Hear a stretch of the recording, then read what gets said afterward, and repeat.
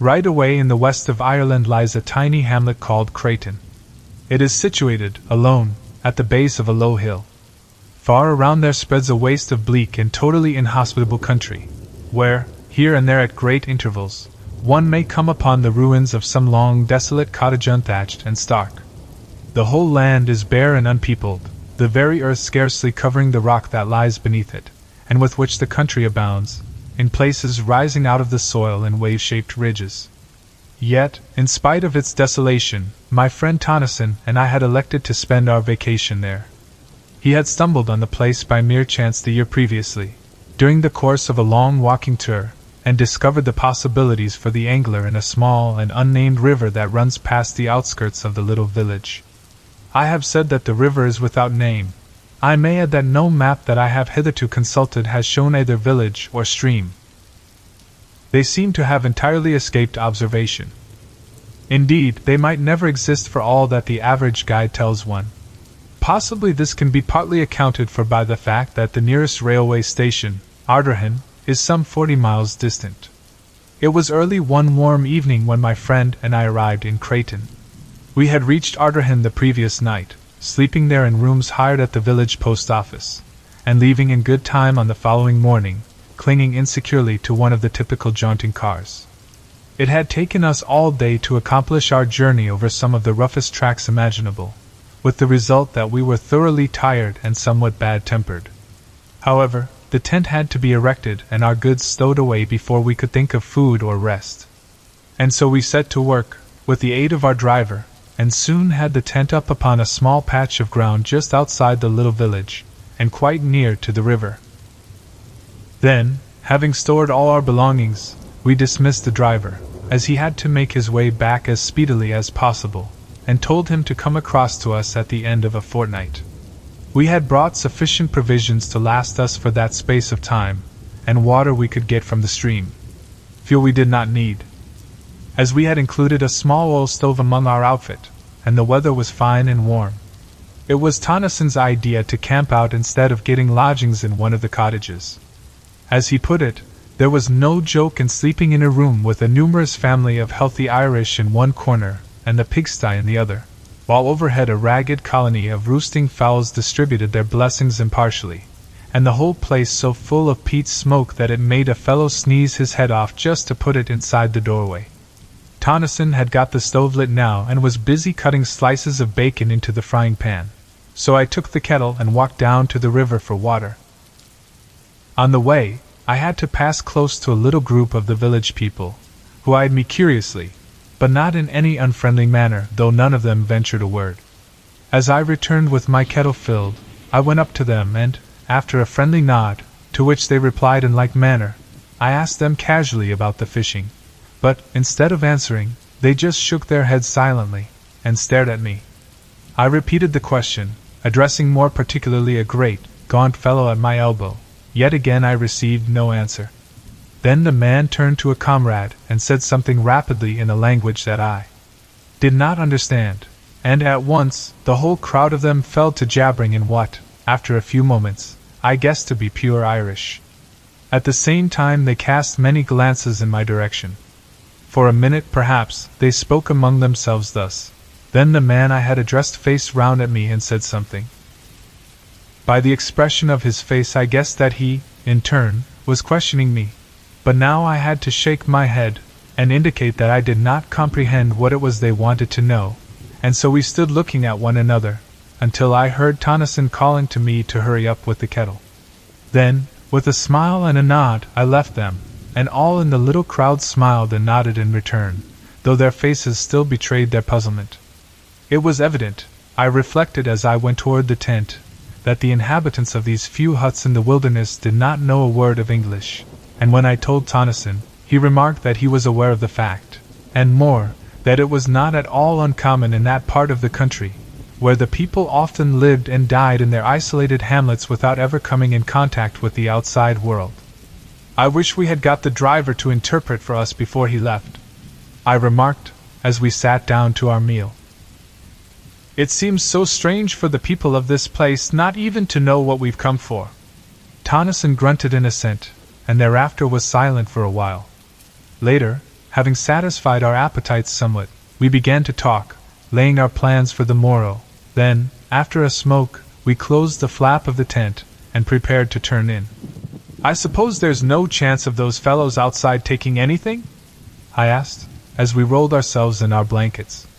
Tonneson said that he did not think so, at least while we were about, and, as he went on to explain, we could lock up everything, except the tent, in the big chest that we had brought to hold our provisions. I agreed to this, and soon we were both asleep. Next morning, early, we rose and went for a swim in the river, after which we dressed and had breakfast. Then we roused out our fishing tackle and overhauled it, by which time, our breakfasts having settled somewhat, we made all secure within the tent and strode off in the direction my friend had explored on his previous visit. During the day we fished happily, working steadily upstream, and by evening we had one of the prettiest creels of fish that I had seen for a long while. Returning to the village, we made a good feed off our day's spoil, after which, having selected a few of the finer fish for our breakfast, we presented the remainder to the group of villagers who had assembled at a respectful distance to watch our doings. They seemed wonderfully grateful, and heaped mountains of what I presumed to be Irish blessings upon our heads. Thus we spent several days, having splendid sport, and first-rate appetites to do justice upon our prey.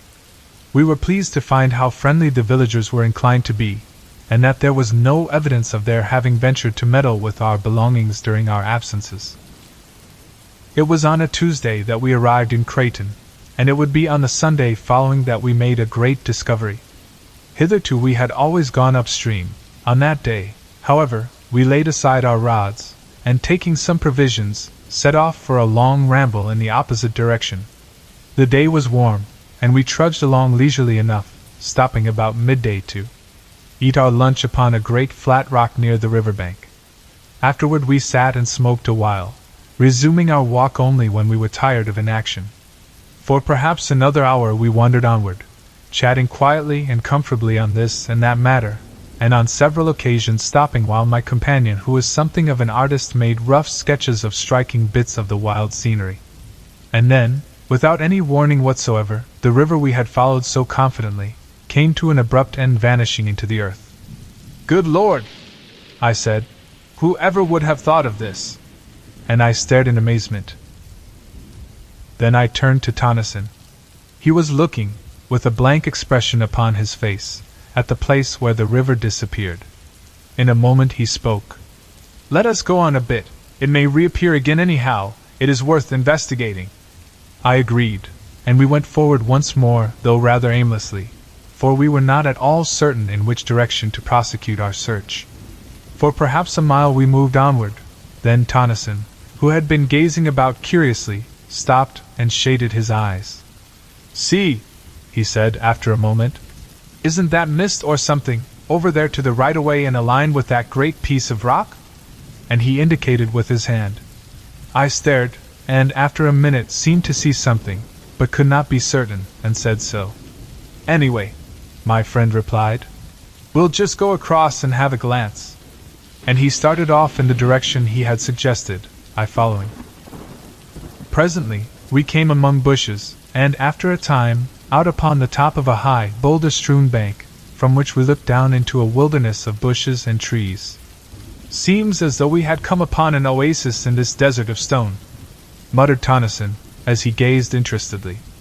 Then he was silent, his eyes fixed, and I looked also, for up from somewhere about the center of the wooded lowland there rose, high into the quiet air, a great column of haze-like spray, upon which the sun shone, causing innumerable rainbows. "How beautiful!" I exclaimed. "Yes," answered Tonneson, thoughtfully. "There must be a waterfall, or something, over there. Perhaps it's our river come to light again. Let's go and see." Down the sloping bank we made our way, and entered among the trees and shrubberies. The bushes were matted, and the trees overhung us, so that the place was disagreeably gloomy, though not dark enough to hide from me the fact that many of the trees were fruit trees, and that, here and there, one could trace indistinctly signs of a long-departed cultivation. Thus it came to me that we were making our way through the riot of an ancient garden. I said as much to Tonneson, and he agreed that there certainly seemed reasonable grounds for my belief. What a wild place it was, so dismal and somber. Somehow, as we went forward, a sense of the silent loneliness and desertion of the old garden grew upon me, and I felt shivery. One could imagine things lurking among the tangled bushes, while, in the very air of the place, there seemed something uncanny. I think Tonneson was conscious of this also, though he said nothing.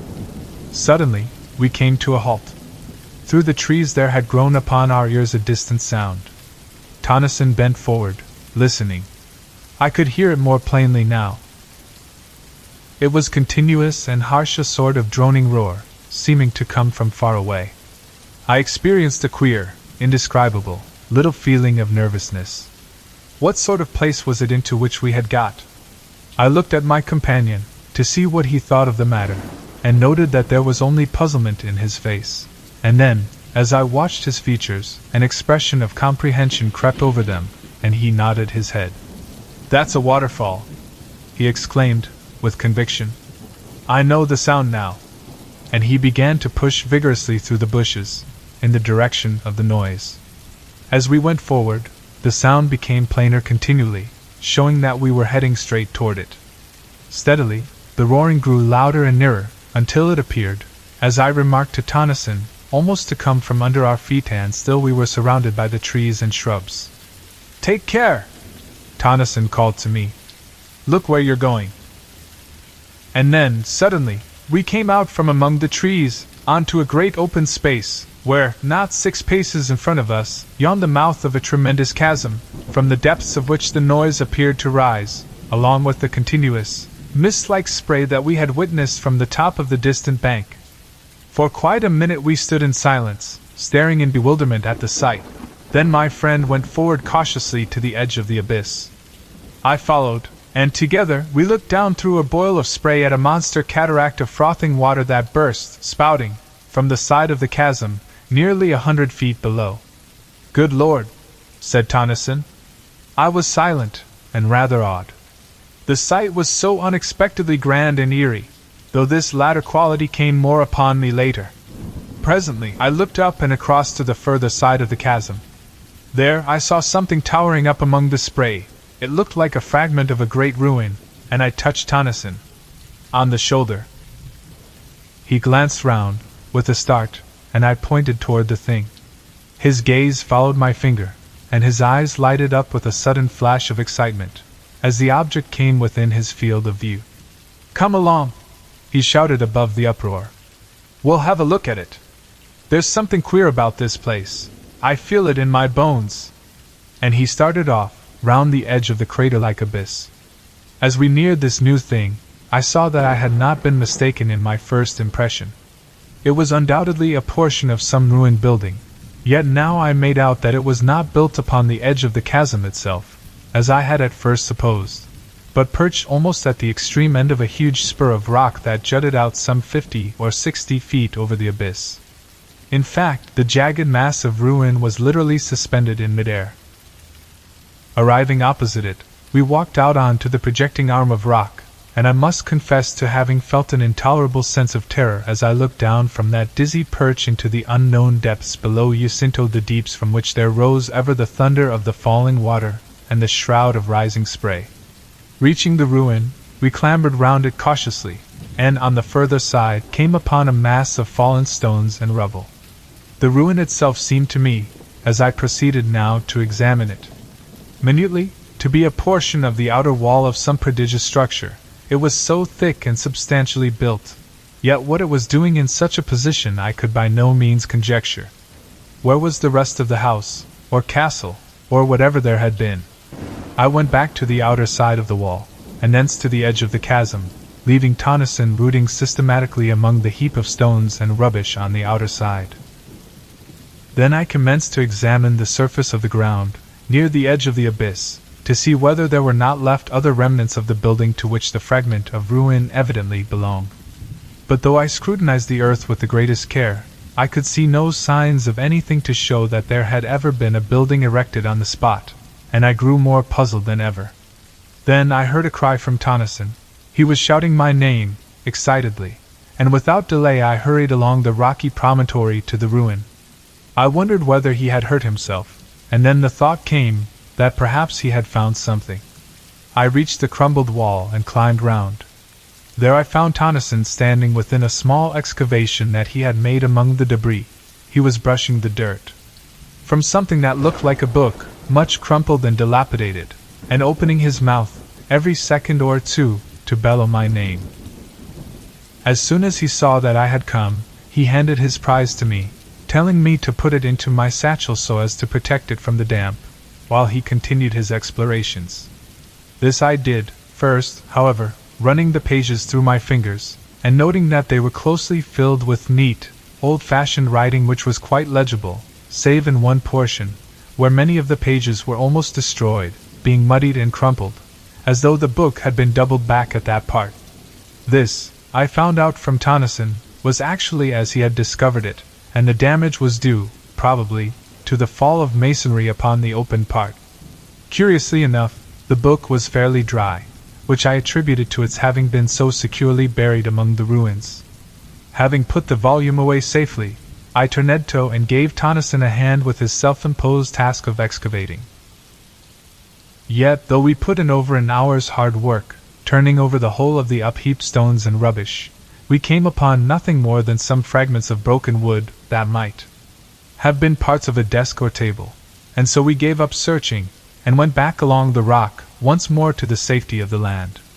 The next thing we did was to make a complete tour of the tremendous chasm, which we were able to observe was in the form of an almost perfect circle, save for where the ruin-crowned spur of rock jutted out, spoiling its symmetry.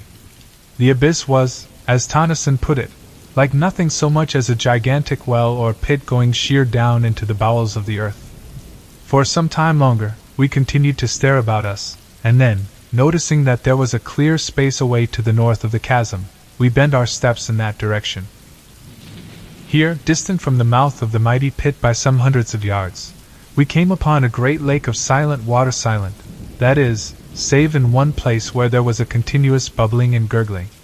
Now, being away from the noise of the spouting cataract, we were able to hear one another speak, without having to shout at the tops of our voices, and I asked Tennyson what he thought of the place. I told him that I didn't like it, and that the sooner we were out of it the better I should be pleased.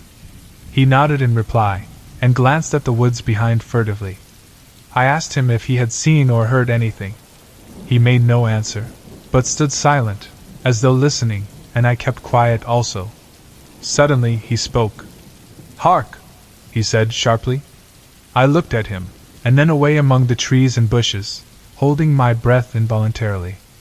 A minute came and went in strained silence, yet I could hear nothing, and I turned to Tennyson to say as much. And then, even as I opened my lips to speak, there came a strange wailing noise out of the wood on our left. It appeared to float through the trees, and there was a rustle of stirring leaves, and then silence. All at once, Tennyson spoke, and put his hand on my shoulder. "Let us get out of here," he said, and began to move slowly toward where the surrounding trees and bushes seemed thinnest.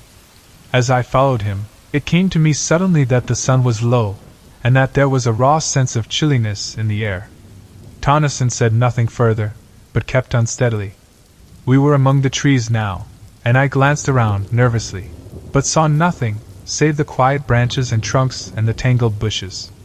Onward we went, and no sound broke the silence, except the occasional snapping of a twig under our feet as we moved forward.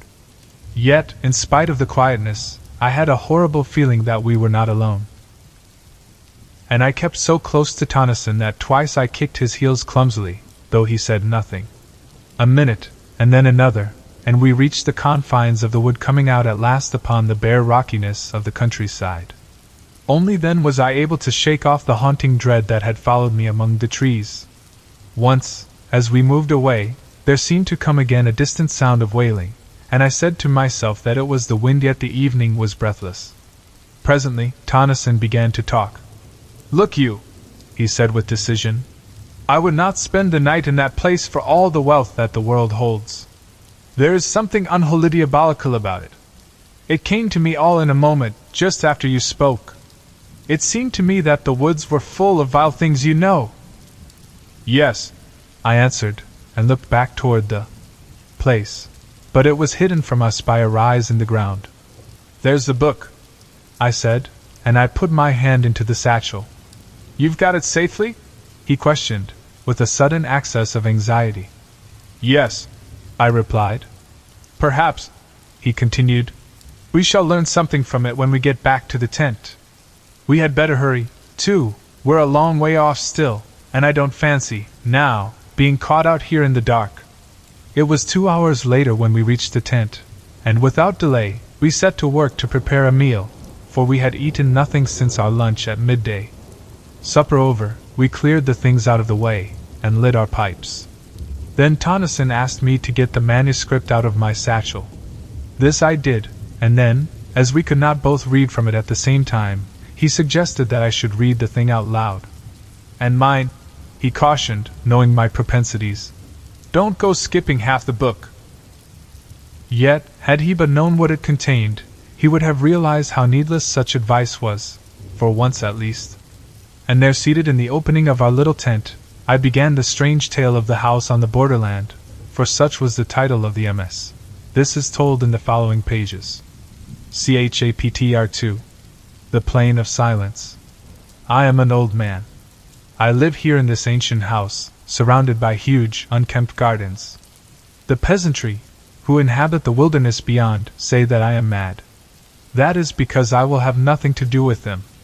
I live here alone with my old sister, who is also my housekeeper. We keep no servants, I hate them. I have one friend, a dog. Yes, I would sooner have old Pepper than the rest of creation together. He, at least, understands me and has sense enough to leave me alone when I am in my dark moods. I have decided to start a kind of diary. It may enable me to record some of the thoughts and feelings that I cannot express to anyone. But beyond this, I am anxious to make some record of the strange things that I have heard and seen, during many years of loneliness, in this weird old building. For a couple of centuries, this house has had a reputation, a bad one, and until I bought it, for more than 80 years no one had lived here. Consequently, I got the old place at a ridiculously low figure. I am not superstitious, but I have ceased to deny that things happen in this old house, things that I cannot explain, and therefore, I must needs ease my mind, by writing down an account of them, to the best of my ability, though, should this, my diary, ever be read when I am gone, the readers will but shake their heads, and be the more convinced that I was mad. This house, how ancient it is! Though its age strikes one less, perhaps, than the quaintness of its structure, which is curious and fantastic to the last degree. Little curved towers and pinnacles, with outlines suggestive of leaping flames, predominate, while the body of the building is in the form of a circle. I have heard that there is an old story, told amongst the country people, to the effect that the devil built the place. However, that is as may be. True or not, I neither know nor care, save as it may have helped to cheapen it, ere I came. I must have been here some 10 years before I saw sufficient to warrant any belief in the stories, current in the neighborhood, about this house. It is true that I had, on at least a dozen occasions, seen, vaguely, things that puzzled me, and, perhaps, had felt more than I had seen.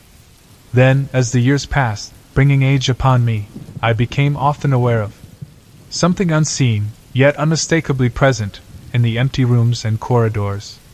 Still, it was as I have said many years before I saw any real manifestations of the so-called supernatural.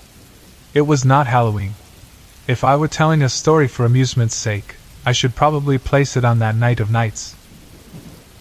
But this is a true record of my own experiences, and I would not put pen to paper to amuse anyone. No. It was after midnight on the morning of the 21st day of January. I was sitting reading, as is often my custom, in my study. Pepper lay sleeping near my chair. Without warning, the flames of the 2 candles went low, and then shone with a ghastly green effulgence. I looked up, quickly, and as I did so I saw the lights sink into a dull, ruddy tint, so that the room glowed with a strange, heavy, crimson twilight that gave the shadows behind the chairs and tables a double depth of blackness, and wherever the light struck, It was as though luminous blood had been splashed over the room. Down on the floor, I heard a faint, frightened whimper, and something pressed itself in between my 2 feet. It was Pepper, cowering under my dressing gown. Pepper, usually as brave as a lion. It was this movement of the dog's, I think, that gave me the first twinge of real fear. I had been considerably startled when the lights burnt first green and then red, but had been momentarily under the impression that the change was due to some influx of noxious gas into the room. Now, however, I saw that it was not so, for the candles burned with a steady flame, and showed no signs of going out, as would have been the case had the change been due to fumes in the atmosphere. I did not move. I felt distinctly frightened, but could think of nothing better to do than wait. For perhaps a minute, I kept my glance about the room, nervously. Then I noticed that the lights had commenced to sink, very slowly, until presently they showed minute specks of red fire, like the gleamings of rubies in the darkness. Still, I sat watching, while a sort of dreamy indifference seemed to steal over me, banishing altogether the fear that had begun to grip me. Away in the far end of the huge old-fashioned room, I became conscious of a faint glow. Steadily it grew, filling the room with gleams of quivering green light. Then they sank quickly, and changed even as the candle flames had done into a deep, somber crimson that strengthened, and lit up the room with a flood of awful glory. The light came from the end wall, and grew ever brighter until its intolerable glare caused my eyes acute pain, and involuntarily I closed them. It may have been a few seconds before I was able to open them. The first thing I noticed was that the light had decreased greatly, so that it no longer tried my eyes. Then, as it grew still duller, I was aware, all at once, that, instead of looking at the redness, I was staring through it, and through the wall beyond. Gradually, as I became more accustomed to the idea, I realized that I was looking out onto a vast plain, lit with the same gloomy twilight that pervaded the room. The immensity of this plain scarcely can be conceived. In no part could I perceive its confines. It seemed to broaden and spread out, so that the eye failed to perceive any limitations. Slowly, the details of the nearer portions began to grow clear.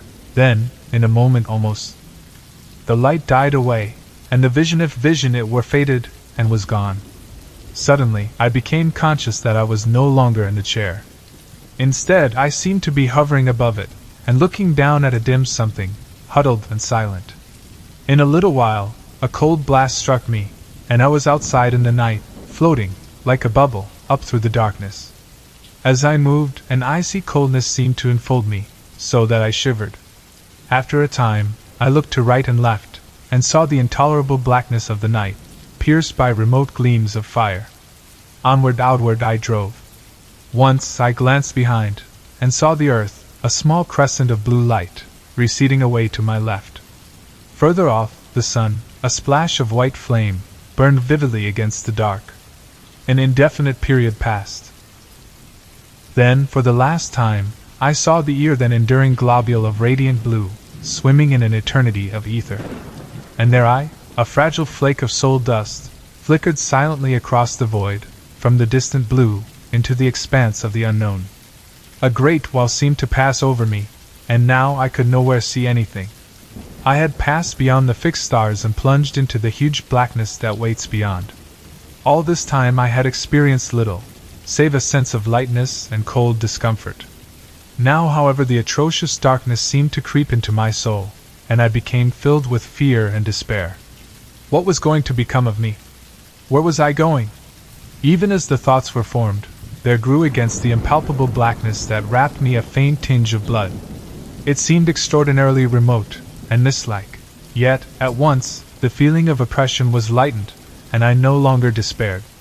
Slowly, the distant redness became plainer and larger, until, as I drew nearer, it spread out into a great, somber glare, dull and tremendous. Still, I fled onward, and presently I had come so close that it seemed to stretch beneath me, like a great ocean of somber red. I could see little, save that it appeared to spread out interminably in all directions. In a further space, I found that I was descending upon it, and soon, I sank into a great sea of sullen, redded clouds. Slowly, I emerged from these, and there, below me, I saw the stupendous plain that I had seen from my room in this house that stands upon the borders of the silences. Presently I landed, and stood, surrounded by a great waste of loneliness. The place was lit with a gloomy twilight that gave an impression of indescribable desolation. Afar to my right, within the sky, there burned a gigantic ring of dull red fire, from the outer edge of which were projected huge, writhing flames, darted and jagged. The interior of this ring was black, black as the gloom of the outer night. I comprehended, at once, that it was from this extraordinary sun that the place derived its doleful light. From that strange source of light, I glanced down again to my surroundings. Everywhere I looked, I saw nothing but the same flat weariness of interminable plain. Nowhere could I descry any signs of life, not even the ruins of some ancient habitation. Gradually, I found that I was being borne forward, floating across the flat waste. For what seemed an eternity, I moved onward. I was unaware of any great sense of impatience, though some curiosity and a vast wonder were with me continually. Always I saw around me the breadth of that enormous plain, and always I searched for some new thing to break its monotony, but there was no change, only loneliness, silence, and desert. Presently, in a half-conscious manner, I noticed that there was a faint mistiness, ruddy in hue, lying over its surface. Still, when I looked more intently, I was unable to say that it was really mist, for it appeared to blend with the plain, giving it a peculiar unrealness, and conveying to the senses the idea of unsubstantiality. Gradually, I began to weary with the sameness of the thing. Yet, it was a great time before I perceived any signs of the place toward which I was being conveyed. At first I saw it, far ahead, like a long hillock on the surface of the plain. Then, as I drew nearer, I perceived that I had been mistaken, for, instead of a low hill, I made out, now, a chain of great mountains, whose distant peaks towered up into the red gloom, until they were almost lost to sight. Chapter 3. The House in the Arena. And so, after a time, I came to the mountains. Then, the course of my journey was altered, and I began to move along their bases, until, all at once, I saw that I had come opposite to a vast rift, opening into the mountains. Through this I was borne, moving at no great speed. On either side of me, huge, scarped walls of rock-like substance rose sheer. Far overhead, I discerned a thin ribbon of red, where the mouth of the chasm opened, among inaccessible peaks. Within was gloom, deep and somber, and chilly silence. For a while, I went onward steadily, and then, at last, I saw ahead a deep, red glow that told me I was near upon the further opening of the gorge. A minute came and went, and I was at the exit of the chasm, staring out upon an enormous amphitheater of mountains. Yet, of the mountains, and the terrible grandeur of the place, I recked nothing, for I was confounded with amazement to behold, at a distance of several miles and occupying the center of the arena, a stupendous structure built apparently of green jade. Yet, in itself, it was not the discovery of the building that had so astonished me, but the fact, which became every moment more apparent, that in no particular, save in color and its enormous size, did the lonely structure vary from this house in which I live. For a while, I continued to stare, fixedly. Even then, I could scarcely believe that I saw aright. In my mind, a question formed, reiterating incessantly, "What does it mean? What does it mean?" And I was unable to make answer, even out of the depths of my imagination. I seemed capable only of wonder and fear. For a time longer, I gazed, noting continually some fresh point of resemblance that attracted me. At last, wearied and sorely puzzled, I turned from it, to view the rest of the strange place on to which I had intruded. Hitherto, I had been so engrossed in my scrutiny of the house, that I had given only a cursory glance round. Now, as I looked, I began to realize upon what sort of a place I had come. The arena, for so I have termed it, appeared a perfect circle of about 10 to 12 miles in diameter, the house, as I have mentioned before, standing in the center. The surface of the place, like to that of the plain, had a peculiar, misty appearance, that was yet not mist. From a rapid survey, my glance passed quickly upward along the slopes of the circling mountains. How silent they were! I think that this same abominable stillness was more trying to me than anything that I had so far seen or imagined. I was looking up now at the great crags, towering so loftily. Up there, the impalpable redness gave a blurred appearance to everything. And then, as I peered curiously, a new terror came to me, for away up among the dim peaks to my right, I had descried a vast shape of blackness, giant-like. It grew upon my sight. It had an enormous equine head, with gigantic ears, and seemed to peer steadfastly down into the arena. There was that about the pose that gave me the impression of an eternal watchfulness of having warded that dismal place through unknown eternities. Slowly, the monster became plainer to me. And then, suddenly, my gaze sprang from it to something further off and higher among the crags. For a long minute I gazed fearfully. I was strangely conscious of something not altogether unfamiliar, as though something stirred in the back of my mind. The thing was black, and had 4 grotesque arms. The features showed indistinctly. Round the neck, I made out several light-colored objects. Slowly, the details came to me, and I realized coldly that they were skulls. Further down the body was another circling belt, showing less dark against the black trunk. Then, even as I puzzled to know what the thing was, a memory slid into my mind, and straightway I knew that I was looking at a monstrous representation of Kali, the Hindu goddess of death. Other remembrances of my old student days drifted into my thoughts. My glance fell back upon the huge beast-headed thing. Simultaneously, I recognized it for the ancient Egyptian god Set, or Seth, the destroyer of souls. With the knowledge, there came a great sweep of questioning too of the. I stopped, and endeavored to think. Things beyond my imagination peered into my frightened mind. I saw, obscurely, the old gods of mythology. I tried to comprehend to what it was all pointing. My gaze dwelt, flickeringly, between the two. If an idea came swiftly, and I turned, and glanced rapidly upward, searching the gloomy crags, away to my left. Something loomed out under a great peak, a shape of grayness. I wondered I had not seen it earlier, and then remembered I had not yet viewed that portion. I saw it more plainly now. It was, as I have said, gray. It had a tremendous head, but no eyes. That part of its face was blank. Now I saw that there were other things up among the mountains. Further off, reclining on a lofty ledge, I made out a livid mass, irregular and ghoulish. It seemed without form, save for an unclean, half-animal face that looked out, vilely, from somewhere about its middle. And then I saw others. There were hundreds of them. They seemed to grow out of the shadows. Several I recognized almost immediately as mythological deities. Others were strange to me, utterly strange, beyond the power of a human mind to conceive. On each side I looked, and saw more, continually. The mountains were full of strange things, beast gods, and horrors so atrocious and bestial that possibility and decency deny any further attempt to describe them.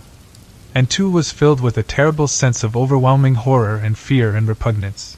Yet, spite of these, I wondered exceedingly. Was there then, after all, something in the old heathen worship, something more than the mere deifying of men, animals, and elements? The thought gripped me. Was there? Later, a question repeated itself. What were they, those beast gods, and the others? At first they had appeared to me just sculptured monsters placed indiscriminately among the inaccessible peaks and precipices of the surrounding mountains. Now, as I scrutinized them with greater intentness, my mind began to reach out to fresh conclusions. There was something about them, an indescribable sort of silent vitality that suggested, to my broadening consciousness, a state of life and death, as something that was by no means life, as we understand it, but rather an inhuman form of existence, that well might be likened to a deathless trance, a condition in which it was possible to imagine their continuing, eternally. Immortal, the word rose in my thoughts unbidden, and straightway I grew to wondering whether this might be the immortality of the gods. And then, in the midst of my wondering and musing, something happened. Until then, I had been staying just within the shadow of the exit of the great rift. Now, without volition on my part, I drifted out of the semi-darkness and began to move slowly across the arena toward the house. At this, I gave up all thoughts of those prodigious shapes above me and could only stare, frightenedly, at the tremendous structure toward which I was being conveyed so remorselessly. Yet, though I searched earnestly, I could discover nothing that I had not already seen, and so became gradually calmer. Presently, I had reached a point more than halfway between the house and the gorge. All around was spread the stark loneliness of the place, and the unbroken silence. Steadily, I neared the great building. Then, all at once, something caught my vision, something that came round one of the huge buttresses of the house, and so into full view.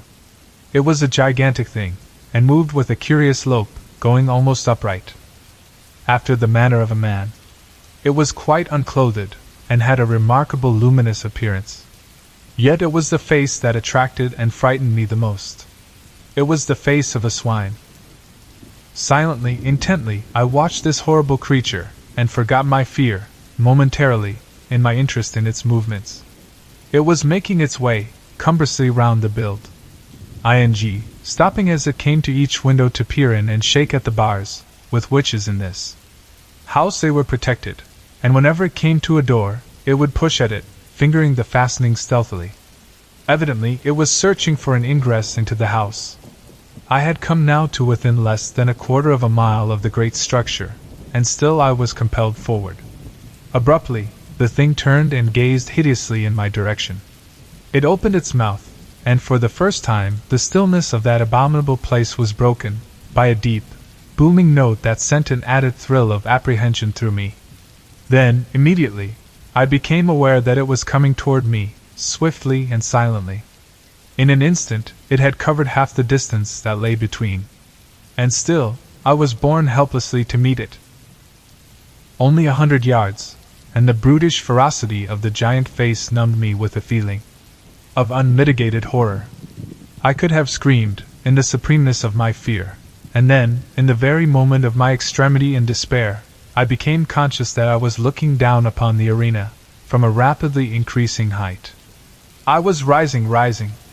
In an inconceivably short while, I had reached an altitude of many hundred feet. Beneath me, the spot that I had just left was occupied by the foul swine creature. It had gone down on all fours and was snuffing and rooting, like a veritable hog, at the surface of the arena.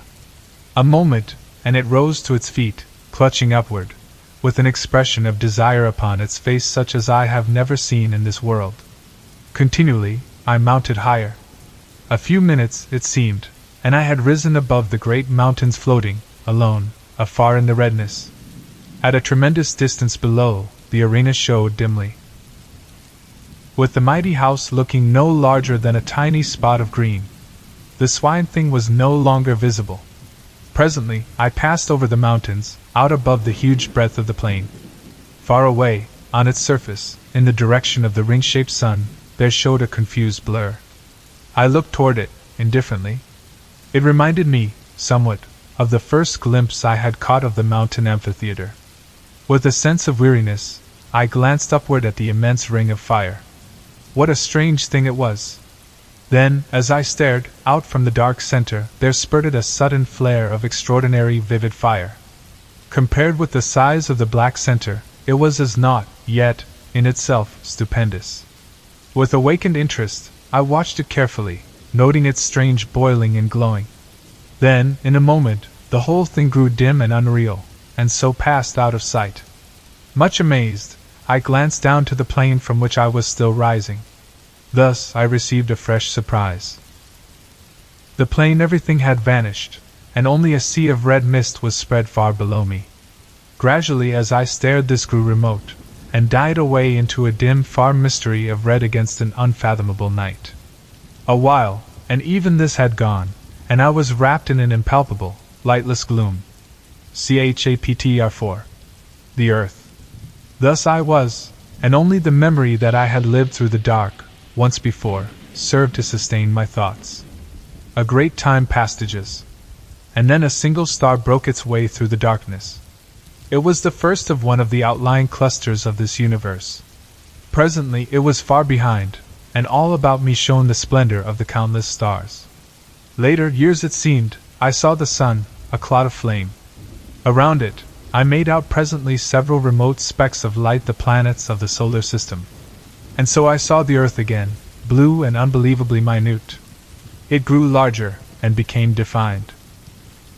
A long space of time came and went, and then at last I entered into the shadow of the world, plunging headlong into the dim and holy earth night. Overhead were the old constellations, and there was a crescent moon. Then, as I neared the earth's surface, a dimness swept over me, and I appeared to sink into a black mist. For a while I knew nothing. I was unconscious. Gradually, I became aware of a faint, distant whining. It became plainer. A desperate feeling of agony possessed me. I struggled madly for breath, and tried to shout. A moment, and I got my breath more easily. I was conscious that something was licking my hand. Something damp swept across my face. I heard a panting, and then again the whining. It seemed to come to my ears, now, with a sense of familiarity, and I opened my eyes. All was dark, but the feeling of oppression had left me. I was seated, and something was whining piteously, and licking me. I felt strangely confused, and instinctively tried to ward off the thing that licked. My head was curiously vacant, and for the moment, I seemed incapable of action or thought. Then, things came back to me, and I called Pepper, faintly. I was answered by a joyful bark, and renewed and frantic caresses. In a little while, I felt stronger, and put out my hand for the matches. I groped about, for a few moments, blindly, then my hands lit upon them, and I struck a light, and looked confusedly around. All about me, I saw the old, familiar things. And there I sat, full of dazed wonders, until the flame of the match burnt my finger, and I dropped it, while a hasty expression of pain and anger escaped my lips, surprising me with the sound of my own voice. After a moment, I struck another match, and stumbling across the room, lit the candles. As I did so, I observed that they had not burned away, but had been put out. As the flames shot up, I turned, and stared about the study. Yet there was nothing unusual to see, and suddenly, a gust of irritation took me. What had happened? I held my head with both hands and tried to remember. Ah! The great, silent plain, and the ring-shaped sun of red fire. Where were they? Where had I seen them? How long ago? I felt dazed and muddled. Once or twice, I walked up and down the room, unsteadily. My memory seemed dulled, and already the thing I had witnessed came back to me with an effort. I have a remembrance of cursing, peevishly, in my bewilderment. Suddenly, I turned faint and giddy, and had to grasp at the table for support. During a few moments I held on, weakly, and then managed to totter sideways into a chair. After a little time, I felt somewhat better, and succeeded in reaching the cupboard where, usually, I keep brandy and biscuits. I poured myself out a little of the stimulant, and drank it off. Then, taking a handful of biscuits, I returned to my chair, and began to devour them, ravenously. I was vaguely surprised at my hunger. I felt as though I had eaten nothing for an uncountably long while. As I ate, my glance roved about the room, taking in its various details, and still searching, though almost unconsciously, for something tangible upon which to take hold, among the invisible mysteries that encompassed me.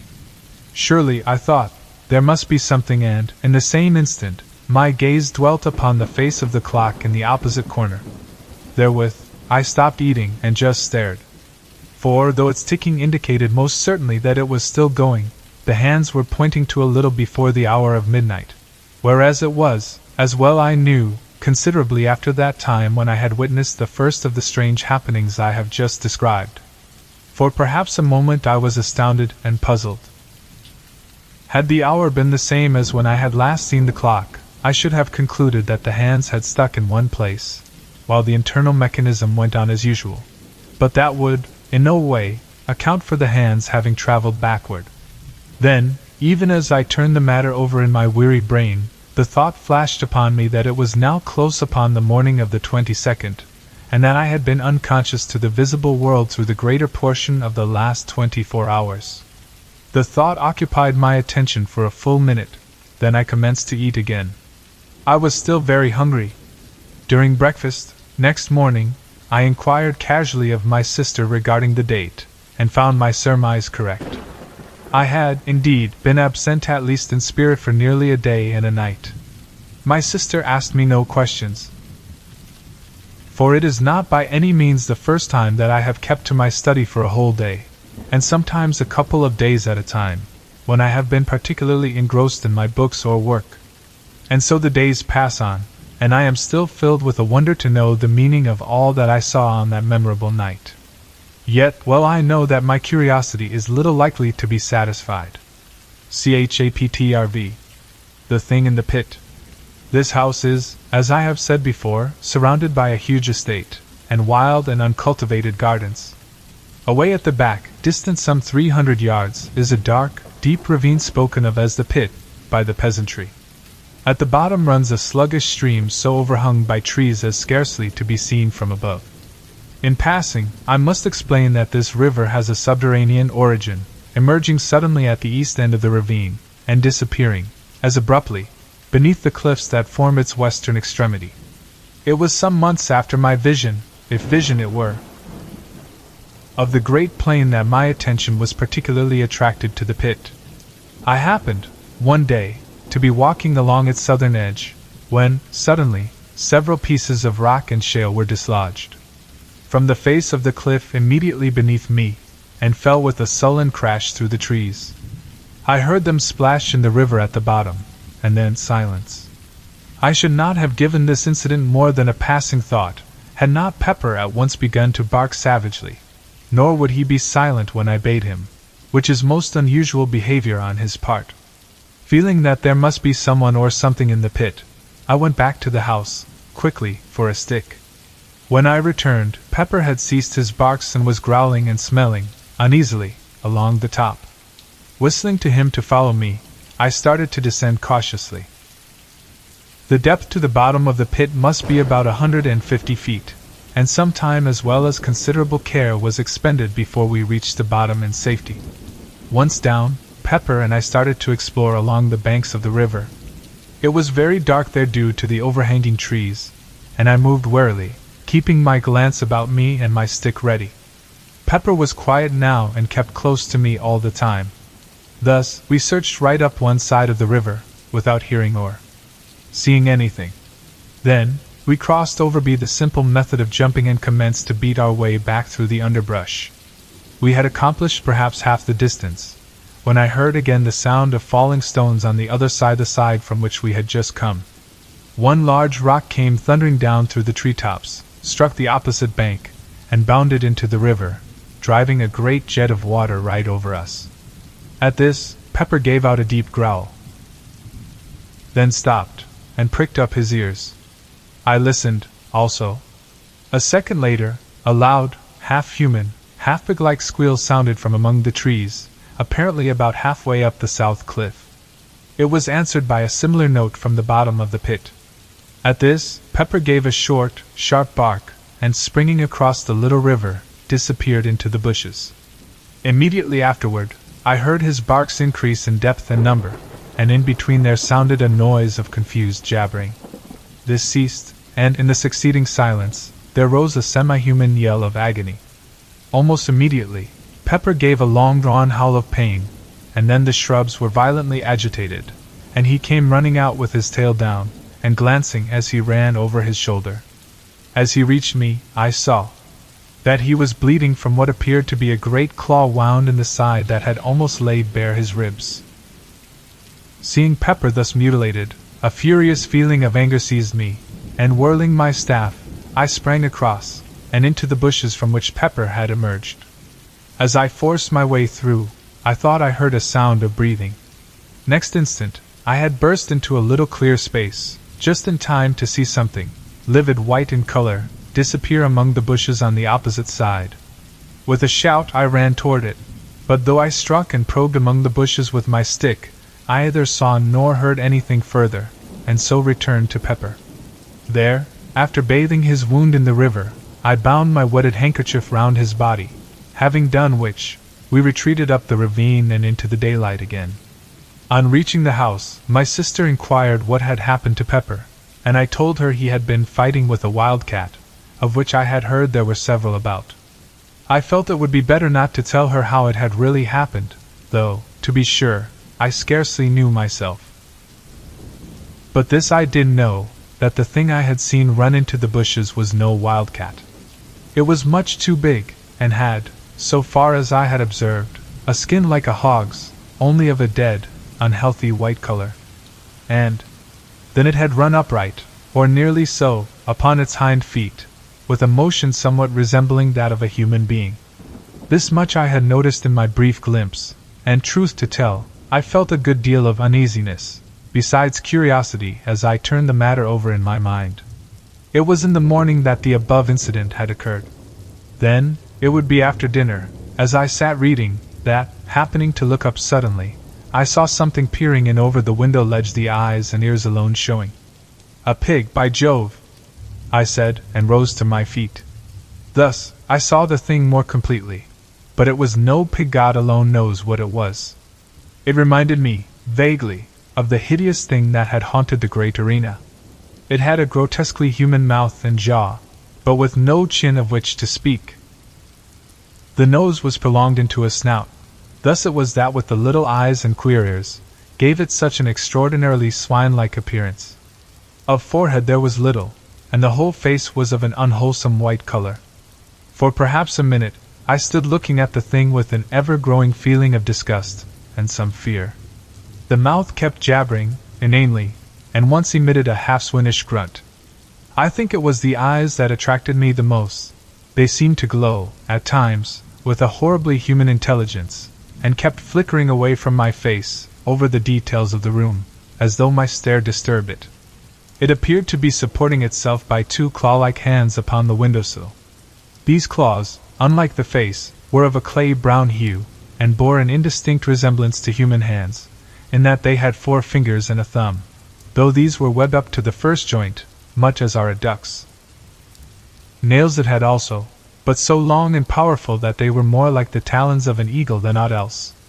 As I have said before, I felt some fear, though almost of an impersonal kind. I may explain my feeling better by saying that it was more a sensation of abhorrence, such as one might expect to feel, if brought in contact with something superhumanly foul, something unholy belonging to some hitherto undreamt of state of existence.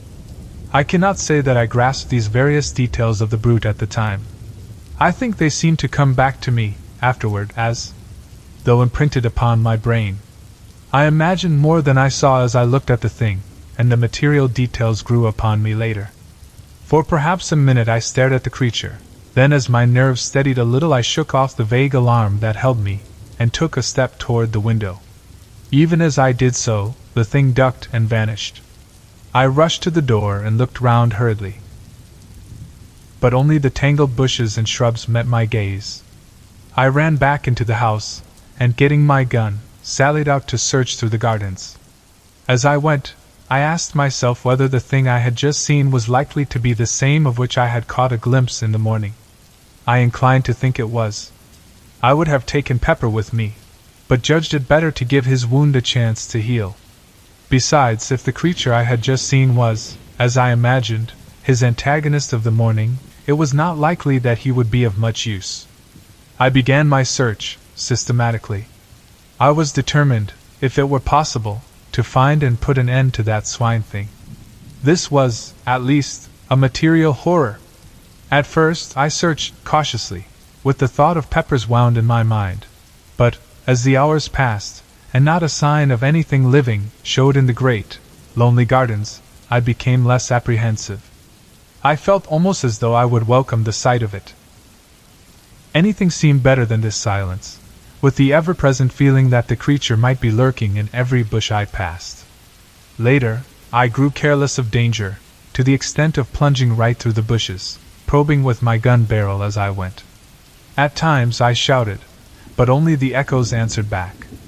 I thought thus perhaps to frighten or stir the creature to showing itself, but only succeeded in bringing my sister Mary out, to know what was the matter. I told her that I had seen the wildcat that had wounded Pepper, and that I was trying to hunt it out of the bushes. She seemed only half satisfied, and went back into the house, with an expression of doubt upon her face. I wondered whether she had seen or guessed anything. For the rest of the afternoon, I prosecuted the search anxiously. I felt that I should be unable to sleep, with that bestial thing haunting the shrubberies, and yet, when evening fell, I had seen nothing. Then, as I turned homeward, I heard a short, unintelligible noise among the bushes to my right. Instantly, I turned, and aiming quickly, fired in the direction of the sound. Immediately afterward, I heard something scuttling away among the bushes. It moved rapidly, and in a minute had gone out of hearing. After a few steps I ceased my pursuit, realizing how futile it must be in the fast-gathering gloom, and so, with a curious feeling of depression, I entered the house. That night, after my sister had gone to bed, I went round to all the windows and doors on the ground floor, and saw to it that they were securely fastened. This precaution was scarcely necessary as regards the windows, as all of those on the lower story are strongly barred. But with the doors off which there are 5 it was wisely thought, as not one was locked. Having secured these, I went to my study, yet somehow, for once, the place jarred upon me. It seemed so huge and echoey. For some time I tried to read. But at last, finding it impossible, I carried my book down to the kitchen where a large fire was burning, and sat there. I dare say I had read for a couple of hours, when, suddenly, I heard a sound that made me lower my book and listen intently. It was a noise of something rubbing and fumbling against the back door. Once the door creaked loudly, as though force were being applied to it. During those few, short moments, I experienced an indescribable feeling of terror, such as I should have believed impossible. My hands shook, a cold sweat broke out on me, and I shivered violently. Gradually I calmed. The stealthy movements outside had ceased. Then for an hour I sat silent and watchful. All at once the feeling of fear took me again. I felt as I imagine an animal must, under the eye of a snake. Yet now I could hear nothing. Still, there was no doubting that some unexplained influence was at work.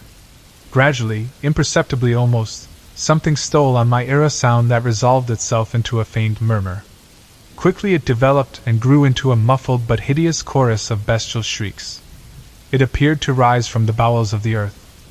I heard a thud, and realized in a dull, half-comprehending way that I had dropped my book. After that I just sat, and thus the daylight found me, when it crept wanly in through the barred, high windows of the great kitchen. With the dawning light, the feeling of stupor and fear left me, and I came more into possession of my senses. Thereupon I picked up my book, and crept to the door to listen. Not a sound broke the chilly silence. For some minutes I stood there. Then, very gradually and cautiously, I drew back the bolt, and opening the door peeped out. My caution was unneeded. Nothing was to be seen, save the grey vista of dreary, tangled bushes and trees, extending to the distant plantation. With a shiver, I closed the door, and made my way, quietly, up to bed. Chapter 6. The Swine Things. It was evening, a week later. My sister sat in the garden knitting. I was walking up and down, reading. My gun leant up against the wall of the house, for, since the advent of that strange thing in the gardens, I had deemed it wise to take precautions. Yet, through the whole week, there had been nothing to alarm me, either by sight or sound, so that I was able to look back, calmly, to the incident, though still with a sense of unmitigated wonder and curiosity. I was, as I have just said, walking up and down, and somewhat engrossed in my book. Suddenly, I heard a crash, away in the direction of the pit. With a quick movement, I turned and saw a tremendous column of dust rising high into the evening air. My sister had risen to her feet, with a sharp exclamation of surprise and fright. Telling her to stay where she was, I snatched up my gun, and ran toward the pit. As I neared it, I heard a dull, rumbling sound. That grew quickly into a roar, split with deeper crashes, and up from the pit drove a fresh volume of dust. The noise ceased, though the dust still rose, tumultuously. I reached the edge, and looked down, but could see nothing save a boil of dust clouds swirling hither and thither. The air was so full of the small particles that they blinded and choked me, and finally I had to run out from the smother to breathe. Gradually, the suspended matter sank, and hung in a panoply over the mouth of the pit. I could only guess at what had happened. That there had been a landslip of some kind, I had little doubt, but the cause was beyond my knowledge. And yet, even then, I had half imaginings, for, already, the thought had come to me, of those falling rocks, and that thing in the bottom of the pit, but in the first minutes of confusion, I failed to reach the natural conclusion to which the catastrophe pointed. Slowly, the dust subsided until, presently, I was able to approach the edge and look down. For a while, I peered impotently, trying to see through the reek. At first, it was impossible to make out anything. Then, as I stared, I saw something below to my left that moved. I looked intently toward it, and presently made out another, and then another 3 dim shapes that appeared to be climbing up the side of the pit. I could see them only indistinctly. Even as I stared and wondered, I heard a rattle of stones somewhere to my right. I glanced across, but could see nothing. I leant forward, and peered over, and down into the pit, just beneath where I stood, and saw no further than a hideous, white swine face that had risen to within a couple of yards of my feet. Below it, I could make out several others. As the thing saw me, it gave a sudden, uncouth squeal, which was answered from all parts of the pit. At that, a gust of horror and fear took me, and bending down, I discharged my gun right into its face. Straightway, the creature disappeared, with a clatter of loose earth and stones. There was a momentary silence, to which, probably, I owe my life, for, during it, I heard a quick patter of many feet, and turning sharply, saw a troop of the creatures coming toward me, at a run. Instantly, I raised my gun and fired at the foremost, who plunged headlong, with a hideous howling. Then I turned to run. More than halfway from the house to the pit, I saw my sister. She was coming toward me.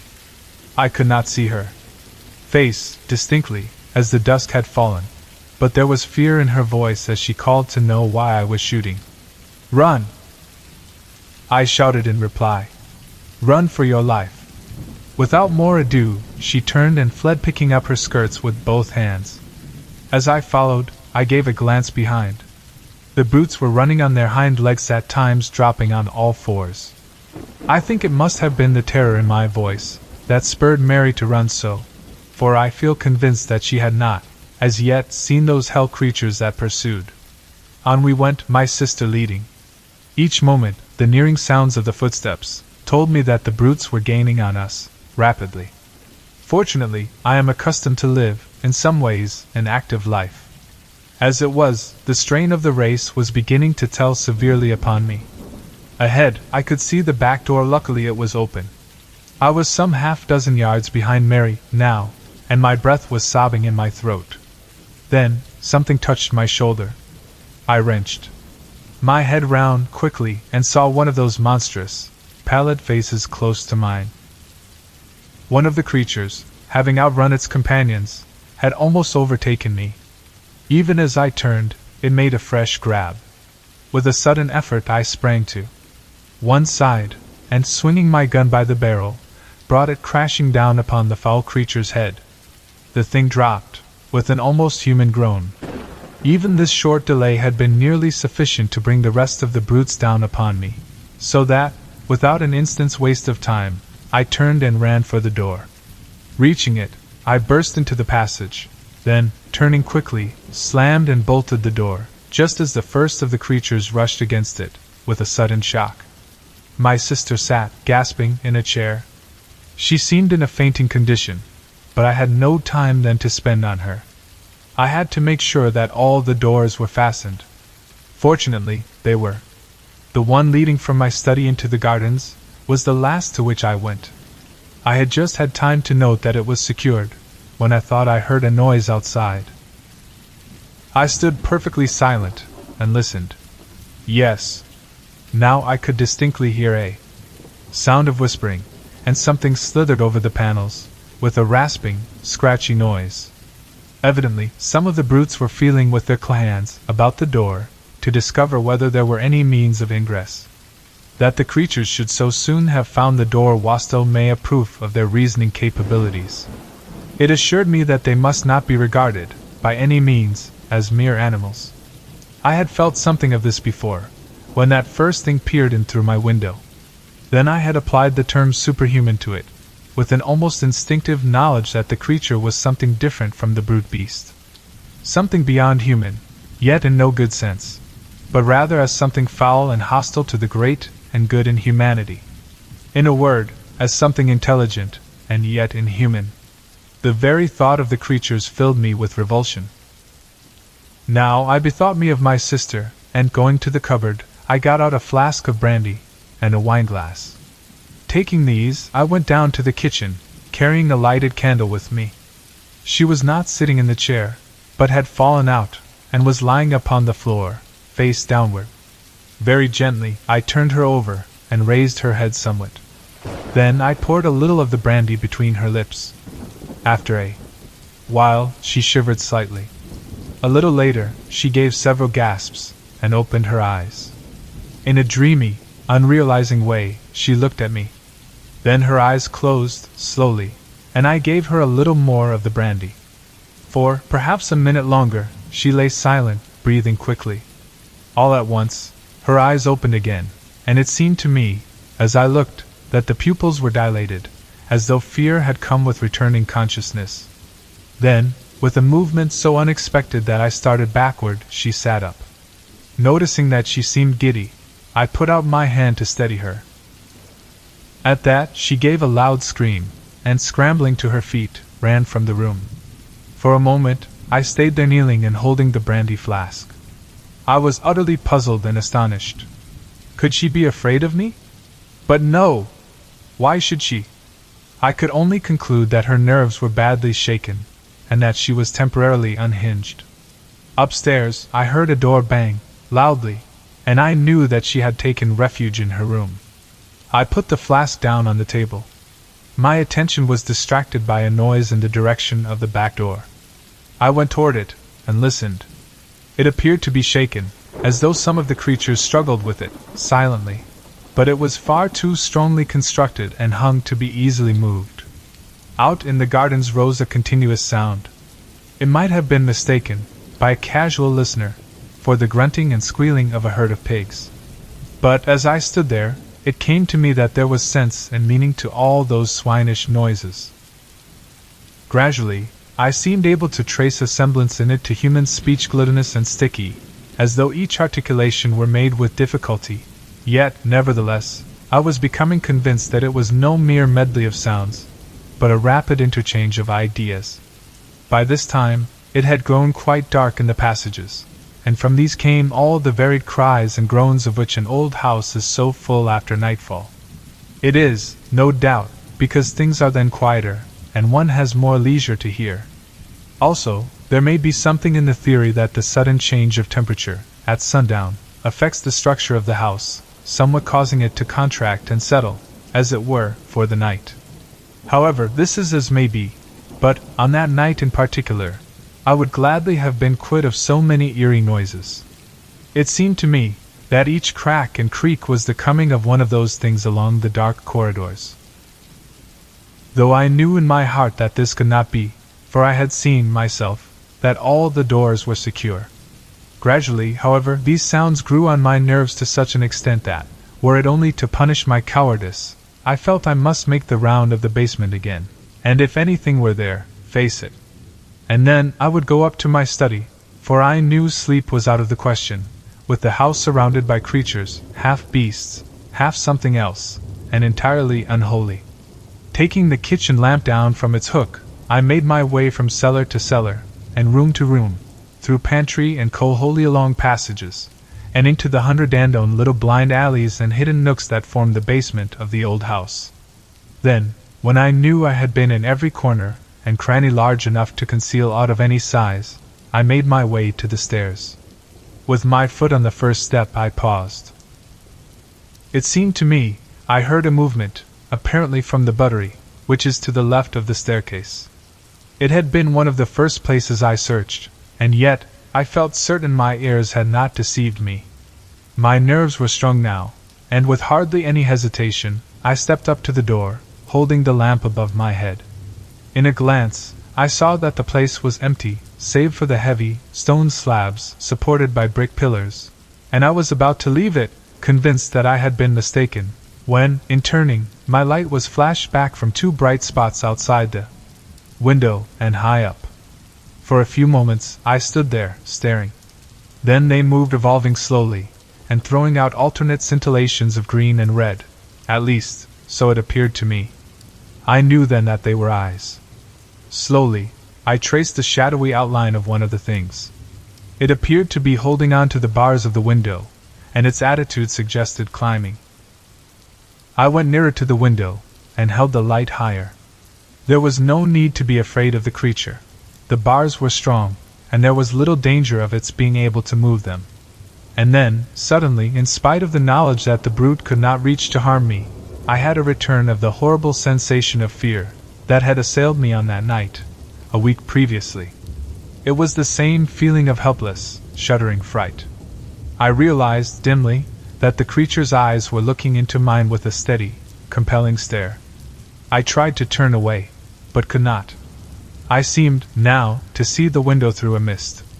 Then, I thought other eyes came and peered, and yet others, until a whole galaxy of malignant, staring orbs seemed to hold me in thrall. My head began to swim, and throb violently. Then I was aware of a feeling of acute physical pain in my left hand. It grew more severe, and forced, literally forced, my attention. With a tremendous effort I glanced down. And with that, the spell that had held me was broken. I realized then that I had, in my agitation, unconsciously caught hold of the hot lamp glass, and burnt my hand badly. I looked up to the window again. The misty appearance had gone, and now, I saw that it was crowded with dozens of bestial faces. With a sudden access of rage, I raised the lamp, and hurled it, full at the window. It struck the glass, smashing a pane, and passed between two of the bars, out into the garden, scattering burning oil as it went. I heard several loud cries of pain, and, as my sight became accustomed to the dark, I discovered that the creatures had left the window. Pulling myself together, I groped for the door, and having found it, made my way upstairs, stumbling at each step. I felt dazed, as though I had received a blow on the head. At the same time, my hand smarted badly, and I was full of a nervous, dull rage against those things. Reaching my study, I lit the candles. As they burned up, their rays were reflected from the rack of firearms on the side wall. At the sight, I remembered that I had there a power, which, as I had proved earlier, seemed as fatal to those monsters as to more ordinary animals, and I determined I would take the offensive. First of all, I bound up my hand, for the pain was fast becoming intolerable. After that, it seemed easier, and I crossed the room to the rifle stand. There, I selected a heavy Riflean old and tried weapon, and having procured ammunition, I made my way up into one of the small towers, with which the house is crowned. From there, I found that I could see nothing. The gardens presented a dim blur of shadows, a little blacker, perhaps, where the trees stood. That was all, and I knew that it was useless to shoot down into all that darkness. The only thing to be done was to wait for the moon to rise, then I might be able to do a little execution. In the meantime, I sat still, and kept my ears open. The gardens were comparatively quiet now, and only an occasional grunt or squeal came up to me. I did not like this silence. It made me wonder on what devilry the creatures were bent. Twice I left the tower, and took a walk through the house, but everything was silent. Once I heard a noise from the direction of the pit, as though more earth had fallen. Following this, and lasting for some 15 minutes, there was a commotion among the denizens of the gardens. This died away, and, after that, all was again quiet. About an hour later, the moon's light showed above the distant horizon. From where I sat, I could see it over the trees. but it was not until it rose clear of them that I could make out any of the details in the gardens below. Even then, I could see none of the brutes, until, happening to crane forward, I saw several of them lying prone, up against the wall of the house. What they were doing, I could not make out. It was, however, a chance too good to be ignored. And taking aim, I fired at the one directly beneath. There was a shrill scream, and, as the smoke cleared away, I saw that it had turned on its back, and was writhing, feebly.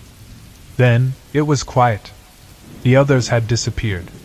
Immediately after this, I heard a loud squeal, in the direction of the pit. It was answered, 100 times, from every part of the garden. This gave me some notion of the number of the creatures, and I began to feel that the whole affair was becoming even more serious than I had imagined. As I sat there, silent and watchful, the thought came to me, why was all this? What were these things? What did it mean? Then my thoughts flew back to that vision, though, even now, I doubt whether it was a vision of the plane of silence. What did that mean? I wondered, and that thing in the arena? Ugh! Lastly, I thought of the house I had seen in that faraway place. That house, so like this in every detail of external structure that it might have been modeled from it. Or this from that. I had never thought of that. At this moment, there came another long squeal from the pit, followed, a second later, by a couple of shorter ones. At once, the garden was filled with answering cries. I stood up, quickly, and looked over the parapet. In the moonlight, it seemed as though the shrubberies were alive. They tossed hither and thither, as though shaken by a strong, irregular wind, while a continuous rustling, and a noise of scampering feet, rose up to me. Several times I saw the moonlight gleam on running, white figures among the bushes, and twice I fired. The second time, my shot was answered by a short squeal of pain. A minute later, the gardens lay silent. From the pit came a deep, hoarse babble of swine talk. At times, angry cries smote the air, and they would be answered by multitudinous gruntings. It occurred to me that they were holding some kind of a council, perhaps to discuss the problem of entering the house. Also, I thought that they seemed much enraged, probably by my successful shots. It occurred to me that now would be a good time to make a final survey of our defenses. This I proceeded to do at once, visiting the whole of the basement again, and examining each of the doors. Luckily, they are all, like the back one, built of solid, iron-studded oak. Then I went upstairs to the study. I was more anxious about this door. It is, palpably, of a more modern make than the others, and though a stout piece of work, it has little of their ponderous strength. I must explain here that there is a small, raised lawn on this side of the house, upon which this door opens, the windows of the study being barred on this account. All the other entrances excepting the great gateway which is never opened are in the lower story. Chapter 7. The attack. I spent some time, puzzling how to strengthen the study door. Finally, I went down to the kitchen, and with some trouble, brought up several heavy pieces of timber. These I wedged up, slantwise, against it, from the floor, nailing them top and bottom. For half an hour, I worked hard, and, at last, got it shored to my mind. Then, feeling easier, I resumed my coat, which I had laid aside, and proceeded to attend to one or two matters before returning to the tower. It was whilst thus employed that I heard a fumbling at the door, and the latch was tried. Keeping silence, I waited. Soon I heard several of the creatures outside. They were grunting to one another, softly. Then, for a minute, there was quietness. Suddenly, there sounded a quick, low grunt, and the door creaked under a tremendous pressure. It would have burst inward, but for the supports I had placed. The strain ceased, as quickly as it had begun, and there was more talk. Presently, one of the things squealed, softly, and I heard the sound of others approaching. There was a short confabulation. Then again, silence, and I realized that they had called several more to assist. Feeling that now was the supreme moment, I stood ready, with my rifle presented. If the door gave, I would, at least, slay as many as possible. Again came the low signal. and once more the door cracked under a huge force. For a minute perhaps, the pressure was kept up, and I waited nervously, expecting each moment to see the door come down with a crash. But no, the struts held, and the attempt proved abortive. Then followed more of their horrible, grunting talk, and whilst it lasted, I thought I distinguished the noise of fresh arrivals. After a long discussion, during which the door was several times shaken, they became quiet once more, and I knew that they were going to make a third attempt to break it down. I was almost in despair. The props had been severely tried in the 2 previous attacks, and I was sorely afraid that this would prove too much for them. At that moment, like an inspiration, a thought flashed into my troubled brain. Instantly, for it was no time to hesitate, I ran from the room, and up stair after stair. This time, it was not to one of the towers that I went, but out onto the flat, leaded roof itself. Once there, I raced across to the parapet that walls it, round, and looked down. As I did so, I heard the short, grunted signal, and even up there, caught the crying of the door under the assault. There was not a moment to lose, and leaning over, I aimed, quickly, and fired. The report rang sharply, and almost blending with it, came the loud splut of the bullet striking its mark. From below rose a shrill wail, and the door ceased its groaning. Then, as I took my weight from off the parapet, a huge piece of the stone coping slid from under me, and fell with a crash among the disorganized throng beneath. Several horrible shrieks quavered through the night air, and then I heard a sound of scampering feet. Cautiously, I looked over. In the moonlight, I could see the great coping stone, lying right across the threshold of the door.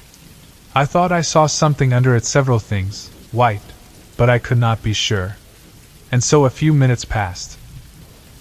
As I stared, I saw something come round, out of the shadow of the house. It was one of the things. It went up to the stone, silently, and bent down. I was unable to see what it did. In a minute it stood up.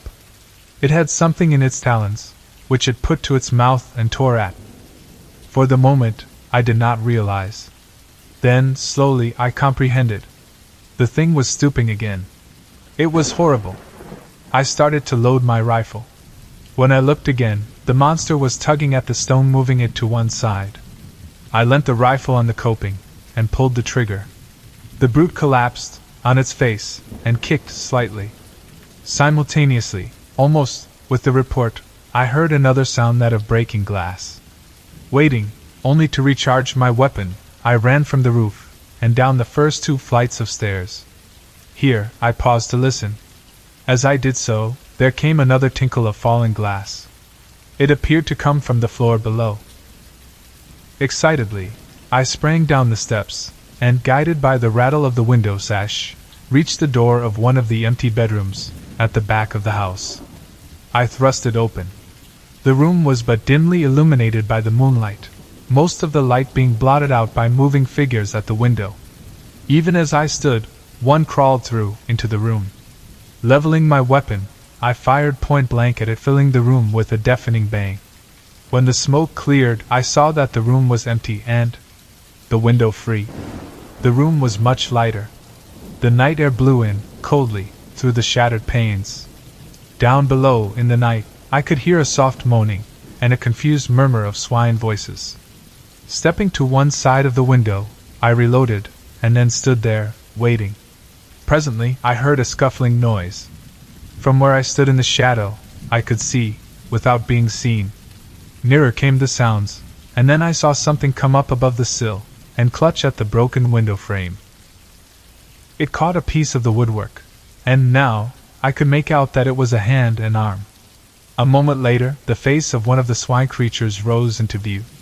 Then, before I could use my rifle, or do anything, there came a sharp crack, and the window frame gave way under the weight of the thing. Next instant, a squashing thud, and a loud outcry, told me that it had fallen to the ground. With a savage hope that it had been killed, I went to the window. The moon had gone behind a cloud, so that I could see nothing, though a steady hum of jabbering, just beneath where I stood, indicated that there were several more of the brutes close at hand.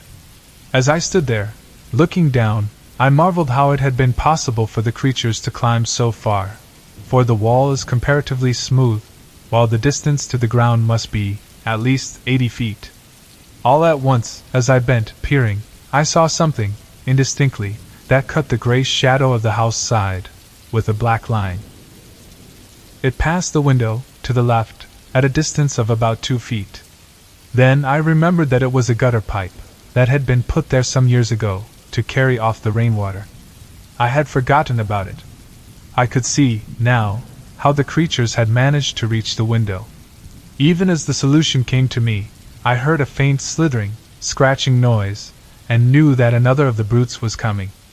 I waited some odd moments, then leaned out of the window and felt the pipe. To my delight, I found that it was quite loose, and I managed, using the rifle barrel as a crowbar, to lever it out from the wall. I worked quickly.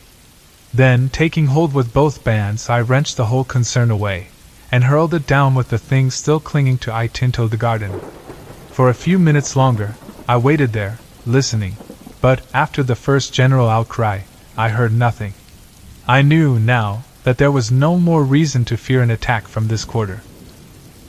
I had removed the only means of reaching the window, and, as none of the other windows had any adjacent water pipes, to tempt the climbing powers of the monsters, I began to feel more confident of escaping their clutches. Leaving the room, I made my way down to the study. I was anxious to see how the door had withstood the test of that last assault. Entering, I lit 2 of the candles, and then turned to the door. One of the large props had been displaced, and on that side the door had been forced inward some 6 inches. It was providential that I had managed to drive the brutes away just when I did. And that coping stone! I wondered vaguely how I had managed to dislodge it. I had not noticed it loose, as I took my shot, and then, as I stood up, it had slipped away from beneath me. I felt that I owed the dismissal of the attacking force more to its timely fall than to my rifle. Then the thought came that I had better seize this chance to shore up the door again. It was evident that the creatures had not returned since the fall of the coping stone, but who was to say how long they would keep away? There and then I set at repairing the door, working hard and anxiously. First, I went down to the basement, and rummaging round, found several pieces of heavy oak planking. With these, I returned to the study, and having removed the props, placed the planks up against the door. Then I nailed the heads of the struts to these, and driving them well home at the bottoms, nailed them again there. Thus I made the door stronger than ever, for now it was solid with the backing of boards, and would, I felt convinced, stand a heavier pressure than hitherto, without giving way. After that, I lit the lamp which I had brought from the kitchen, and went down to have a look at the lower windows. Now that I had seen an instance of the strength the creatures possessed, I felt considerable anxiety about the windows on the ground floor in spite of the fact that they were so strongly barred. I went first to the buttery, having a vivid remembrance of my late adventure there. The place was chilly, and the wind, soughing in through the broken glass, produced an eerie note.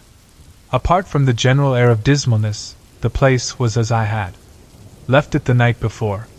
Going up to the window, I examined the bars closely, noting, as I did so, their comfortable thickness. Still, as I looked more intently, it seemed to me that the middle bar was bent slightly from the straight. Yet it was but trifling, and it might have been so for years. I had never, before, noticed them particularly. I put my hand through the broken window, and shook the bar. It was as firm as a rock. Perhaps the creatures had tried to start it, and finding it beyond their power, ceased from the effort. After that, I went round to each of the windows, in turn, examining them with careful attention, but nowhere else could I trace anything to show that there had been any tampering. Having finished my survey, I went back to the study, and poured myself out a little brandy. Then to the tower to watch. Chapter 8. After the attack.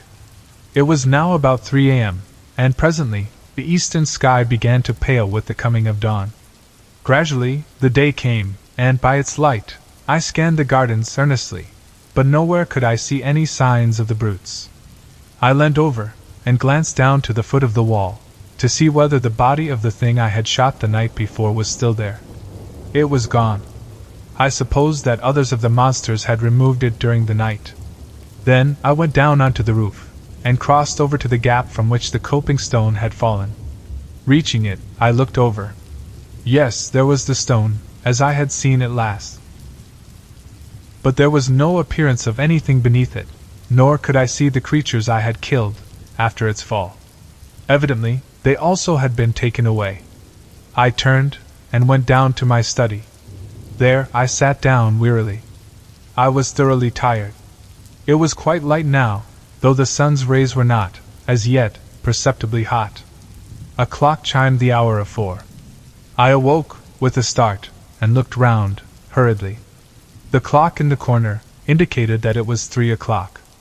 It was already afternoon. I must have slept for nearly 11 hours. With a jerky movement, I sat forward in the chair and listened. The house was perfectly silent. Slowly, I stood up and yawned.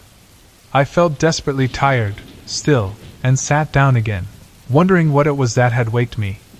It must have been the clock striking, I concluded, presently, and was commencing to doze off, when a sudden noise brought me back, once more, to life.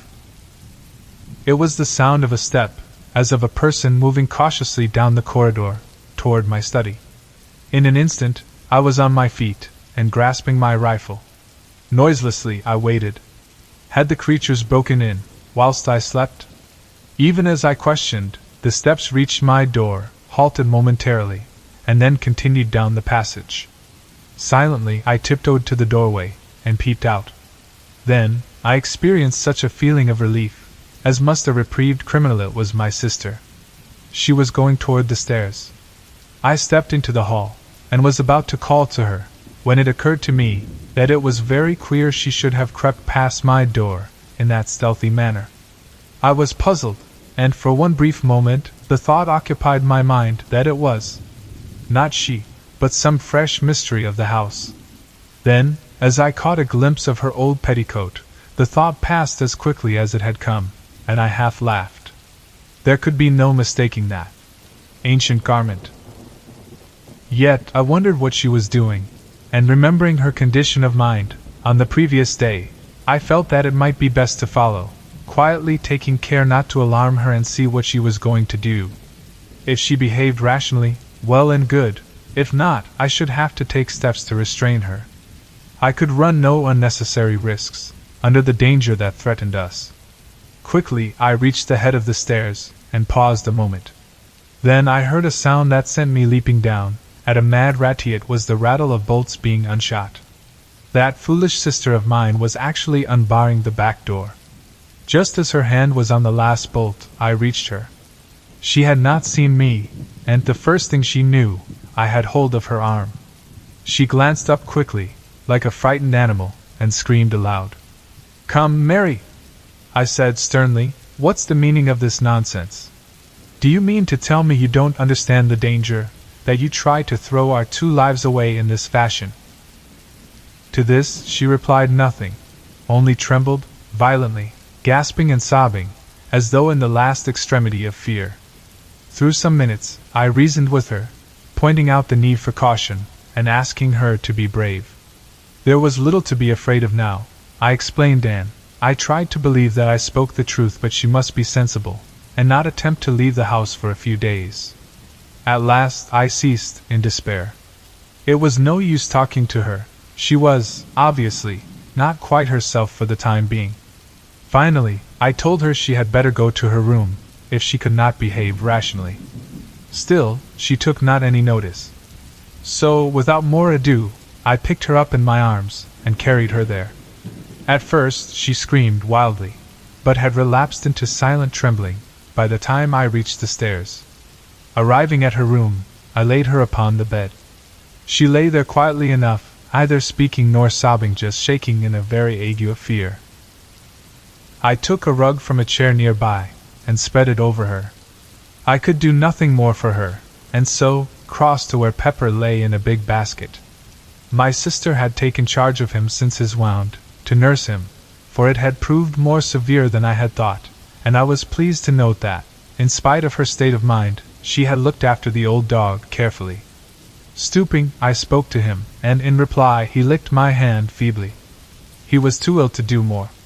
Then, going to the bed, I bent over my sister and asked her how she felt. But she only shook the more, and much as it pained me, I had to admit that my presence seemed to make her worse. And so, I left her locking the door and pocketing the key. It seemed to be the only course to take. The rest of the day, I spent between the tower and my study. For food, I brought up a loaf from the pantry, and on this, and some claret, I lived for that day. What a long, weary day it was. If only I could have gone out into the gardens, as is my wont, I should have been content enough. But to be cooped in this silent house, with no companion, save a mad woman and a sick dog, was enough to prey upon the nerves of the hardiest. And out in the tangled shrubberies that surrounded the house, lurked for all I could tell those infernal swine creatures waiting their chance. Was ever a man in such straits? Once, in the afternoon, and again, later, I went to visit my sister. The second time, I found her tending Pepper. But, at my approach, she slid over, unobtrusively, to the far corner, with a gesture that saddened me beyond belief. Poor girl!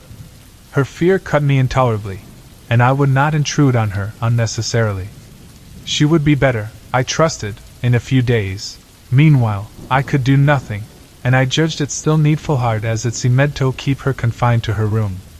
One thing there was that I took for encouragement. She had eaten some of the food I had taken to her on my first visit, and so the day passed. As the evening drew on, the air grew chilly, and I began to make preparations for passing a second night in the tower, taking up 2 additional rifles and a heavy ulster. The rifles I loaded and laid alongside my other, as I intended to make things warm for any of the creatures who might show during the night. I had plenty of ammunition, and I thought to give the brutes such a lesson as should show them the uselessness of attempting to force an entrance. After that, I made the round of the house again, paying particular attention to the props that supported the study door. Then, feeling that I had done all that lay in my power to ensure our safety, I returned to the tower, calling in on my sister and Pepper for a final visit on the way. Pepper was asleep, but woke as I entered and wagged his tail in recognition. I thought he seemed slightly better. My sister was lying on the bed. Though whether asleep or not, I was unable to tell, and thus I left them. Reaching the tower, I made myself as comfortable as circumstances would permit, and settled down to watch through the night. Gradually, darkness fell, and soon the details of the gardens were merged into shadows. During the first few hours I sat, alert, listening for any sound that might help to tell me if anything were stirring down below. It was far too dark for my eyes to be of much use. Slowly, the hours passed, without anything unusual happening, and the moon rose, showing the gardens apparently empty and silent. And so, through the night, without disturbance or sound. Toward morning, I began to grow stiff and cold with my long vigil. Also, I was getting very uneasy concerning the continued quietness on the part of the creatures. I mistrusted it, and would sooner, far, have had them attack the house openly. Then, at least, I should have known my danger and been able to meet it. But to wait like this, through a whole night, picturing all kinds of unknown devilment, was to jeopardize one's sanity. Once or twice, the thought came to me that, perhaps, they had gone. But, in my heart, I found it impossible to believe that it was so. Chapter 9. In the cellars. At last, what with being tired and cold, and the uneasiness that possessed me, I resolved to take a walk through the house, first calling in at the study for a glass of brandy to warm me. This I did, and while there, I examined the door carefully, but found all as I had left it the night before. The day was just breaking as I left the tower, though it was still too dark in the house to be able to see without a light, and I took one of the study candles with me on my round.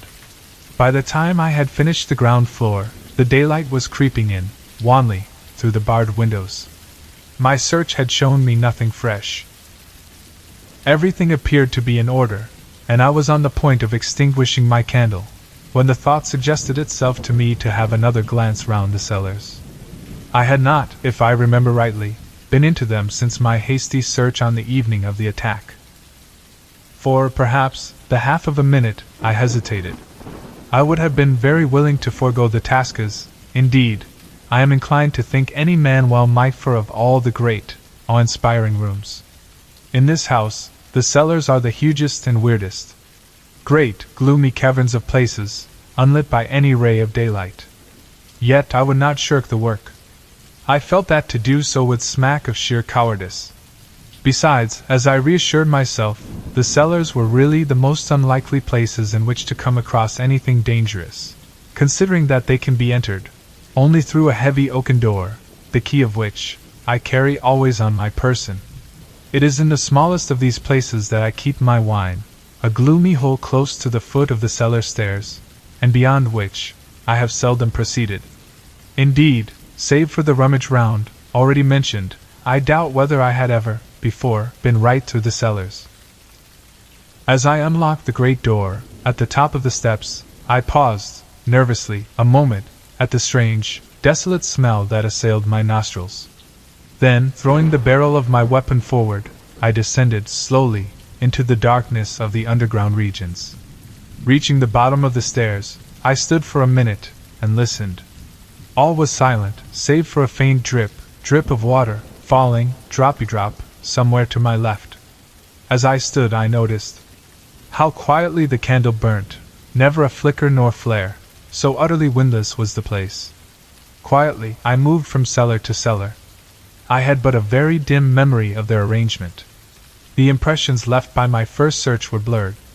I had recollections of a succession of great cellars, and of one, greater than the rest, the roof of which was upheld by pillars. Beyond that my mind was hazy, and predominated by a sense of cold and darkness and shadows. Now, however, it was different. For, although nervous, I was sufficiently collected to be able to look about me, and note the structure and size of the different vaults I entered. Of course, with the amount of light given by my candle, it was not possible to examine each place minutely, but I was enabled to notice, as I went along, that the walls appeared to be built with wonderful precision and finish, while here and there, an occasional, massive pillar shot up to support the vaulted roof. Thus I came, at last, to the great cellar that I remembered. It is reached through a huge, arched entrance, on which I observed strange, fantastic carvings, which threw queer shadows under the light of my candle. As I stood and examined these thoughtfully, it occurred to me how strange it was that I should be so little acquainted with my own house. Yet this may be easily understood when one realizes the size of this ancient pile, and the fact that only my old sister and I live in it, occupying a few of the rooms, such as our wants decide. Holding the light high, I passed on into the cellar, and keeping to the right, paced slowly up, until I reached the further end. I walked quietly, and looked cautiously about, as I went. But so far as the light showed, I saw nothing unusual. At the top, I turned to the left, still keeping to the wall, and so continued, until I had traversed the whole of the vast chamber. As I moved along, I noticed that the floor was composed of solid rock, in places covered with a damp mold, in others bare, or almost so, save for a thin coating of light gray dust. I had halted at the doorway. Now, however, I turned, and made my way up the center of the place, passing among the pillars, and glancing to right and left, as I moved. About halfway up the cellar, I stubbed my foot against something that gave out a metallic sound. Stooping quickly, I held the candle, and saw that the object I had kicked was a large metal ring. Bending lower, I cleared the dust from around it, and presently discovered that it was attached to a ponderous trap-door, black with age. Feeling excited, and wondering to where it could lead, I laid my gun on the floor, and, sticking the candle in the trigger guard, took the ring in both hands, and pulled. The trap creaked loudly, the sound echoing, vaguely, through the huge place, and opened, heavily. Propping the edge on my knee, I reached for the candle, and held it in the opening, moving it to right and left, but could see nothing. I was puzzled and surprised. There were no signs of steps, nor even the appearance of there ever having been any. Nothing, save an empty blackness. I might have been looking down into a bottomless, sideless well. Then, even as I stared, full of perplexity, I seemed to hear, far down, as though from untold depths, a faint whisper of sound. I bent my head, quickly, more into the opening, and listened, intently. It may have been fancy, but I could have sworn to hearing a soft titter that grew into a hideous, chuckling, faint and distant. Startled, I leapt backward, letting the trap fall, with a hollow clang that filled the place with echoes. Even then, I seemed to hear that mocking, suggestive laughter, but this, I knew, must be my imagination. The sound I had heard was far too slight to penetrate through the cumbrous trap. For a full minute, I stood there, quivering, glancing, nervously, behind and before, but the great cellar was silent as a grave. And gradually, I shook off the frightened sensation. With a calmer mind, I became again curious to know into what that trap opened, but could not, then, summon sufficient courage to make a further investigation. One thing I felt, however, was that the trap ought to be secured. This I accomplished by placing upon it several large pieces of dressed stone, which I had noticed in my tour along the east wall. Then, after a final scrutiny of the rest of the place, I retraced my way through the cellars, to the stairs, and so reached the daylight, with an infinite feeling of relief that the uncomfortable task was accomplished. Chaptrx. The time of waiting. The sun was now warm, and shining brightly, forming a wondrous contrast to the dark and dismal cellars, and it was with comparatively light feelings that I made my way up to the tower, to survey the gardens. There, I found everything quiet, and, after a few minutes, went down to Mary's room.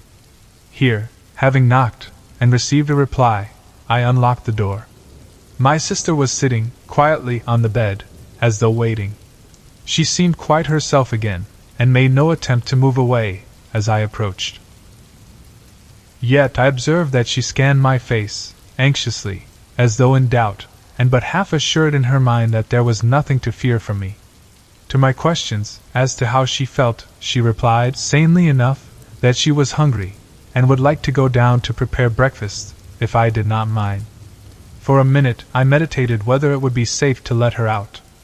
Finally, I told her she might go, on condition that she promised not to attempt to leave the house, or meddle with any of the outer doors. At my mention of the doors, a sudden look of fright crossed her face, but she said nothing, save to give the required promise, and then left the room, silently. Crossing the floor, I approached Pepper. He had waked as I entered, but beyond a slight yelp of pleasure, and a soft rapping with his tail, had kept quiet. Now, as I patted him, he made an attempt to stand up, and succeeded, only to fall back on his side, with a little yowl of pain. I spoke to him, and bade him lie still. I was greatly delighted with his improvement, and also with the natural kindness of my sister's heart, in taking such good care of him, in spite of her condition of mind. After a while, I left him, and went downstairs, to my study. In a little time, Mary appeared, carrying a tray on which smoked a hot breakfast. As she entered the room, I saw her gaze fasten on the props that supported the study door. Her lips tightened, and I thought she paled slightly. But that was all. Putting the tray down at my elbow, she was leaving the room, quietly, when I called her back. She came, it seemed, a little timidly, as though startled, and I noted that her hand clutched at her apron, nervously. "Come, Mary," I said. "Cheer up. Things look brighter. I've seen none of the creatures since yesterday morning early." She looked at me, in a curiously puzzled manner, as though not comprehending. Then intelligence swept into her eyes and fear. But she said nothing, beyond an unintelligible murmur of acquiescence. After that I kept silence. It was evident that any reference to the swine things was more than her shaken nerves could bear. Breakfast over, I went up to the tower. Here, during the greater part of the day, I maintained a strict watch over the gardens. Once or twice, I went down to the basement, to see how my sister was getting along. Each time, I found her quiet, and curiously submissive. Indeed, on the last occasion, she even ventured to address me, on her own account, with regard to some household matter that needed attention. Though this was done with an almost extraordinary timidity, I hailed it with happiness, as being the first word, voluntarily spoken, since the critical moment, when I had caught her unbarring the back door, to go out among those waiting brutes. I wondered whether she was aware of her attempt, and how near a thing it had been, but refrained from questioning her, thinking it best to let well alone. That night I slept in a bed, the first time for 2 nights. In the morning, I rose early, and took a walk through the house. All was as it should be, and I went up to the tower, to have a look at the gardens. Here, again, I found perfect quietness. At breakfast, when I met Mary, I was greatly pleased to see that she had sufficiently regained command over herself, to be able to greet me in a perfectly natural manner. She talked sensibly and quietly, only keeping carefully from any mention of the past couple of days. In this I humored her, to the extent of not attempting to lead the conversation in that direction. Earlier in the morning, I had been to see Pepper. He was mending, rapidly, and bade fair to be on his legs, in earnest, in another day or 2. Before leaving the breakfast table, I made some reference to his improvement. In the short discussion that followed, I was surprised to gather, from my sister's remarks, that she was still under the impression that his wound had been given by the wildcat, of my invention. It made me feel almost ashamed of myself for deceiving her. Yet the lie had been told to prevent her from being frightened. And then I had been sure that she must have known the truth, later, when those brutes had attacked the house. During the day, I kept on the alert, spending much of my time, as on the previous day, in the tower. But not a sign could I see of the swine creatures, nor hear any sound. Several times the thought had come to me that the things had, at last, left us, but up to this time I had refused to entertain the idea seriously. Now, however, I began to feel that there was reason for hope. It would soon be 3 days since I had seen any of the things, but still, I intended to use the utmost caution. For all that I could tell, this protracted silence might be a ruse to tempt me from the house, perhaps right into their arms. The thought of such a contingency was, alone, sufficient to make me circumspect. So it was that the 4th, 5th, and 6th days went by, quietly, without my making any attempt to leave the house. On the 6th day, I had the pleasure of seeing Pepper, once more, upon his feet, and though still very weak, he managed to keep me company during the whole of that day. Chapter 11. The searching of the gardens. How slowly the time went, and never a thing to indicate that any of the brutes still infested the gardens. It was on the 9th day that, finally, I decided to run the risk, if any there were, and sally out. With this purpose in view, I loaded one of the shotguns, carefully choosing it, as being more deadly than a rifle, at close quarters. And then, after a final scrutiny of the grounds from the tower, I called Pepper to follow me, and made my way down to the basement. At the door, I must confess to hesitating a moment. The thought of what might be awaiting me among the dark shrubberies was by no means calculated to encourage my resolution. It was but a second, though, and then I had drawn the bolts, and was standing on the path outside the door. Pepper followed, stopping at the doorstep to sniff suspiciously, and carrying his nose up and down the jambs, as though following a scent. Then, suddenly, he turned, sharply, and started to run here and there, in semicircles and circles, all around the door, finally returning to the threshold. Here, he began again to nose about. Hitherto, I had stood, watching the dog, yet all the time, with half my gaze on the wild tangle of gardens stretching round me. Now, I went toward him, and bending down, examined the surface of the door, where he was smelling. I found that the wood was covered with a network of scratches, crossing and recrossing one another, in inextricable confusion.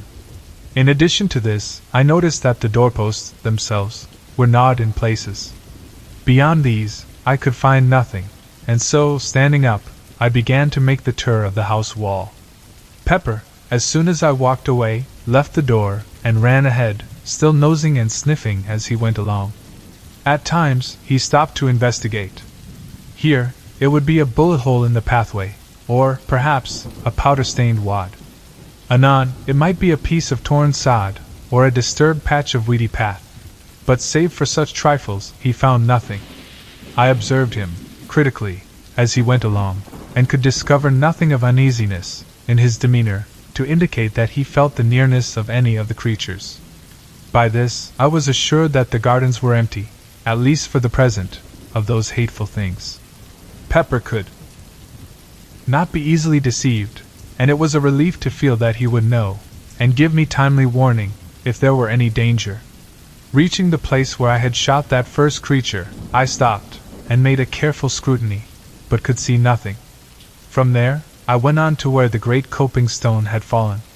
It lay on its side, apparently just as it had been left when I shot the brute that was moving it. A couple of feet to the right of the nearer end was a great dent in the ground, showing where it had struck. The other end was still within the indentation, half in and half out. Going nearer, I looked at the stone more closely. What a huge piece of masonry it was! And that creature had moved it, single-handed, in its attempt to reach what lay below. I went round to the further end of the stone. Here, I found that it was possible to see under it, for a distance of nearly a couple of feet. Still, I could see nothing of the stricken creatures, and I felt much surprised. I had, as I have before said, guessed that the remains had been removed, yet I could not conceive that it had been done so thoroughly as not to leave some certain sign beneath the stone, indicative of their fate. I had seen several of the brutes struck down beneath it, with such force that they must have been literally driven into the earth, and now, not a vestige of them was to be seen, not even a bloodstain. I felt more puzzled than ever, as I turned the matter over in my mind, but could think of no plausible explanation, and so, finally, gave it up, as one of the many things that were unexplainable. From there, I transferred my attention to the study door. I could see, now, even more plainly, the effects of the tremendous strain to which it had been subjected, and I marveled how, even with the support afforded by the props, it had withstood the attacks so well. There were no marks of blows indeed, none had been given, but the door had been literally riven from its hinges by the application of enormous, silent force. One thing that I observed affected me profoundly: the head of one of the props had been driven right through a panel. This was, of itself, sufficient to show how huge an effort the creatures had made to break down the door, and how nearly they had succeeded. Leaving, I continued my tour round the house, finding little else of interest, save at the back, where I came across the piece of piping I had torn from the wall, lying among the long grass underneath the broken window. Then I returned to the house, and, having rebolted the back door, went up to the tower. Here, I spent the afternoon reading, and occasionally glancing down into the gardens. I had determined, if the night passed quietly, to go as far as the pit on the morrow. Perhaps I should be able to learn, then, something of what had happened. The days slipped away, and the night came, and went much as the last few nights had gone. When I rose, the morning had broken, fine and clear, and I determined to put my project into action. During breakfast, I considered the matter carefully, after which, I went to the study for my shotgun. In addition, I loaded, and slipped into my pocket, a small, but heavy, pistol. I quite understood that, if there were any danger, it lay in the direction of the pit, and I intended to be prepared. Leaving the study, I went down to the back door, followed by Pepper. Once outside, I took a quick survey of the surrounding gardens, and then set off toward the pit. On the way, I kept a sharp outlook, holding my gun handily. Pepper was running ahead, I noticed, without any apparent hesitation. From this, I augured that there was no imminent danger to be apprehended, and I stepped out more quickly in his wake. He had reached the top of the pit, now, and was nosing his way along the edge. A minute later, I was beside him, looking down into the pit. For a moment, I could scarcely believe that it was the same place, so greatly was it changed. The dark, wooded ravine of a fortnight ago, with a foliage-hidden stream, running sluggishly, at the bottom, existed no longer. Instead, my eyes showed me a ragged chasm, partly filled with a gloomy lake of turbid water. All one side of the ravine was stripped of underwood, showing the bare rock. A little to my left, the side of the pit appeared to have collapsed altogether, forming a deep-shaped cleft in the face of the rocky cliff. This rift ran, from the upper edge of the ravine, nearly down to the water, and penetrated into the pit's side, to a distance of some 40 feet. Its opening was, at least, 6 yards across, and from this, it seemed to taper into about 2.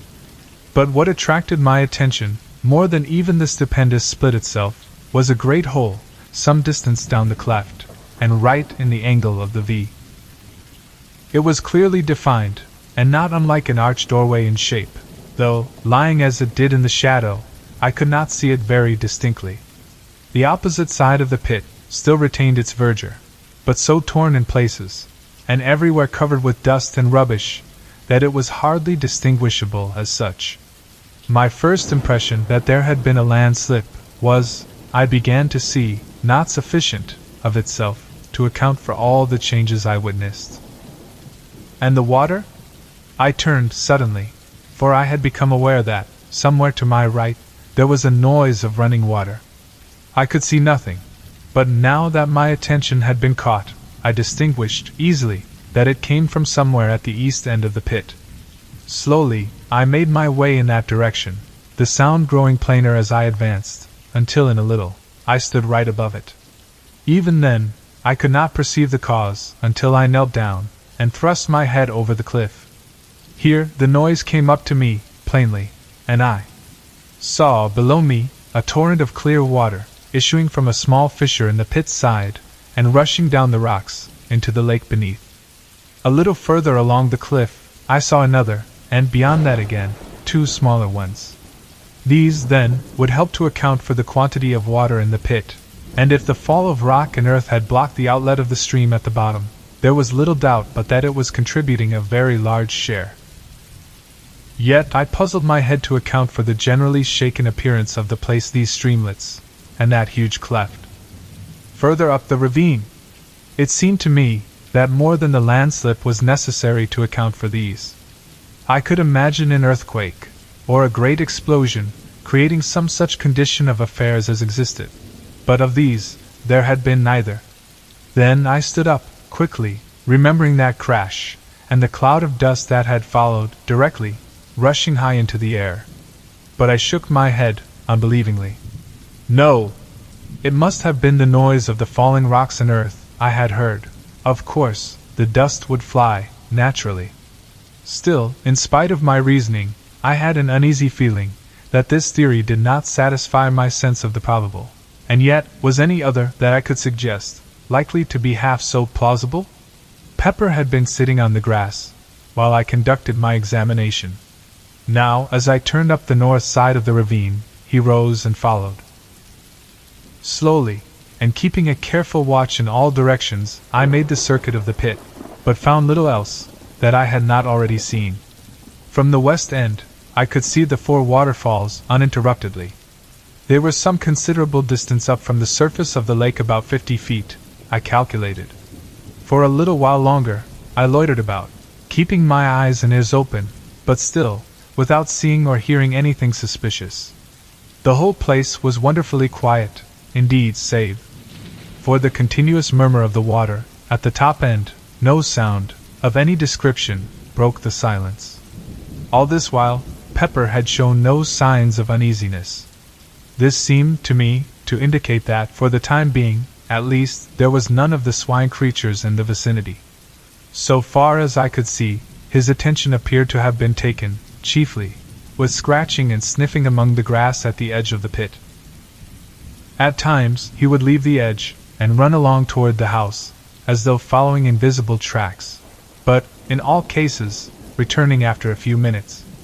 I had little doubt but that he was really tracing out the footsteps of the swine things, and the very fact that each one seemed to lead him back to the pit, appeared to me, a proof that the brutes had all returned whence they came. At noon I went home, for dinner. During the afternoon, I made a partial search of the gardens, accompanied by Pepper, but without coming upon anything to indicate the presence of the creatures. Once, as we made our way through the shrubberies, Pepper rushed in among some bushes, with a fierce yelp. At that I jumped back, in sudden fright, and threw my gun forward, in readiness, only to laugh, nervously, as Pepper reappeared, chasing an unfortunate cat. Toward evening, I gave up the search and returned to the house. All at once, as we were passing a great clump of bushes, on our right, Pepper disappeared, and I could hear him sniffing and growling among them, in a suspicious manner. With my gun barrel, I parted the intervening shrubbery, and looked inside. There was nothing to be seen, save that many of the branches were bent down, and broken, as though some animal had made a lair there, at no very previous date. It was probably, I thought, one of the places occupied by some of the swine creatures, on the night of the attack. Next day, I resumed my search through the gardens, but without result. By evening, I had been right through them, and now I knew, beyond the possibility of doubt, that there were no longer any of the things concealed about the place. Indeed, I have often thought since, that I was correct in my earlier surmise, that they had left soon after the attack. Chapter 12. The Subterranean Pit. Another week came and went, during which I spent a great deal of my time about the pit mouth. I had come to the conclusion a few days earlier, that the arched hole, in the angle of the great rift, was the place through which the swine things had made their exit, from some unholy place in the bowels of the world. How near the probable truth this went, I was to learn later. It may be easily understood that I was tremendously curious, though in a frightened way, to know to what infernal place that hole led, though, so far, the idea had not struck me, seriously, of making an investigation. I was far too much imbued with a sense of horror of the swine creatures, to think of venturing, willingly, where there was any chance of coming into contact with them. Gradually, however, as time passed, this feeling grew insensibly less. So that when, a few days later, the thought occurred to me that it might be possible to clamber down and have a look into the hole, I was not so exceedingly averse to it, as might have been imagined. Still, I do not think, even then, that I really intended to try any such foolhardy adventure. For all that I could tell, it might be certain death, to enter that doleful-looking opening. And yet, such is the pertinacity of human curiosity, that, at last, my chief desire was but to discover what lay beyond that gloomy entrance. Slowly, as the days slid by, my fear of the swine things became an emotion of the past, more an unpleasant, incredible memory than aught else. Thus, a day came, when, throwing thoughts and fancies adrift, I procured a rope from the house, and having made it fast to a stout tree, at the top of the rift, and some little distance back from the pit edge, let the other end down into the cleft, until it dangled right across the mouth of the dark hole. Then, cautiously, and with many misgivings as to whether it was not a mad act that I was attempting, I climbed slowly down, using the rope as a support, until I reached the hole. Here, still holding on to the rope, I stood, and peered in. All was perfectly dark, and not a sound came to me. Yet, a moment later, it seemed that I could hear something. I held my breath, and listened, but all was silent as the grave, and I breathed freely once more. At the same instant, I heard the sound again. It was like a noise of labored breathing, deep and sharp drawn. For a short second, I stood, petrified, not able to move.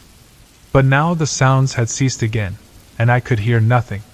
As I stood there, anxiously, my foot dislodged a pebble, which fell inward into the dark, with a hollow chink. At once, the noise was taken up and repeated a score of times, each succeeding echo being fainter, and seeming to travel away from me, as though into remote distance. Then, as the silence fell again, I heard that stealthy breathing. For each respiration I made, I could hear an answering breath. The sounds appeared to be coming nearer, and then, I heard several others, but fainter and more distant. Why I did not grip the rope, and spring up out of danger, I cannot say. It was as though I had been paralyzed. I broke out into a profuse sweat, and tried to moisten my lips with my tongue. My throat had gone suddenly dry, and I coughed huskily. It came back to me, in a dozen horrible, throaty tones, mockingly. I peered, helplessly, into the gloom, but still nothing showed. I had a strange, choky sensation, and again I coughed dryly. Again the echo took it up, rising and falling, grotesquely, and dying slowly into a muffled silence. Then, suddenly, a thought came to me, and I held my breath. The other breathing stopped. I breathed again, and once more it recommenced. But now, I no longer feared. I knew that the strange sounds were not made by any lurking swine creature, but were simply the echo of my own respirations. Yet I had received such a fright that I was glad to scramble up the rift and haul up the rope. I was far too shaken and nervous to think of entering that dark hole then, and so returned to the house. I felt more myself next morning, but even then, I could not summon up sufficient courage to explore the place. All this time, the water in the pit had been creeping slowly up, and now stood but a little below the opening. At the rate at which it was rising, it would be level with the floor in less than another week, and I realized that, unless I carried out my investigation soon, I should probably never do so at all, as the water would rise and rise, until the opening, itself, was submerged. It may have been that this thought stirred me to act, but whatever it was, a couple of days later saw me standing at the top of the cleft, fully equipped for the task. This time, I was resolved to conquer my shirking, and go right through with the matter. With this intention, I had brought, in addition to the rope, a bundle of candles, meaning to use them as a torch, also my double-barreled shotgun. In my belt, I had a heavy horse pistol, loaded with buckshot. As before, I fastened the rope to the tree. Then, having tied my gun across my shoulders, with a piece of stout cord, I lowered myself over the edge of the pit. At this movement, Pepper, who had been eyeing my actions watchfully, rose to his feet, and ran to me, with a half-bark, half-wail, it seemed to me, of warning. But I was resolved on my enterprise, and bade him lie down. I would much have liked to take him with me, but this was next to impossible, in the existing circumstances. As my face dropped level with the pit edge, he licked me, right across the mouth, and then, seizing my sleeve between his teeth, began to pull back, strongly. It was very evident that he did not want me to go. Yet, having made up my mind, I had no intention of giving up the attempt, and with a sharp word to Pepper, to release me, I continued my descent, leaving the poor old fellow at the top, barking and crying like a forsaken pup. Carefully I lowered myself from projection to projection. I knew that a slip might mean a wetting. Reaching the entrance, I let go the rope, and untied the gun from my shoulders. Then, with a last look at the sky which I noticed was clouding over, rapidly I went forward a couple of paces, so as to be shielded from the wind, and lit one of the candles.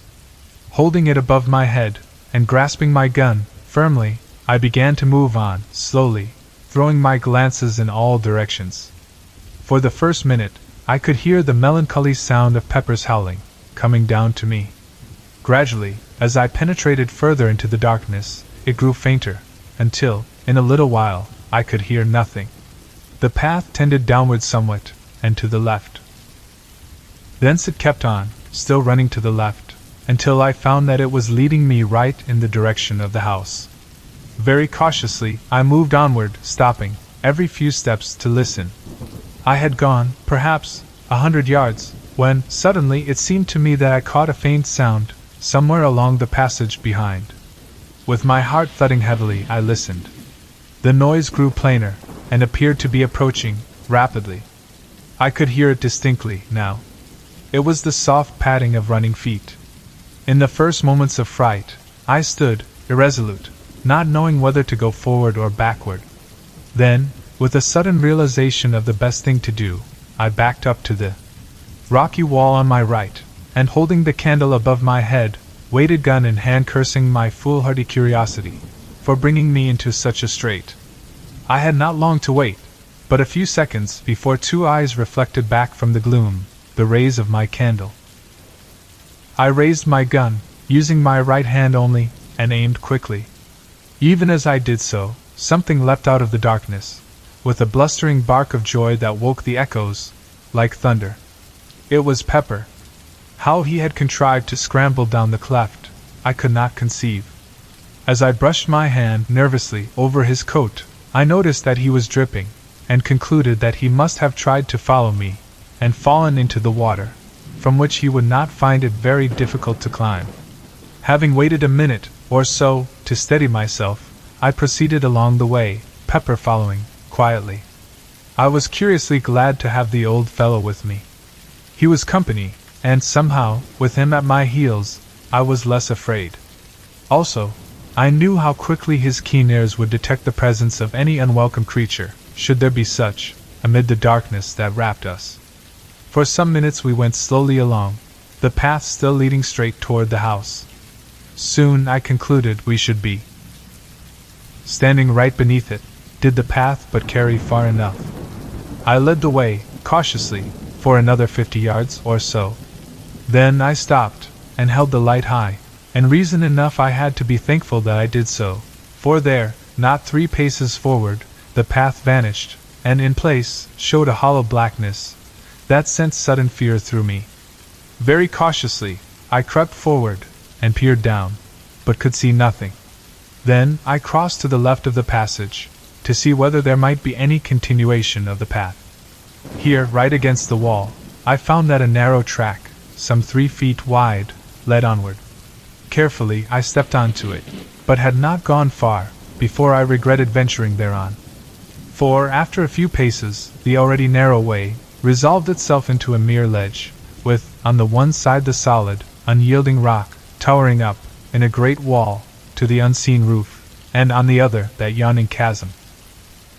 I could not help reflecting how helpless I was, should I be attacked there, with no room to turn, and where even the recoil of my weapon might be sufficient to drive me headlong into the depths below. To my great relief, a little further on, the track suddenly broadened out again to its original breadth. Gradually, as I went onward, I noticed that the path trended steadily to the right, and so, after some minutes, I discovered that I was not going forward, but simply circling the huge abyss.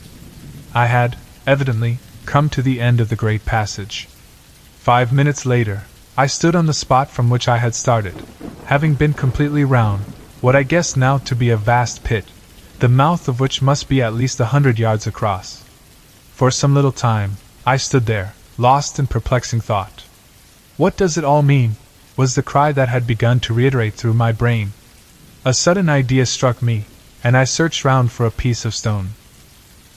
Presently, I found a bit of rock, about the size of a small loaf. Sticking the candle upright in a crevice of the floor, I went back from the edge somewhat, and taking a short run, launched the stone forward into the chasm, the idea being to throw it far enough to keep it clear of the sides. Then I stooped forward, and listened, but though I kept perfectly quiet, for at least a full minute, no sound came back to me from out of the dark.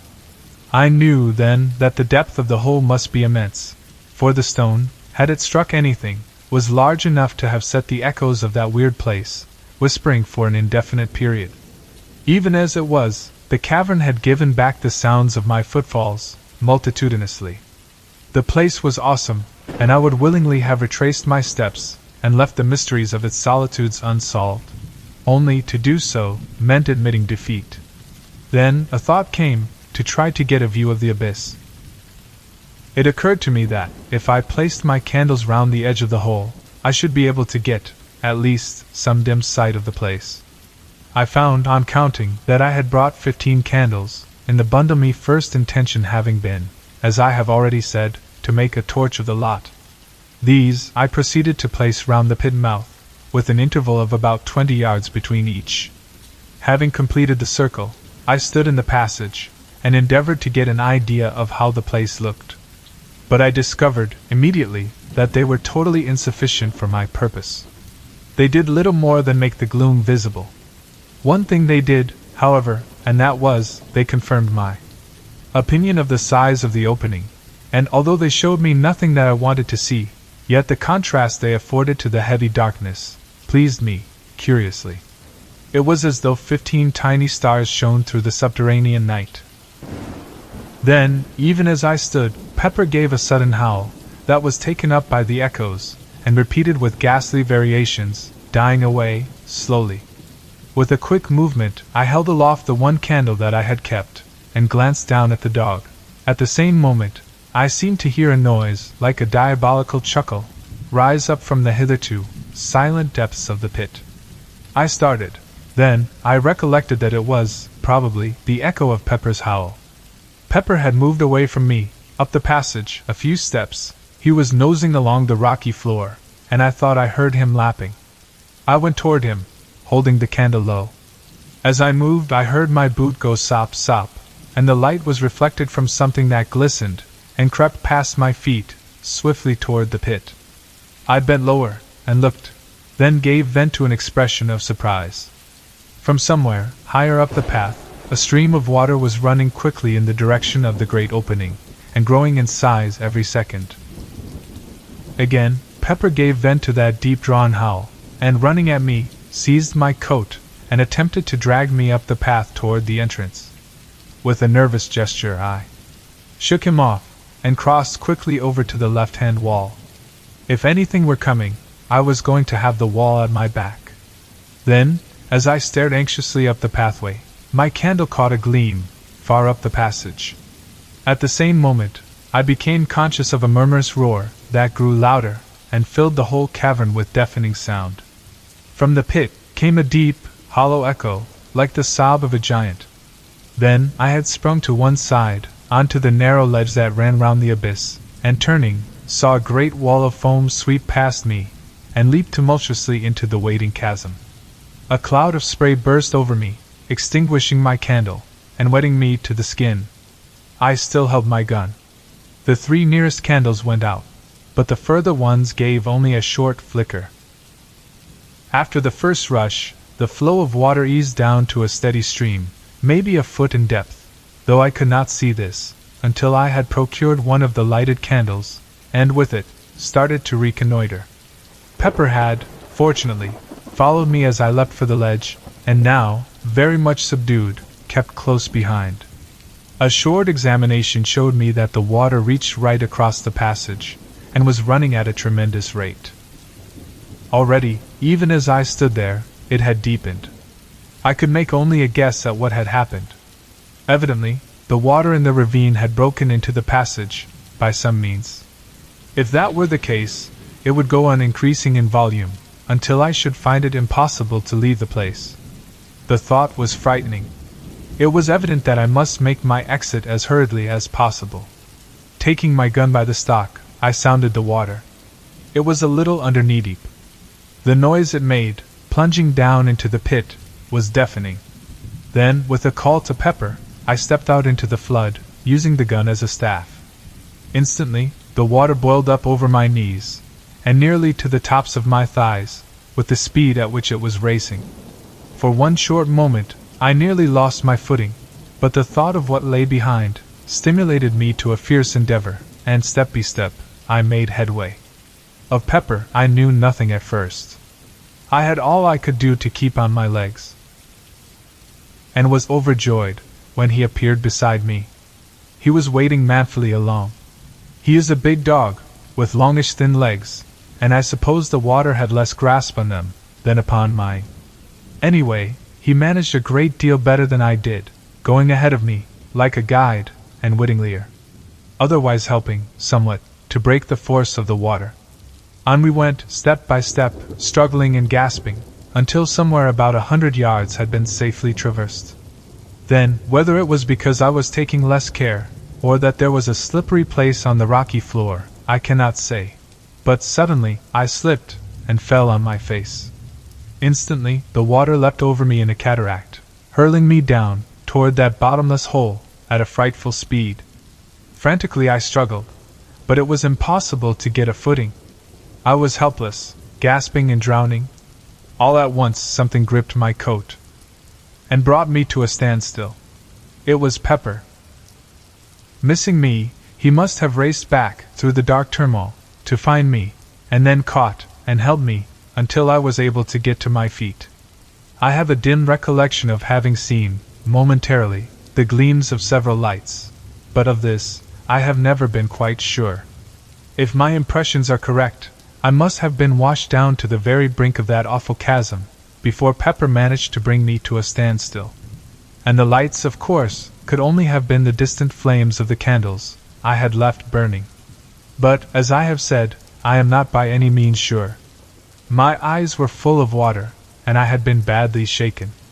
And there was I, without my helpful gun, without light, and sadly confused, with the water deepening, depending solely upon my old friend Pepper, to help me out of that hellish place. I was facing the torrent. Naturally, it was the only way in which I could have sustained my position a moment. For even old Pepper could not have held me long against that terrific strain, without assistance, however blind, from me. Perhaps a minute passed, during which it was touch and go with me. Then, gradually I recommenced my tortuous way up the passage. And so began the grimmest fight with death, from which ever I hoped to emerge victorious. Slowly, furiously, almost hopelessly I strove, and that faithful Pepper led me, dragged me, upward and onward, until, at last, ahead I saw a gleam of blessed light. It was the entrance. Only a few yards further, and I reached the opening, with the water surging and boiling hungrily around my loins. And now I understood the cause of the catastrophe. It was raining heavily, literally in torrents. The surface of the lake was level with the bottom of the opening, nay, more than level, it was above it. Evidently, the rain had swollen the lake, and caused this premature rise. For, at the rate the ravine had been filling, it would not have reached the entrance for a couple more days. Luckily, the rope by which I had descended was streaming into the opening, upon the inrushing waters. Seizing the end, I knotted it securely round Pepper's body, then, summoning up the last remnant of my strength, I commenced to swarm up the side of the cliff. I reached the pit edge, in the last stage of exhaustion. Yet I had to make one more effort, and haul Pepper into safety. Slowly and wearily, I hauled on the rope. Once or twice, it seemed that I should have to give up, for Pepper is a weighty dog, and I was utterly done. Yet, to let go would have meant certain death to the old fellow, and the thought spurred me to greater exertions. I have but a very hazy remembrance of the end. I recall pulling, through moments that lagged strangely.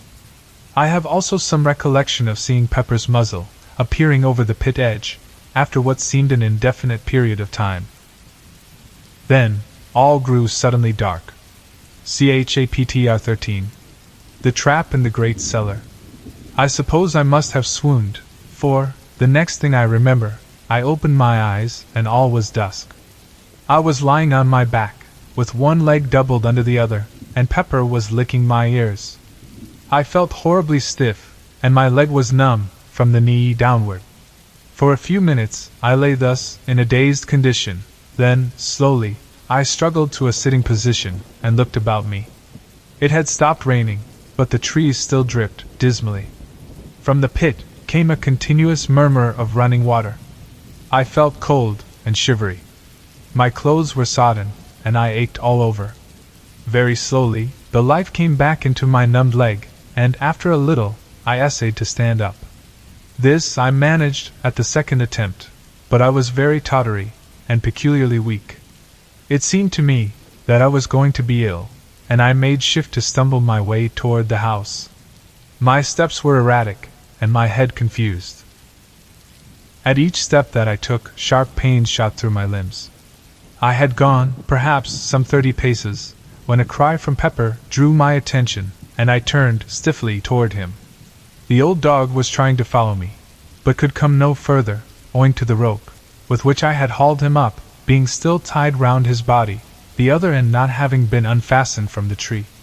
For a moment I fumbled with the knots, weakly, but they were wet and hard, and I could do nothing. Then I remembered my knife, and in a minute the rope was cut. How I reached the house, I scarcely know, and of the days that followed, I remember still less. Of one thing, I am certain that, had it not been for my sister's untiring love and nursing, I had not been writing at this moment. When I recovered my senses, it was to find that I had been in bed for nearly 2 weeks. Yet another week passed before I was strong enough to totter out into the gardens. Even then, I was not able to walk so far as the pit. I would have liked to ask my sister how high the water had risen, but felt it was wiser not to mention the subject to her.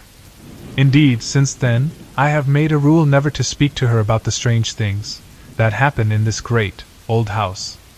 It was not until a couple of days later that I managed to get across to the pit. There, I found that, in my few weeks' absence, there had been wrought a wondrous change. Instead of the 3 parts filled ravine, I looked out upon a great lake, whose placid surface reflected the light coldly. The water had risen to within half a dozen feet of the pit edge. Only in one part was the lake disturbed, and that was above the place where, far down under the silent waters, yawned the entrance to the vast underground pit. Here, there was a continuous bubbling, and occasionally, a curious sort of sobbing gurgle would find its way up from the depth. Beyond these, there was nothing to tell of the things that were hidden beneath. As I stood there, it came to me how wonderfully things had worked out. The entrance to the place whence the swine creatures had come was sealed up by a power that made me feel there was nothing more to fear from them. And yet, with the feeling, there was a sensation that, now, I should never learn anything further of the place from which those dreadful things had come. It was completely shut off and concealed from human curiosity forever. Strange in the knowledge of that underground hellhole, how apposite has been the naming of the pit. One wonders how it originated and when. Naturally, one concludes that the shape and depth of the ravine would suggest the name pit. Yet is it not possible that it has, all along, held a deeper significance, a hint could one but have guessed off the greater, more stupendous pit that lies far down in the earth, beneath this old house? Under this house. Even now, the idea is strange and terrible to me. For I have proved beyond doubt that the pit yawns right below the house, which is evidently supported, somewhere above the center of it, upon a tremendous, arched roof, of solid rock. It happened in this wise that, having occasion to go down to the cellars, the thought occurred to me to pay a visit to the great vault, where the trap is situated, and see whether everything was as I had left it. Reaching the place, I walked slowly up the center, until I came to the trap. There it was, with the stones piled upon it, just as I had seen it last. I had a lantern with me, and the idea came to me that now would be a good time to investigate whatever lay under the great oak slab. Placing the lantern on the floor, I tumbled the stones off the trap, and grasping the ring, pulled the door open. As I did so, the cellar became filled with the sound of a murmurous thunder that rose from far below. At the same time, a damp wind blew up into my face, bringing with it a load of fine spray. Therewith, I dropped the trap, hurriedly, with a half-frightened feeling of wonder. For a moment, I stood puzzled. I was not particularly afraid. The haunting fear of the swine things had left me, long ago, but I was certainly nervous and astonished. Then, a sudden thought possessed me, and I raised the ponderous door, with a feeling of excitement. Leaving it standing upon its end, I seized the lantern, and kneeling down, thrust it into the opening. As I did so, the moist wind and spray drove in my eyes, making me unable to see, for a few moments. Even when my eyes were clear, I could distinguish nothing below me, save darkness and whirling spray. Seeing that it was useless to expect to make out anything, with the light so high, I felt in my pockets for a piece of twine, with which to lower it further into the opening. Even as I fumbled, the lantern slipped from my fingers, and hurtled down into the darkness. For a brief instant, I watched its fall, and saw the light shine on a tumult of white foam, some 80 or 100 feet below me. Then it was gone. My sudden surmise was correct, and now, I knew the cause of the wet and noise. The great cellar was connected with the pit, by means of the trap, which opened right above it, and the moisture was the spray, rising from the water, falling into the depths. In an instant, I had an explanation of certain things that had hitherto puzzled me. Now, I could understand why the noise the first night of the invasion had seemed to rise directly from under my feet. And the chuckle that had sounded when first I opened the trap. Evidently, some of the swine things must have been right beneath me. Another thought struck me. Were the creatures all drowned? Would they drown? I remembered how unable I had been to find any traces to show that my shooting had been really fatal. Had they life, as we understand life, or were they ghouls? These thoughts flashed through my brain, as I stood in the dark, searching my pockets for matches. I had the box in my hand now, and striking a light, I stepped to the trapdoor and closed it. Then I piled the stones back upon it, after which I made my way out from the cellars. And so, I suppose the water goes on, thundering down into that bottomless help it. Sometimes, I have an inexplicable desire to go down to the great cellar, open the trap, and gaze into the impenetrable, spray-damp darkness. At times, the desire becomes almost overpowering in its intensity. It is not mere curiosity that prompts me, but more as though some unexplained influence were at work. Still, I never go, and intend to fight down the strange longing, and crush it, even as I would the unholy thought of self-destruction. This idea of some intangible force being exerted may seem reasonless. Yet my instinct warns me that it is not so. In these things, reason seems to me less to be trusted than instinct. One thought there is, in closing, that impresses itself upon me, with ever-growing insistence. It is that I live in a very strange house, a very awful house. And I have begun to wonder whether I am doing wisely in staying here. Yet if I left, where could I go, and still obtain the solitude, and the sense of her presence, one that alone make my old life bearable? Chapter 14. The Sea of Sleep. For a considerable period after the last incident which I have narrated in my diary, I had serious thoughts of leaving this house, and might have done so, but for the great and wonderful thing, of which I am about to write. How well I was advised, in my heart, when I stayed on here spite of those visions and sights of unknown and unexplainable things. For, had I not stayed, then I had not seen again the face of her I loved. Yes, though few know it, none now save my sister Mary, I have loved and me lost. I would write down the story of those sweet, old days, but it would be like the tearing of old wounds. Yet, after that which has happened, what need have I to care? For she has come to me out of the unknown. Strangely, she warned me passionately against this house, begged me to leave it, but admitted, when I questioned her, that she could not have come to me, had I been elsewhere. Yet, in spite of this, still she warned me, earnestly, telling me that it was a place, long ago given over to evil, and under the power of grim laws, of which none here have knowledge. And too just asked her, again, whether she would come to me elsewhere, and she could only stand, silent. It was thus, that I came to the place of the Sea of Sleep, so she termed it, in her dear speech with me. I had stayed up, in my study, reading, and must have dozed over the book. Suddenly, I awoke and sat upright, with a start. For a moment, I looked round, with a puzzled sense of something unusual. There was a misty look about the room, giving a curious softness to each table and chair and furnishing. Gradually, the mistiness increased, growing, as it were, out of nothing. Then, slowly, a soft, white light began to glow in the room. The flames of the candles shone through it, palely. I looked from side to side, and found that I could still see each piece of furniture, but in a strangely unreal way, more as though the ghost of each table and chair had taken the place of the solid article. Gradually, as I looked, I saw them fade and fade, until, slowly, they resolved into nothingness. Now, I looked again at the candles. They shone wanly, and even as I watched, grew more unreal, and so vanished. The room was filled, now, with a soft, yet luminous, white twilight, like a gentle mist of light. Beyond this, I could see nothing. Even the walls had vanished. Presently, I became conscious that a faint, continuous sound pulsed through the silence that wrapped me. I listened intently. It grew more distinct, until it appeared to me that I harked to the breathings of some great sea.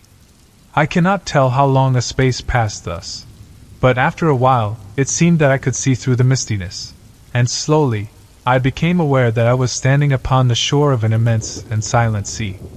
This shore was smooth and long, vanishing to right and left of me, in extreme distances. In front, swam a still immensity of sleeping ocean. At times, it seemed to me that I caught a faint glimmer of light under its surface, but of this, I could not be sure. Behind me, rose up, to an extraordinary height, gaunt, black cliffs. Overhead, the sky was of a uniform cold gray color, the whole place being lit by a stupendous globe of pale fire that swam a little above the far horizon and shed a foam-like light above the quiet waters. Beyond the gentle murmur of the sea, an intense stillness prevailed. For a long while, I stayed there, looking out across its strangeness. Then, as I stared, it seemed that a bubble of white foam floated up out of the depths, and then, even now I know not how it was, I was looking upon, nay, looking into the face of her eye. Into her face, into her soul, and she looked back at me, with such a commingling of joy and sadness, that I ran toward her, blindly, crying strangely to her, in a very agony of remembrance, of terror, and of hope, to come to me. Yet, spite of my crying, she stayed out there upon the sea, and only shook her head, sorrowfully. But in her eyes was the old earthlight of tenderness, that I had come to know, before all things, ere we were parted. At her perverseness I grew desperate, and essayed to wade out to her, yet though I would I could not. Something, some invisible barrier, held me back, and I was fain to stay where I was, and cry out to her in the fullness of my soul, "Oh, my darling," but could say no more, for very intensity. And, at that, she came over, swiftly, and touched me, and it was as though heaven had opened. Yet, when I reached out my hands to her, she put me from her with tenderly stern hands, and I was abashed. The fragments, the legible portions of the mutilated leaves. Through tears, noise of eternity in my ears, we parted. She whom I love. Oh, my God! I was a great time dazed, and then I was alone in the blackness of the night. I knew that I journeyed back, once more, to the known universe. Presently I emerged from that enormous darkness. I had come among the stars, vast time, the sun, far and remote. I entered into the gulf that separates our system from the outer suns. As I sped across the dividing dark, I watched, steadily, the ever-growing brightness and size of our sun. Once, I glanced back to the stars, and saw them shift, as it were, in my wake, against the mighty background of night, so vast was the speed of my passing spirit. I drew nigher to our system, and now I could see the shine of Jupiter. Later, I distinguished the cold, blue gleam of the earthlight. I had a moment of bewilderment. All about the sun there seemed to be bright objects, moving in rapid orbits. Inward, nigh to the savage glory of the sun, there circled two darting points of light, and further off, there flew a blue shining speck that I knew to be the earth. It circled the sun in a space that seemed to be no more than an earth minute. Nearer with great speed, I saw the radiances of Jupiter and Saturn, spinning, with incredible swiftness, in huge orbits. And ever I drew more nigh, and looked out upon this strange sight, the visible circling of the planets about the mother sun. It was as though time had been annihilated for me, so that a year was no more to my unfleshed spirit than is a moment to an earthbound soul. The speed of the planets appeared to increase, and presently I was watching the sun, all ringed about with hair-like circles of different colored fire, the paths of the planets, hurtling at mighty speed about the central flame. The sun grew vast, as though it leapt to meet me, and now I was within the circling of the outer planets, and flitting swiftly toward the place where the earth, glimmering through the blue splendor of its orbit, as though a fiery mist, circled the sun at a monstrous speed. 3. Chapter 15. The noise in the night. And now, I come to the strangest of all the strange happenings that have befallen me in this house of mysteries. It occurred quite lately within the month, and I have little doubt but that what I saw was in reality the end of all things. However, to my story. I do not know how it is, but, up to the present, I have never been able to write these things down, directly they happened. It is as though I have to wait a time, recovering my just balance, and digesting as it were the things I have heard or seen. No doubt, this is as it should be, for, by waiting, I see the incidents more truly, and write of them in a calmer and more judicial frame of mind. This by the way. It is now the end of November. My story relates to what happened in the first week of the month. It was night, about 11 o'clock. Pepper and I kept one another company in the study, that great, old room of mine. where I read and work. I was reading, curiously enough, the Bible. I have begun, in these later days, to take a growing interest in that great and ancient book. Suddenly, a distinct tremor shook the house, and there came a faint and distant, whirring buzz that grew rapidly into a far, muffled screaming. It reminded me, in a queer, gigantic way, of the noise that a clock makes when the catch is released and it is allowed to run down. The sound appeared to come from some remote height somewhere up in the night. There was no repetition of the shock. I looked across at Pepper. He was sleeping peacefully. Gradually, the whirring noise decreased, and there came a long silence. All at once, a glow lit up the end window, which protrudes far out from the side of the house, so that, from it, one may look both east and west. I felt puzzled, and, after a moment's hesitation, walked across the room, and pulled aside the blind. As I did so, I saw the sun rise, from behind the horizon. It rose with a steady, perceptible movement. I could see it travel upward. In a minute, it seemed, it had reached the tops of the trees through which I had watched it. Up it was broad daylight now. Behind me, I was conscious of a sharp, mosquito-like buzzing. I glanced round, and knew that it came from the clock. Even as I looked, it marked off an hour. The minute hand was moving round the dial, faster than an ordinary second hand. The hour hand moved quickly from space to space. I had a numb sense of astonishment. A moment later, so it seemed, the two candles went out, almost together. I turned swiftly back to the window, for I had seen the shadow of the window frames, traveling along the floor toward me, as though a great lamp had been carried up past the window.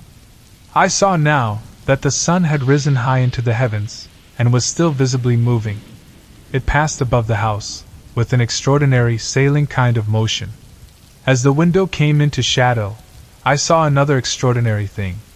The fine weather clouds were not passing easily across the sky, they were scampering, as though 100,000,000-hour wind blew. As they passed, they changed their shapes 1,000 times a minute, as though writhing with a strange life, and so were gone. And presently, others came, and whisked away likewise.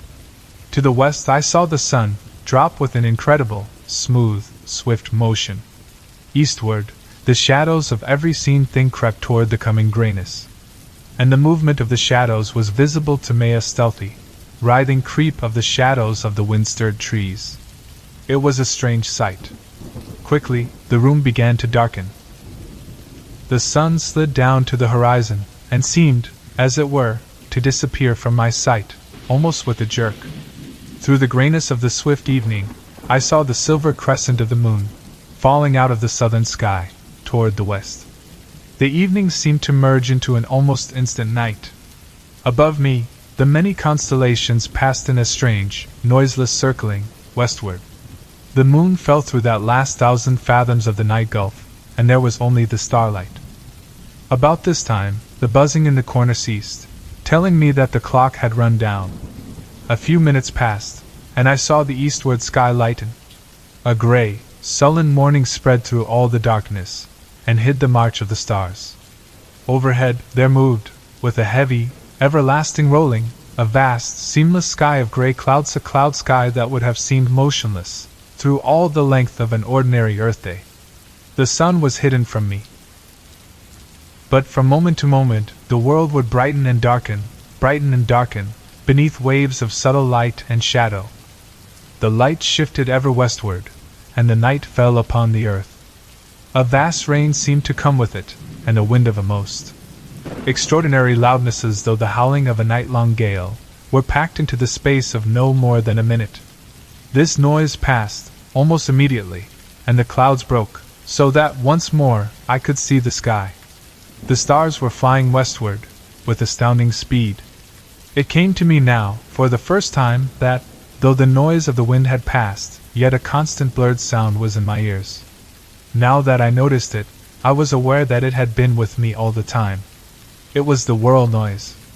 And then, even as I grasped at so much comprehension, there came the eastward light. No more than a few heartbeats, and the sun rose, swiftly. Through the trees I saw it, and then it was above the trees. Up, it soared, and all the world was light. It passed, with a swift, steady swing to its highest altitude, and fell thence, westward. I saw the day roll visibly over my head. A few light clouds flitted northward, and vanished. The sun went down with one swift, clear plunge, and there was about me, for a few seconds, the darker growing gray of the gloaming.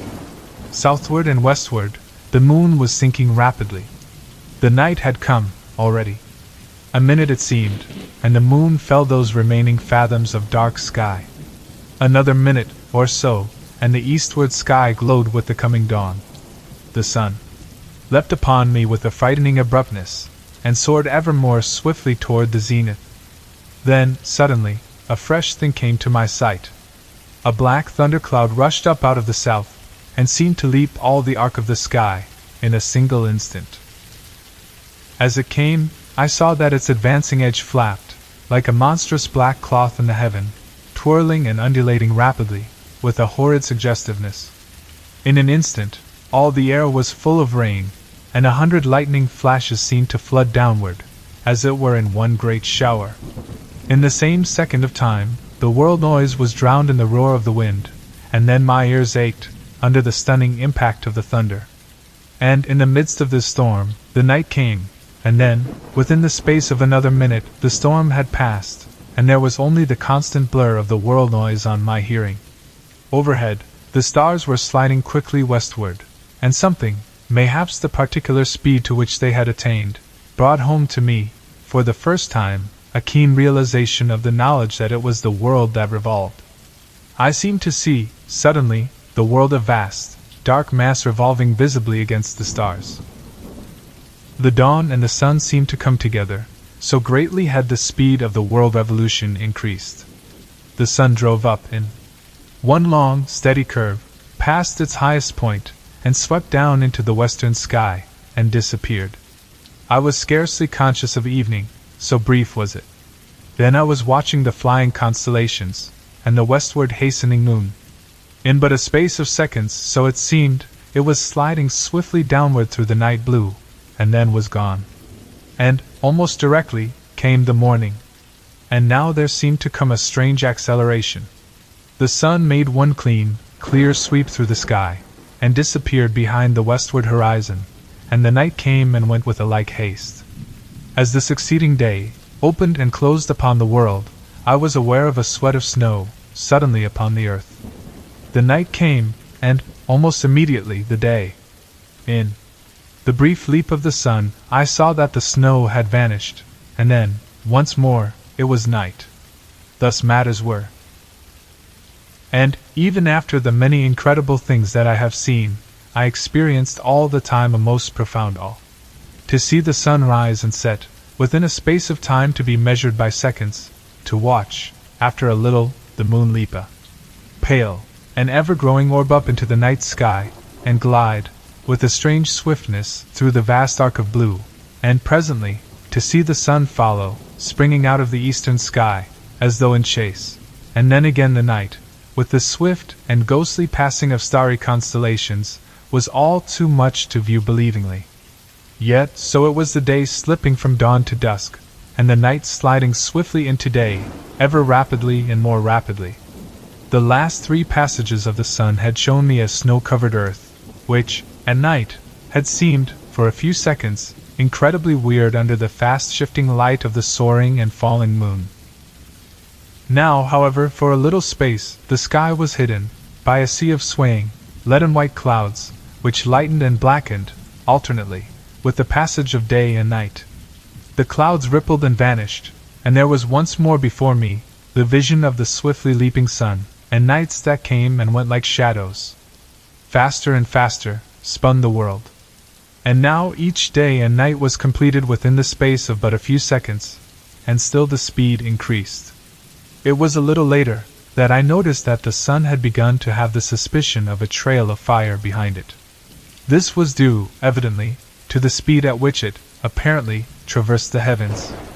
And, as the days sped, each one quicker than the last, the sun began to assume the appearance of a vast, flaming comet, flaring across the sky at short, periodic intervals.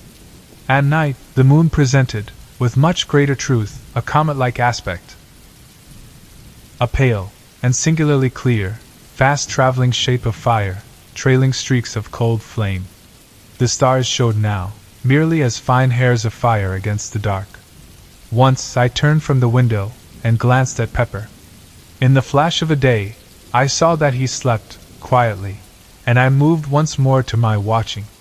The sun was now bursting up from the eastern horizon, like a stupendous rocket, seeming to occupy no more than a second or two in hurling from east to west. I could no longer perceive the passage of clouds across the sky, which seemed to have darkened somewhat.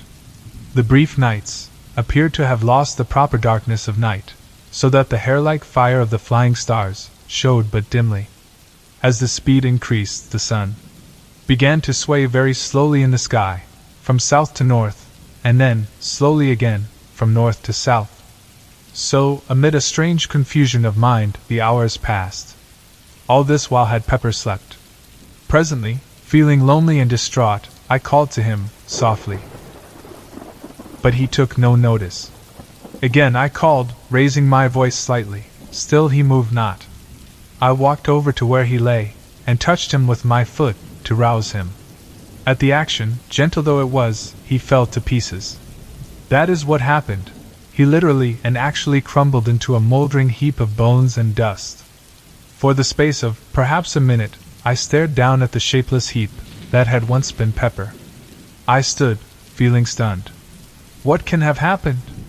I asked myself, not at once grasping the grim significance of that little hill of ash. Then, as I stirred the heap with my foot, it occurred to me that this could only happen in a great space of time. Years and years.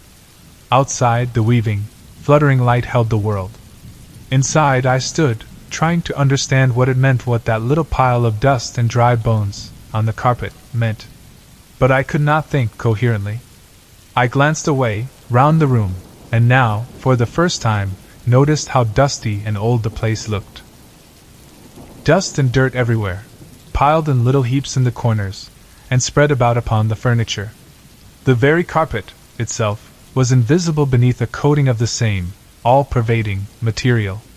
As I walked, little clouds of the stuff rose up from under my footsteps, and assailed my nostrils, with a dry, bitter odor that made me wheeze, huskily. Suddenly, as my glance fell again upon Pepper's remains, I stood still, and gave voice to my confusion, questioning, aloud, whether the years were, indeed, passing, whether this, which I had taken to be a form of vision, was, in truth, a reality. I paused. A new thought had struck me. Quickly, but with steps which, for the first time, I noticed, tottered, I went across the room to the great pier glass, and looked in. It was too covered with grime to give back any reflection, and with trembling hands I began to rub off the dirt.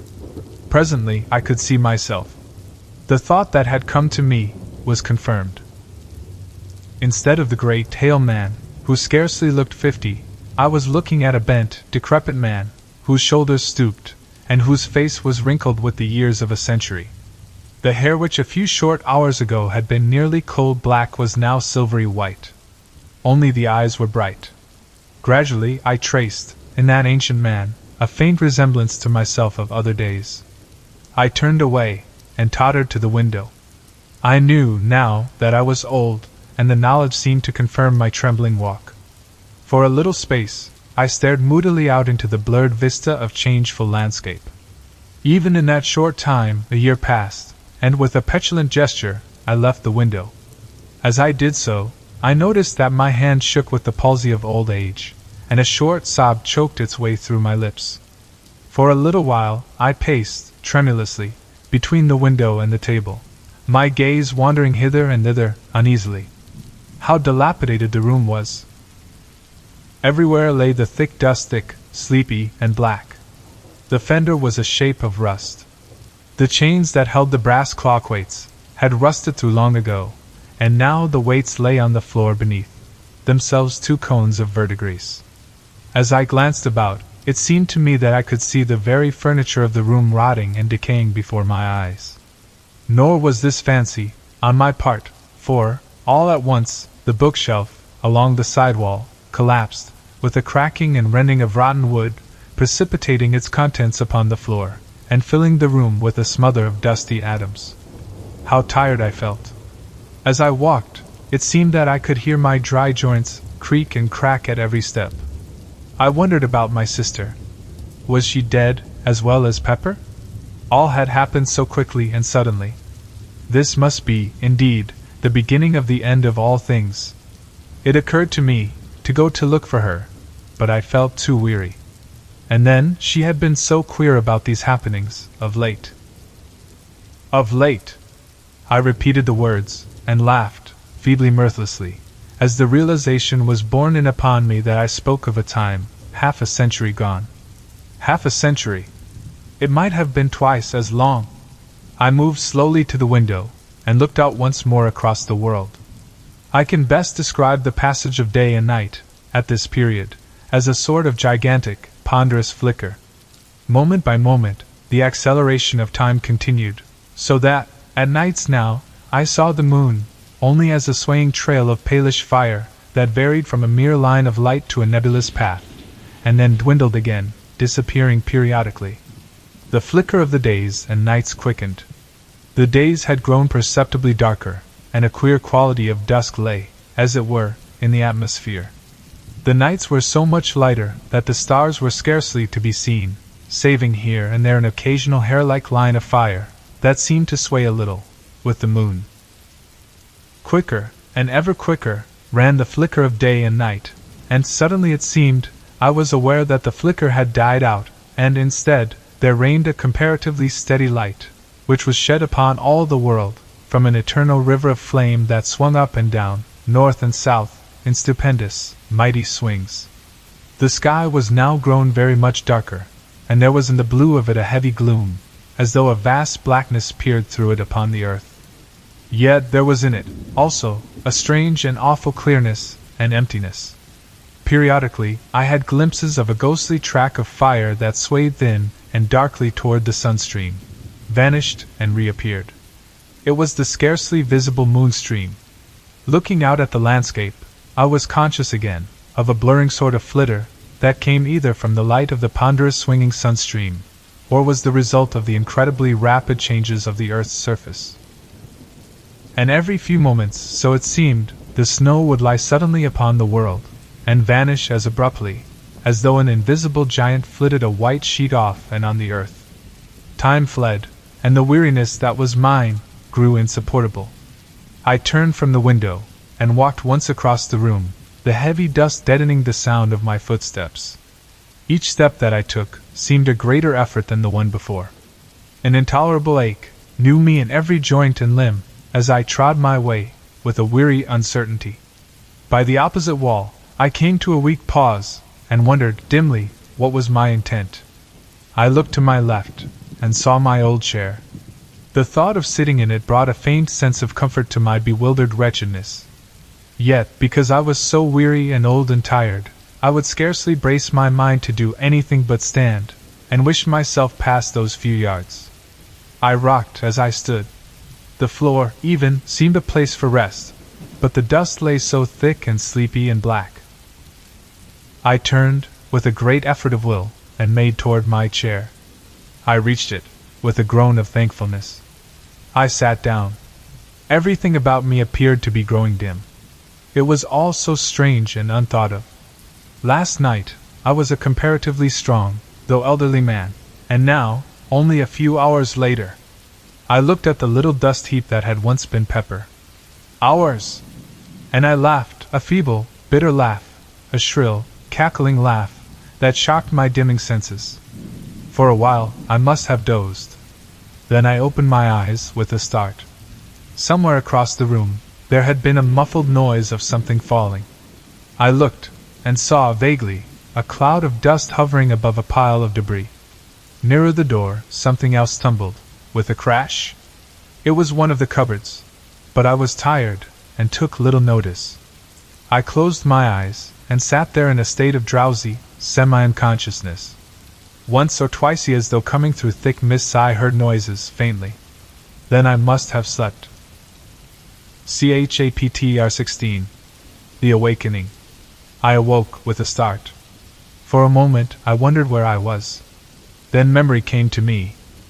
The room was still lit with that strange light half-sun, half moon light. I felt refreshed, and the tired, weary ache had left me. I went slowly across to the window, and looked out.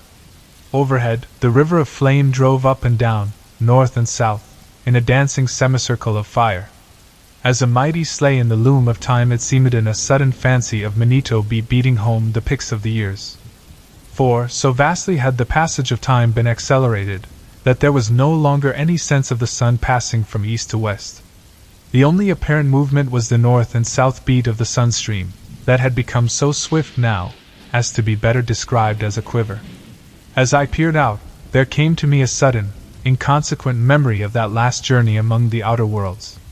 I remembered the sudden vision that had come to me, as I neared the solar system, of the fast whirling planets about the sun, as though the governing quality of time had been held in abeyance, and the machine of a universe allowed to run down in eternity, in a few moments or hours. The memory passed, along with a, but partially comprehended, suggestion that I had been permitted a glimpse into further time spaces. I stared out again, seemingly, at the quake of the sunstream. The speed seemed to increase, even as I looked. Several lifetimes came and went, as I watched. Suddenly it struck me, with a sort of grotesque seriousness, that I was still alive. I thought of Pepper, and wondered how it was that I had not followed his fate. He had reached the time of his dying, and had passed, probably through sheer length of years. And here was I, alive, hundreds of thousands of centuries after my rightful period of years. For a time I mused absently. Yesterday I stopped, suddenly. Yesterday! There was no yesterday. The yesterday of which I spoke had been swallowed up in the abyss of years, ages gone. I grew dazed with much thinking. Presently, I turned from the window, and glanced round the room. It seemed different, strangely, utterly different. Then I knew what it was that made it appear so strange. It was bare. There was not a piece of furniture in the room, not even a solitary fitting of any sort. Gradually, my amazement went, as I remembered that this was but the inevitable end of that process of decay, which I had witnessed commencing, before my sleep. Thousands of years! Millions of years! Over the floor was spread a deep layer of dust, that reached halfway up to the window seat. It had grown immeasurably, whilst I slept, and represented the dust of untold ages. Undoubtedly, atoms of the old, decayed furniture helped to swell its bulk, and somewhere among it all, mouldered the long-ago dead Pepper. All at once, it occurred to me that I had no recollection of wading knee-deep through all that dust, after I awoke. True, an incredible age of years had passed since I approached the window.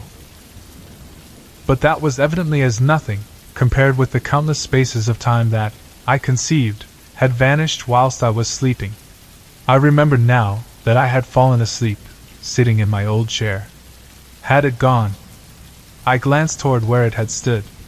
Of course, there was no chair to be seen. I could not satisfy myself whether it had disappeared, after my waking or before. If it had mouldered under me, surely, I should have been waked by the collapse. Then I remembered that the thick dust, which covered the floor, would have been sufficient to soften my fall, so that it was quite possible I had slept upon the dust for 1,000,000 years or more. As these thoughts wandered through my brain, I glanced again, casually, to where the chair had stood. Then, for the first time, I noticed that there were no marks, in the dust, of my footprints, between it and the window. But then, ages of years had passed, since I had awakens of thousands of years. My look rested thoughtfully, again upon the place where once had stood my chair. Suddenly, I passed from abstraction to intentness, for there, in its standing place, I made out a long undulation, rounded off with the heavy dust. Yet it was not so much hidden, but that I could tell what had caused it. I knew and shivered at the knowledge that it was a human body, ages dead, lying there, beneath the place where I had slept. It was lying on its right side, its back turned toward me. I could make out and trace each curve and outline, softened, and molded, as it were, in the black dust. In a vague sort of way, I tried to account for its presence there. Slowly, I began to grow bewildered, as the thought came to me that it lay just about where I must have fallen when the chair collapsed. Gradually, an idea began to form itself within my brain, a thought that shook my spirit. It seemed hideous and insupportable, yet it grew upon me, steadily, until it became a conviction. The body under that coating, that shroud of dust, was neither more nor less than my own dead shell. I did not attempt to prove it. I knew it now, and wondered I had not known it all along. I was a bodiless thing. A while I stood, trying to adjust my thoughts to this new problem. In time, how many thousands of years, I know not, attained to some degree of quietude sufficient to enable me to pay attention to what was transpiring around me. Now I saw that the elongated mound had sunk, collapsed, level with the rest of the spreading dust. And fresh atoms, impalpable, had settled above that mixture of grave powder, which the eons had ground. A long while I stood, turned from the window. Gradually I grew more collected, while the world slipped across the centuries into the future. Presently I began a survey of the room. Now I saw that time was beginning its destructive work, even on this strange old building. That it had stood through all the years was, it seemed to me, proof that it was something different from any other house. I do not think, somehow, that I had thought of its decaying. Though why, I could not have said. It was not until I had meditated upon the matter, for some considerable time, that I fully realized that the extraordinary space of time through which it had stood was sufficient to have utterly pulverized the very stones of which it was built, had they been taken from any earthly quarry. Yes, it was undoubtedly moldering now. All the plaster had gone from the walls, even as the woodwork of the room had gone, many ages before.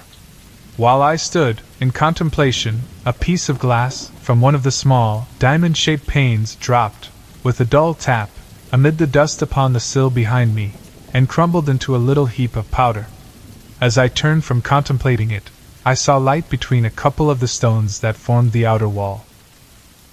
Evidently, the mortar was falling away. After a while, I turned once more to the window, and peered out. I discovered, now, that the speed of time had become enormous. The lateral quiver of the sunstream had grown so swift as to cause the dancing semicircle of flame to merge into, and disappear in, a sheet of fire that covered half the southern sky from east to west. From the sky, I glanced down to the gardens. They were just a blur of a palish, dirty green. I had a feeling that they stood higher than in the old days, a feeling that they were nearer my window, as though they had risen, bodily. Yet they were still a long way below me, for the rock over the mouth of the pit, on which this house stands, arches up to a great height. It was later that I noticed a change in the constant color of the gardens. The pale, dirty green was growing ever paler and paler, toward white. At last, after a great space, they became grayish-white, and stayed thus for a very long time. Finally, however, the grayness began to fade, even as had the green, into a dead white. And this remained constant and unchanged. And by this I knew that, at last, snow lay upon all the northern world. And so, by millions of years, time winged onward through eternity, to the end of which, in the old earth days, I had thought remotely, and in hazily speculative fashion. And now, it was approaching in a manner of which none had ever dreamed. I recollect that, about this time, I began to have a lively, though morbid, curiosity, as to what would happen when the end came, but I seemed strangely without imaginings. All this while, the steady process of decay was continuing. The few remaining pieces of glass had long ago vanished, and every now and then, a soft thud, and a little cloud of rising dust, would tell of some fragment of fallen mortar or stone. I looked up again, to the fiery sheet that quaked in the heavens above me and far down into the southern sky. As I looked, the impression was borne in upon me that it had lost some of its first brilliancy, that it was duller, deeper hued. I glanced down, once more, to the blurred white of the world's cape. Sometimes my look returned to the burning sheet of dulling flame that was, and yet hid, the sun. At times I glanced behind me, into the growing dusk of the great, silent room, with its Aeon carpet of sleeping dust. So, I watched through the fleeting ages, lost in soul-wearing thoughts and wonderings, and possessed with a new weariness. Chapter 17. The slowing rotation. It might have been a million years later that I perceived, beyond possibility of doubt, that the fiery sheet that lit the world was indeed darkening. Another vast space went by, and the whole enormous flame had sunk to a deep, copper color. Gradually it darkened, from copper to coppered, and from this, at times, to a deep, heavy, purplish tint, with, in it, a strange loom of blood. Although the light was decreasing, I could perceive no diminishment in the apparent speed of the sun. It still spread itself in that dazzling veil of speed. The world, so much of it as I could see, had assumed a dreadful shade of gloom, as though, in very deed, the last day of the worlds approached. The sun was dying, of that there could be little doubt, and still the earth whirled onward, through space and all the eons. At this time, I remember, an extraordinary sense of bewilderment took me. I found myself, later, wondering, mentally, amid an odd chaos of fragmentary modern theories and the old biblical story of the world's ending. Then, for the first time, there flashed across me the memory that the sun, with its system of planets, was, and had been, traveling through space at an incredible speed. Abruptly, the question rose where?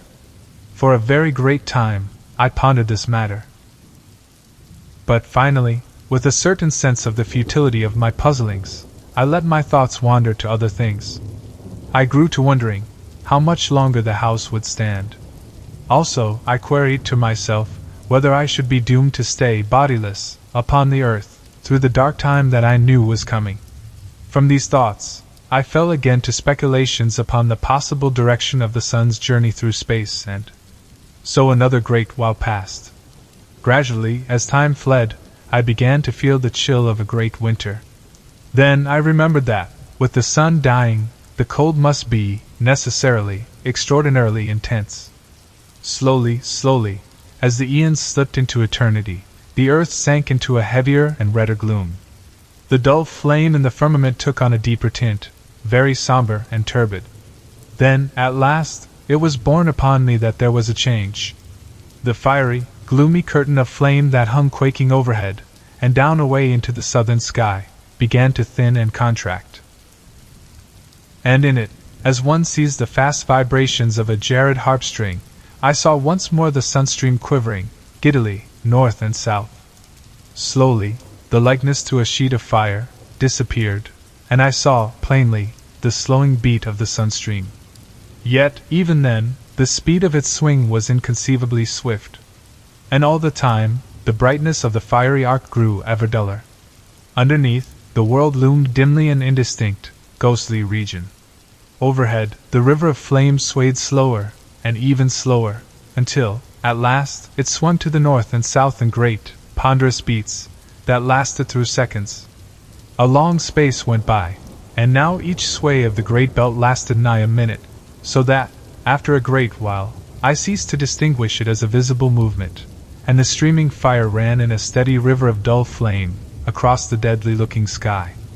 An indefinite period passed, and it seemed that the arc of fire became less sharply defined.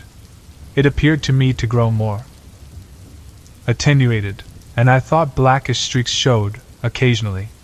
Presently, as I watched, the smooth onward flow ceased, and I was able to perceive that there came a momentary, but regular, darkening of the world. This grew until, once more, night descended, in short, but periodic, intervals upon the wearying earth. Longer and longer became the nights, and the days equaled them, so that, at last, the day and the night grew to the duration of seconds in length, and the sun showed, once more, like an almost invisible, copper-colored ball, within the glowing mistiness of its flight. Corresponding to the dark lines, showing at times in its trail, there were now distinctly to be seen on the half-visible sun itself, great, dark belts. Year after year flashed into the past, and the days and nights spread into minutes.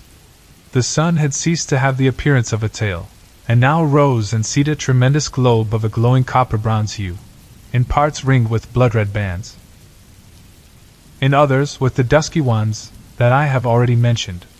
These circles, both red and black, were of varying thicknesses. For a time, I was at a loss to account for their presence. Then it occurred to me that it was scarcely likely that the sun would cool evenly all over, and that these markings were due, probably, to differences in temperature of the various areas, the red representing those parts where the heat was still fervent, and the black those portions which were already comparatively cool. It struck me, as a peculiar thing, that the sun should cool in evenly defined rings, until I remembered that, possibly, they were but isolated patches, to which the enormous rotatory speed of the sun had imparted a belt-like appearance. The sun, itself, was very much greater than the sun I had known in the old world days, and from this, I argued that it was considerably nearer. At nights the moon, still showed, but small and remote, and the light she reflected was so dull and weak that she seemed little more than the small, dim ghost of the olden moon that I had known. Gradually, the days and nights lengthened out, until they equaled a space somewhat less than one of the old earth hours, the sun rising and setting like a great, ruddy bronze disk, crossed with ink-black bars. About this time, I found myself able once more to see the gardens with clearness. For the world had now grown very still and changeless. Yet I am not correct in saying gardens, for there were no gardens, nothing that I knew or recognized. In place thereof, I looked out upon a vast plain, stretching away into distance. A little to my left, there was a low range of hills. Everywhere, there was a uniform, white covering of snow, in places rising into hummocks and ridges. It was only now that I recognized how really great had been the snowfall.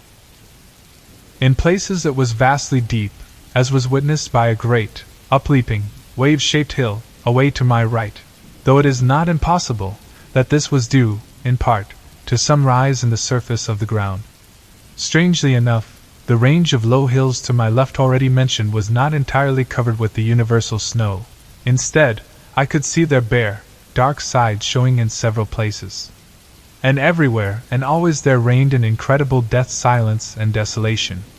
The immutable, awful quiet of a dying world. All this time, the days and nights were lengthening, perceptibly. Already, each day occupied maybe some 2 hours from dawn to dusk. At night, I had been surprised to find that there were very few stars overhead, and these small, though of an extraordinary brightness, which I attributed to the peculiar, but clear, blackness of the night time. Away to the north, I could discern a nebulous sort of mistiness, not unlike, in appearance, a small portion of the Milky Way. It might have been an extremely remote star cluster, or thought came to me suddenly, perhaps it was the sidereal universe that I had known, and now left far behind, for very small, dimly glowing mist of stars, far in the depths of space. Still, the days and nights lengthened, slowly. Each time, the sun rose duller than it had set, and the dark belts increased in breadth. About this time, there happened a fresh thing. The sun, earth, and sky were suddenly darkened, and apparently blotted out for a brief space. I had a sense, a certain awareness, I could learn little by sight, that the earth was enduring a very great fall of snow. Then, in an instant, the veil that had obscured everything vanished, and I looked out once more. A marvelous sight met my gaze. The hollow in which this house, with its gardens, stands was brimmed with snow. It lipped over the sill of my window. Everywhere, it lay, a great level stretch of white, which caught and reflected, gloomily, the somber coppery glows of the dying sun. The world had become a shadowless plain, from horizon to horizon. I glanced up at the sun. It shone with an extraordinary, dull clearness. I saw it, now, as one who, until then, had seen it, only through a partially obscuring medium. All about it, the sky had become black, with a clear, deep blackness, frightful in its nearness, and its unmeasured deep, and its utter unfriendliness. For a great time, I looked into it, newly, and shaken and fearful. It was so near. Had I been a child, I might have expressed some of my sensation and distress by saying that the sky had lost its roof. Later I turned, and peered about me, into the room. Everywhere, it was covered with a thin shroud of the all-pervading white. I could see it but dimly, by reason of the somber light that now lit the world. It appeared to cling to the ruined walls, and the thick, soft dust of the years that covered the floor knee-deep was nowhere visible. The snow must have blown in through the open framework of the windows. Yet in no place had it drifted, but lay everywhere about the great, old room, smooth and level. Moreover, there had been no wind these many thousand years. But there was the snow, as I have told, and all the earth was silent. And there was a cold, such as no living man can ever have known. The earth was now illuminated by day, with a most doleful light, beyond my power to describe. It seemed as though I looked at the great plain, through the medium of a bronze-tinted sea. It was evident that the earth's rotatory movement was departing, steadily. The end came, all at once. The night had been the longest yet, and when the dying sun showed, at last, above the world's edge, I had grown so wearied of the dark that I greeted it as a friend. It rose steadily, until about 20 degrees above the horizon. Then, it stopped suddenly, and, after a strange retrograde movement, hung motionless a great shield in the sky. 9. Only the circular rim of the sun showed brightly this, and one thin streak of light near the equator. Gradually, even this thread of light died out, and now, all that was left of our great and glorious sun was a vast dead disk, rimmed with a thin circle of bronzered light. The green star. The world was held in a savage gloom, cold and intolerable. Outside, all was quiet. From the dark room behind me came the occasional, soft thud, of falling matter fragments of rotting stone. So time passed, and night grasped the world, wrapping it in wrappings of impenetrable blackness. There was no night sky, as we know it. Even the few straggling stars had vanished, conclusively. I might have been in a shuttered room, without a light, for all that I could see. Only in the impalpableness of gloom, opposite, burnt that vast, encircling hair of dull fire. Beyond this, there was no ray in all the vastitude of night that surrounded me, save that, far in the north, that soft, mist-like glow still shone. Silently years moved on. What period of time passed, I shall never know. It seemed to me, waiting there, that eternities came and went, stealthily, and still I watched. I could see only the glow of the sun's edge at times. For now, it had commenced to come and go, lighting up a while, and again becoming extinguished. All at once, during one of these periods of life, a sudden flame cut across the night, a quick glare that lit up the dead earth, shortly, giving me a glimpse of its flat lonesomeness. The light appeared to come from the sun, shooting out from somewhere near its center, diagonally. A moment I gazed, startled. Then the leaping flame sank, and the gloom fell again. But now it was not so dark, and the sun was belted by a thin line of vivid, white light. I stared intently. Had a volcano broken out on the sun? Yet I negatived the thought, as soon as formed. I felt that the light had been far too intensely white and large for such a cause. Another idea there was, that suggested itself to me. It was that one of the inner planets had fallen into the sun, becoming incandescent under that impact. This theory appealed to me, as being more plausible, and accounting more satisfactorily for the extraordinary size and brilliance of the blaze that had lit up the dead world, so unexpectedly. Full of interest and emotion, I stared, across the darkness, at that line of white fire, cutting the night. One thing it told to me, unmistakably, the sun was yet rotating at an enormous speed. 11. Thus I knew that the years were still fleeting at an incalculable rate, though so far as the earth was concerned, life and light, and time, were things belonging to a period lost in the long-gone ages. After that one burst of flame, the light had shone, only as an encircling band of bright fire. Now, however, as I watched, it began slowly to sink into a ruddy tint, and later, to a dark, coppered color, much as the sun had done. Presently it sank to a deeper hue, and in a still further space of time, it began to fluctuate, having periods of glowing, and anon dying. Thus, after a great while, it disappeared. Long before this, the smoldering edge of the sun had deadened into blackness. And so, in that supremely future time, the world, dark and intensely silent, rode on its gloomy orbit around the ponderous mass of the dead sun. My thoughts, at this period, can be scarcely described. At first, they were chaotic and wanting in coherence. But later, as the ages came and went, my soul seemed to imbibe the very essence of the oppressive solitude and dreariness that held the earth. With this feeling, there came a wonderful clearness of thought, and I realized, despairingly, that the world might wander for ever through that enormous night. For a while, the unwholesome idea filled me with a sensation of overbearing desolation, so that I could have cried like a child. In time, however, this feeling grew, almost insensibly, less, and an unreasoning hope possessed me. Patiently I waited. From time to time, the noise of dropping particles, behind in the room, came dully to my ears. Once, I heard a loud crash, and turned, instinctively, to look, forgetting, for the moment, the impenetrable night in which every detail was submerged. In a while, my gaze sought the heavens, turning, unconsciously, toward the north. Yes, the nebulous glow still showed. Indeed, I could have almost imagined that it looked somewhat plainer. For a long time, I kept my gaze fixed upon it, feeling, in my lonely soul, that its soft haze was, in some way, a tie with the past. Strange, the trifles from which one can suck comfort. And yet, had I but known, but I shall come to that in its proper time. For a very long space, I watched, without experiencing any of the desire for sleep that would so soon have visited me in the old earth days. How I should have welcomed it, if only to have passed the time, away from my perplexities and thoughts. Several times, the comfortless sound of some great piece of masonry falling disturbed my meditations, and once, it seemed, I could hear whispering in the room behind me. Yet it was utterly useless to try to see anything. Such blackness, as existed, scarcely can be conceived.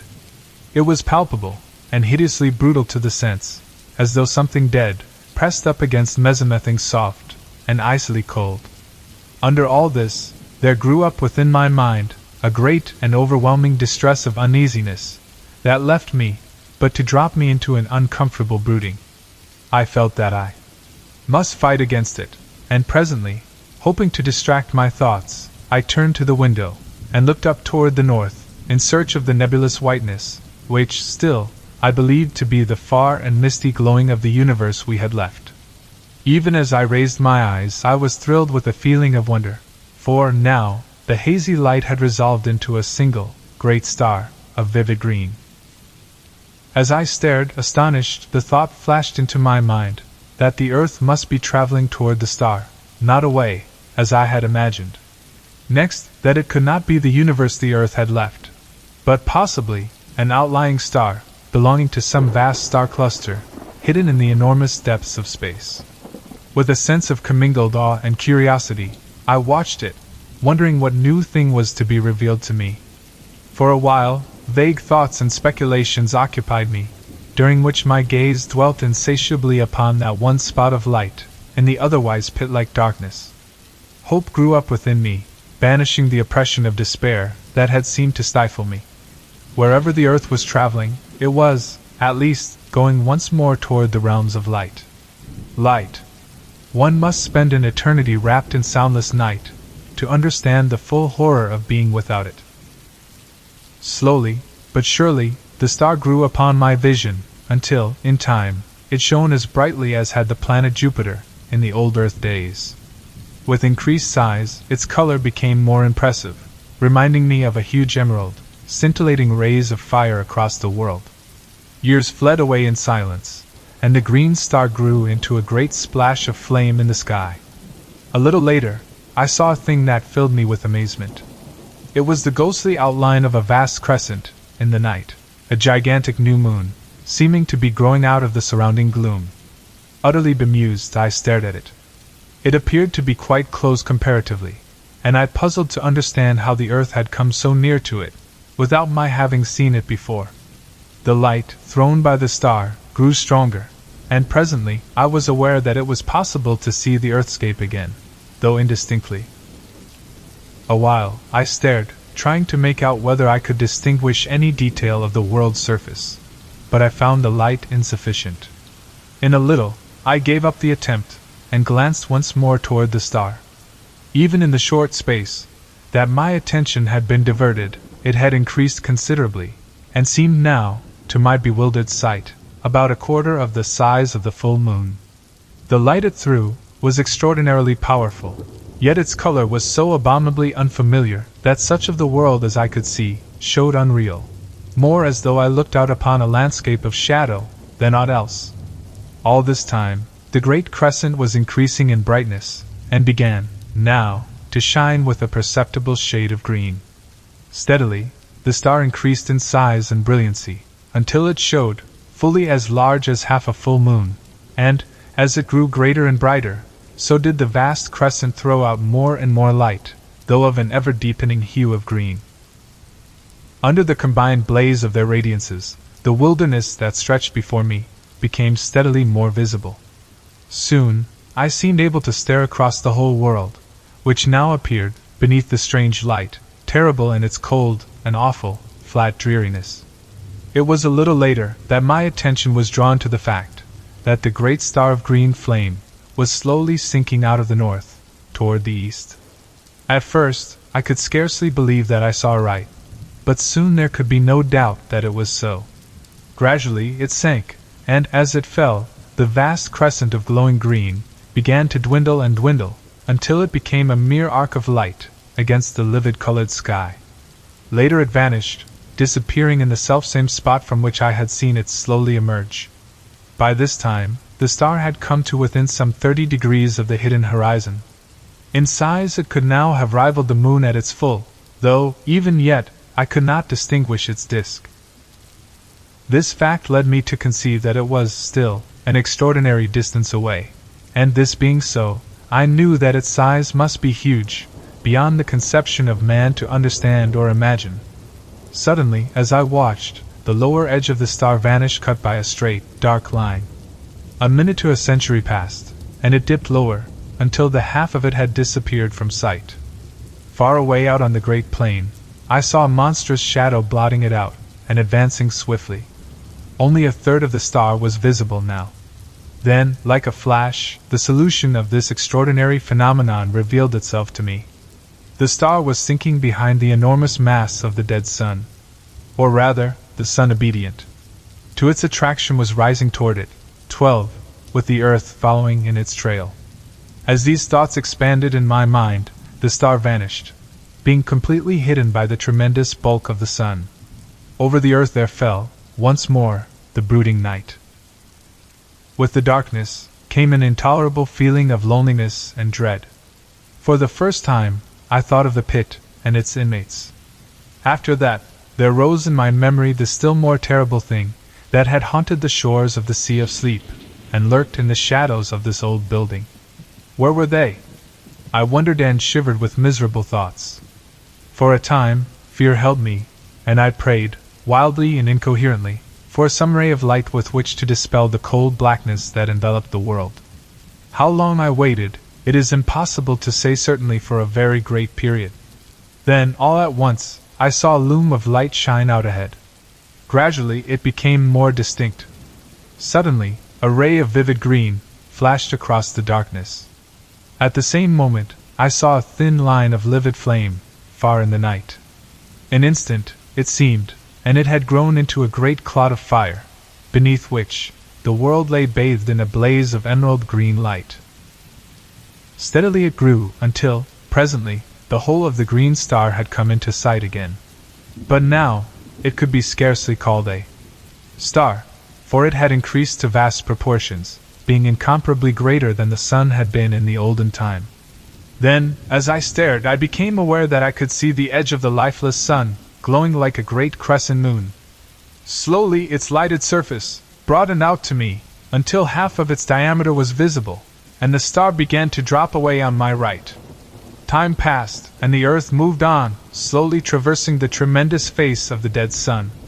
13. Gradually, as the earth traveled forward, the star fell still more to the right, until, at last, it shone on the back of the house, sending a flood of broken rays in through the skeleton-like walls. Glancing upward, I saw that much of the ceiling had vanished, enabling me to see that the upper stories were even more decayed. The roof had, evidently, gone entirely. And I could see the green effulgence of the starlight shining in, slantingly. CHAPTR 19. The end of the solar system. From the abutment, where once had been the windows through which I had watched that first, fatal dawn, I could see that the sun was hugely greater than it had been when first the star lit the world. So great was it, that its lower edge seemed almost to touch the far horizon.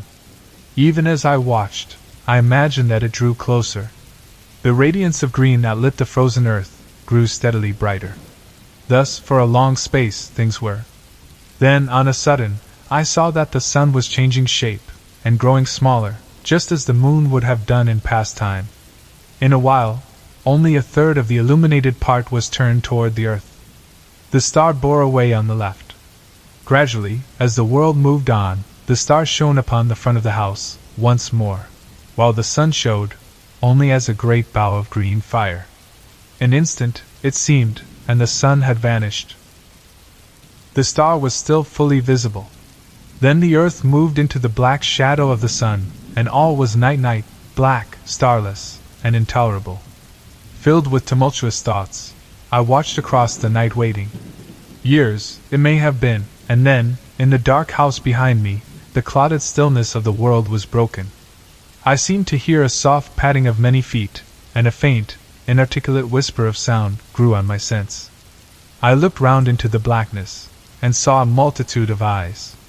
As I stared, they increased, and appeared to come toward me. For an instant I stood unable to move. Then a hideous swine noise, 14, rose up into the night, and at that I leapt from the window, out onto the frozen world.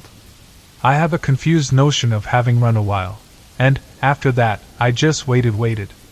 Several times I heard shrieks, but always as though from a distance. Except for these sounds, I had no idea of the whereabouts of the house. Time moved onward. I was conscious of little, save a sensation of cold and hopelessness and fear. An age, it seemed, and there came a glow that told of the coming light. It grew tardily. Then with a loom of unearthly glory the first ray from the green star struck over the edge of the dark sun, and lit the world. It fell upon a great, ruined structure, some 200 yards away. It was the house. Staring, I saw a fearsome sight. Over its walls crawled a legion of unholy things, almost covering the old building, from tottering towers to base. I could see them, plainly. They were the swine creatures. The world moved out into the light of the star, and I saw that, now, it seemed to stretch across a quarter of the heavens. The glory of its livid light was so tremendous that it appeared to fill the sky with quivering flames. Then I saw the sun. It was so close that half of its diameter lay below the horizon. And, as the world circled across its face, it seemed to tower right up into the sky, a stupendous dome of emerald-colored fire. From time to time, I glanced toward the house, but the swine thing seemed unaware of my proximity. Years appeared to pass slowly. The earth had almost reached the center of the sun's disk. The light from the green soothes, now it must be called, shone through the interstices that gapped the molded walls of the old house, giving them the appearance of being wrapped in green flames. The swine creatures still crawled about the walls. Suddenly, there rose a loud roar of swine voices, and up from the center of the roofless house shot a vast column of blood-red flame. I saw the little, twisted towers and turrets flash into fire, yet still preserving their twisted crookedness. The beams of the green sun beat upon the house, and intermingled with its lurid glows, so that it appeared a blazing furnace of red and green fire. Fascinated, I watched, until an overwhelming sense of coming danger drew my attention. I glanced up, and at once it was borne upon me that the sun was closer, so close, in fact, that it seemed to overhang the world. Then I know not how I was caught up into strange heights, floating like a bubble in the awful effulgence. Far below me, I saw the earth, with the burning house leaping into an ever-growing mountain of flame. Round about it, the ground appeared to be glowing, and in places, heavy wreaths of yellow smoke ascended from the earth. It seemed as though the world were becoming ignited from that one plague spot of fire. Faintly, I could see the swine things. They appeared quite unharmed. Then the ground seemed to cave in, suddenly, and the house, with its load of foul creatures, disappeared into the depths of the earth, sending a strange, blood-colored cloud into the heights. I remembered the hell pit under the house. In a while, I looked round. The huge bulk of the sun rose high above me. The distance between it and the earth grew rapidly less. Suddenly, the earth appeared to shoot forward. In a moment, it had traversed the space between it and the sun. I heard no sound, but out from the sun's face gushed an ever-growing tongue of dazzling flame. It seemed to leap, almost to the distant green sun hearing through the emerald light, a very cataract of blinding fire. It reached its limit, and sank, and on the sun glowed a vast splash of burning white, the grave of the earth. The sun was very close to me, now. Presently, I found that I was rising higher, until, at last, I rode above it, in the emptiness. The green sun was now so huge that its breadth seemed to fill up all the sky ahead. I looked down, and noted that the sun was passing directly beneath me. A year may have gone by or a century, and I was left, suspended, alone. The sun showed far in front, a black, circular mass, against the molten splendor of the great, green orb. Near one edge I observed that a lurid glow had appeared, marking the place where the earth had fallen. By this I knew that the long-dead sun was still revolving, though with great slowness. Afar to my right, I seemed to catch, at times, a faint glow of whitish light. For a great time, I was uncertain whether to put this down to fancy or not. Thus, for a while, I stared, with fresh wonderings, until, at last, I knew that it was no imaginary thing, but a reality. It grew brighter, and presently, there slid out of the green, a pale globe of softest white. It came nearer, and I saw that it was apparently surrounded by a robe of gently glowing clouds. Time passed. I glanced toward the diminishing sun. It showed, only as a dark blot on the face of the green sun. As I watched, I saw it grow smaller, steadily, as though rushing toward the superior orb at an immense speed. Intently I stared. What would happen? I was conscious of extraordinary emotions, as I realized that it would strike the green sun. It grew no bigger than a pea, and I looked, with my whole soul, to witness the final end of our system, that system which had borne the world through so many eons, with its multitudinous sorrows and joys. And now, suddenly, something crossed my vision, cutting from sight all vestige of the spectacle I watched with such sole interest. What happened to the dead sun, I did not see. But I have no reason in the light of that which I saw afterward to disbelieve that it fell into the strange fire of the green sun, and so perished. And then, suddenly, an extraordinary question rose in my mind, whether this stupendous globe of green fire might not be the vast central sun, the great sun, round which our universe and countless others revolve. I felt confused. I thought of the probable end of the dead sun, and another suggestion came. Dumbly do the dead stars make the green sun their grave? The idea appealed to me with no sense of grotesqueness, but rather as something both possible and probable. CHAPTRXX. The celestial globes. For a while many thoughts crowded my mind, so that I was unable to do aught save stare, blindly, before me. I seemed whelmed in a sea of doubt and wonder and sorrowful remembrance. It was later that I came out of my bewilderment. I looked about dazedly. Thus, I saw so extraordinary a sight that, for a while, I could scarcely believe I was not still wrapped in the visionary tumult of my own thoughts. Out of the raining green had grown a boundless river of softly shimmering globes, each one enfolded in a wondrous fleece of pure cloud. They reached, both above and below me, to an unknown distance, and not only hid the shining of the green sun, but supplied, in place thereof, a tender glow of light, that suffused itself around me, like unto nothing I have ever seen, before or since. In a little, I noticed that there was about these spheres a sort of transparency, almost as though they were formed of clouded crystal, within which burned a radiance gentle and subdued. They moved on, past me, continually, floating onward at no great speed, but rather as though they had eternity before them. A great while I watched, and could perceive no end to them. At times, I seemed to distinguish faces amid the cloudiness, but strangely indistinct, as though partly real, and partly formed of the mistiness through which they showed. For a long time I waited passively, with a sense of growing content. I had no longer that feeling of unutterable loneliness, but felt, rather, that I was less alone than I had been for culpas of years. This feeling of contentment increased, so that I would have been satisfied to float in company with those celestial globules forever. Ages slipped by, and I saw the shadowy faces, with increased frequency, also with greater plainness. Whether this was due to my soul having become more attuned to its surroundings, I cannot tell. Probably it was so.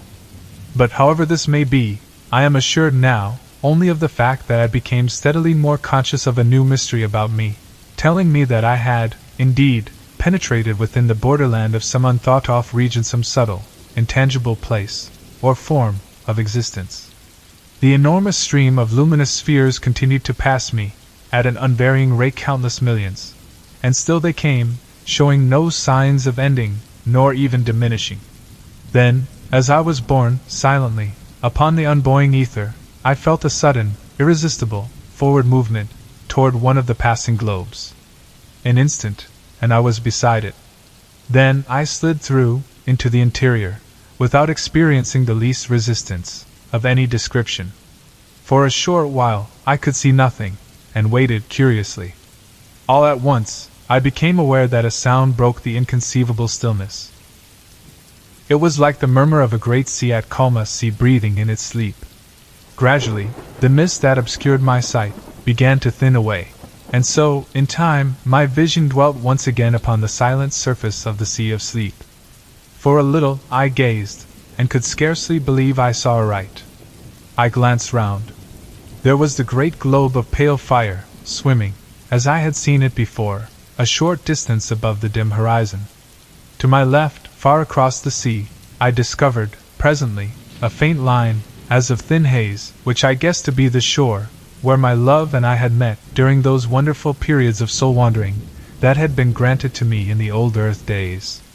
Another, a troubled, memory came to me, the formless thing that had haunted the shores of the sea of sleep, the guardian of that silent, echoless place. These, and other, details I remembered, and knew, without doubt, that I was looking out upon that same sea. With the assurance, I was filled with an overwhelming feeling of surprise, and joy, and shaken expectancy, conceiving it possible that I was about to see my love again. Intently I gazed around, but could catch no sight of her. At that, for a little, I felt hopeless. Fervently I prayed, and ever peered anxiously. How still was the sea! Down, far beneath me, I could see the many trails of changeful fire that had drawn my attention formerly. Vaguely, I wondered what caused them. Also, I remembered that I had intended to ask my dear one about them, as well as many other matters, and I had been forced to leave her before the half that I had wished to say was said. My thoughts came back with a leap. I was conscious that something had touched me. I turned quickly. God, thou wert indeed gracious, it was she. She looked up into my eyes, with an eager longing, and I looked down to her, with all my soul. I should like to have held her, but the glorious purity of her face kept me afar. Then, out of the winding mist, she put her dear arms. Her whisper came to me, soft as the rustle of a passing cloud. Dearest, she said. That was all, but I had heard, and in a moment I held her to me as I prayed forever. In a little, she spoke of many things, and I listened. Willingly would I have done so through all the ages that are to come. At times, I whispered back, and my whispers brought to her spirit face, once more, an indescribably delicate tint, the bloom of love. Later, I spoke more freely, and to each word she listened, and made answer delightfully, so that, already, I was in paradise. She and I, and nothing, save the silent, spacious void to see us, and only the quiet waters of the sea of sleep to hear us. Long before, the floating multitude of cloud-enfolded spheres had vanished into nothingness. Thus, we looked upon the face of the slumberous deeps, and were alone. Alone, God, I would be thus alone in the hereafter, and yet be never lonely. I had her, and greater than this, she had me. I enaged me, and on this thought, and some others, I hope to exist through the few remaining years that may yet lie between us. Chapter 21. The Dark Sun. How long our souls lay in the arms of joy, I cannot say. But all at once, I was waked from my happiness, by a diminution of the pale and gentle light that lit the sea of sleep.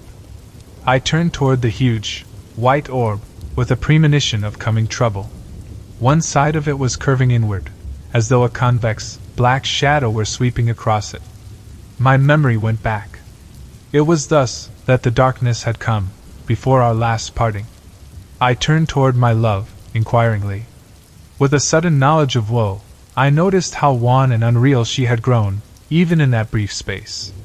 Her voice seemed to come to me from a distance. The touch of her hands was no more than the gentle pressure of a summer wind, and grew less perceptible. Already, quite half of the immense globe was shrouded. A feeling of desperation seized me. Was she about to leave me? Would she have to go, as she had gone before? I questioned her, anxiously, frightenedly, and she, nestling closer, explained, in that strange, far-away voice, that it was imperative she should leave me, before the sun of darkness, as she termed it, blotted out the light. At this confirmation of my fears I was overcome with despair, and could only look, voicelessly, across the quiet plains of the silent sea. How swiftly the darkness spread across the face of the white orb! Yet, in reality, the time must have been long, beyond human comprehension. At last, only a crescent of pale fire lit the now dim sea of sleep. All this while she had held me, but with so soft a caress that I had been scarcely conscious of it. We waited there, together, she and I, speechless, for very sorrow. In the dimming light, her face showed, shadowy, blending into the dusky mistiness that encircled us. Then, when a thin, curved line of soft light was all that lit the sea, she released me, pushing me from her, tenderly. Her voice sounded in my ears, "I may not stay longer, dear one." It ended in a sob. She seemed to float away from me, and became invisible. Her voice came to me, out of the shadows, faintly, apparently from a great distance. A little while it died away, remotely. In a breath, the sea of sleep darkened into night. Far to my left, I seemed to see, for a brief instant, a soft glow. It vanished, and in the same moment I became aware that I was no longer above the still sea, but once more suspended in infinite space, with the green sun now eclipsed by a vast, dark sphere before me. Utterly bewildered, I stared, almost unseeingly, at the ring of green flames, leaping above the dark edge. Even in the chaos of my thoughts, I wondered, dully, at their extraordinary shapes. A multitude of questions assailed me. I thought more of her, I had so lately seen, than of the sight before me. My grief, and thoughts of the future, filled me. Was I doomed to be separated from her, always? Even in the old earth days she had been mine, only for a little while, then she had left me, as I thought, forever. Since then, I had seen her but these times, upon the sea of sleep. A feeling of fierce resentment filled me, and miserable questionings. Why could I not have gone with my love? What reason to keep us apart? Why had I to wait alone, while she slumbered through the years, on the still bosom of the sea of sleep? The sea of sleep. My thoughts turned, inconsequently, out of their channel of bitterness, to fresh, desperate questionings.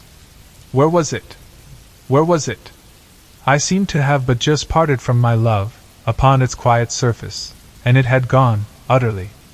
It could not be far away. And the white orb which I had seen hidden in the shadow of the sun of darkness.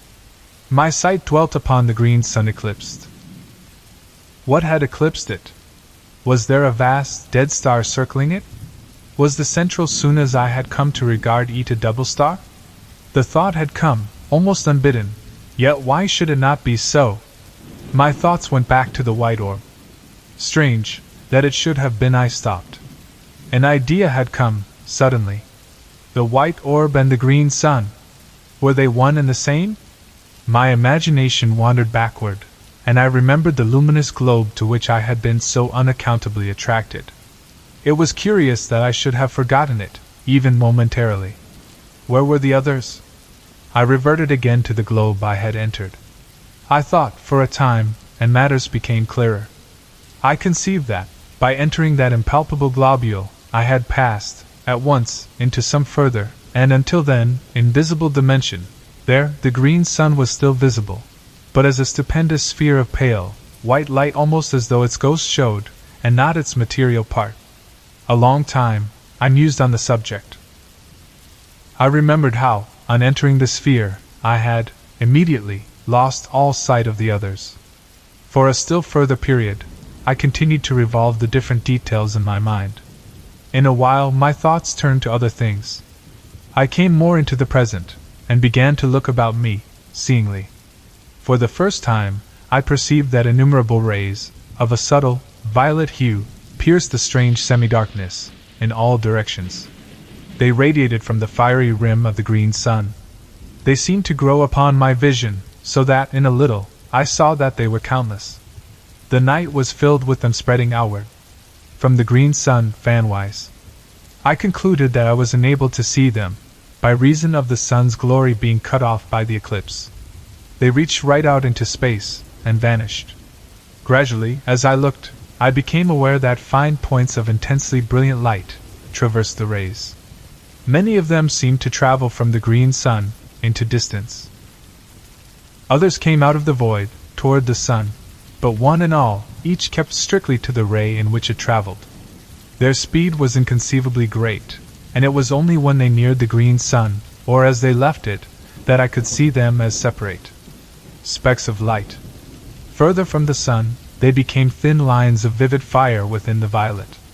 The discovery of these rays, and the moving sparks, interested me extraordinarily. To where did they lead, in such countless profusion? I thought of the worlds in space.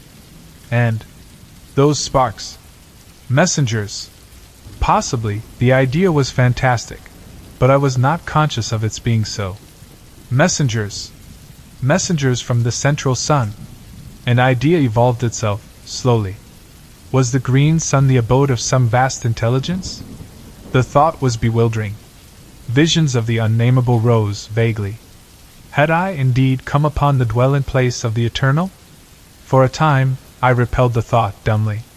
It was too stupendous. Yet, huge, vague thoughts had birth within me. I felt, suddenly, terribly naked. And an awful nearness shook me. And heaven! Was that an illusion?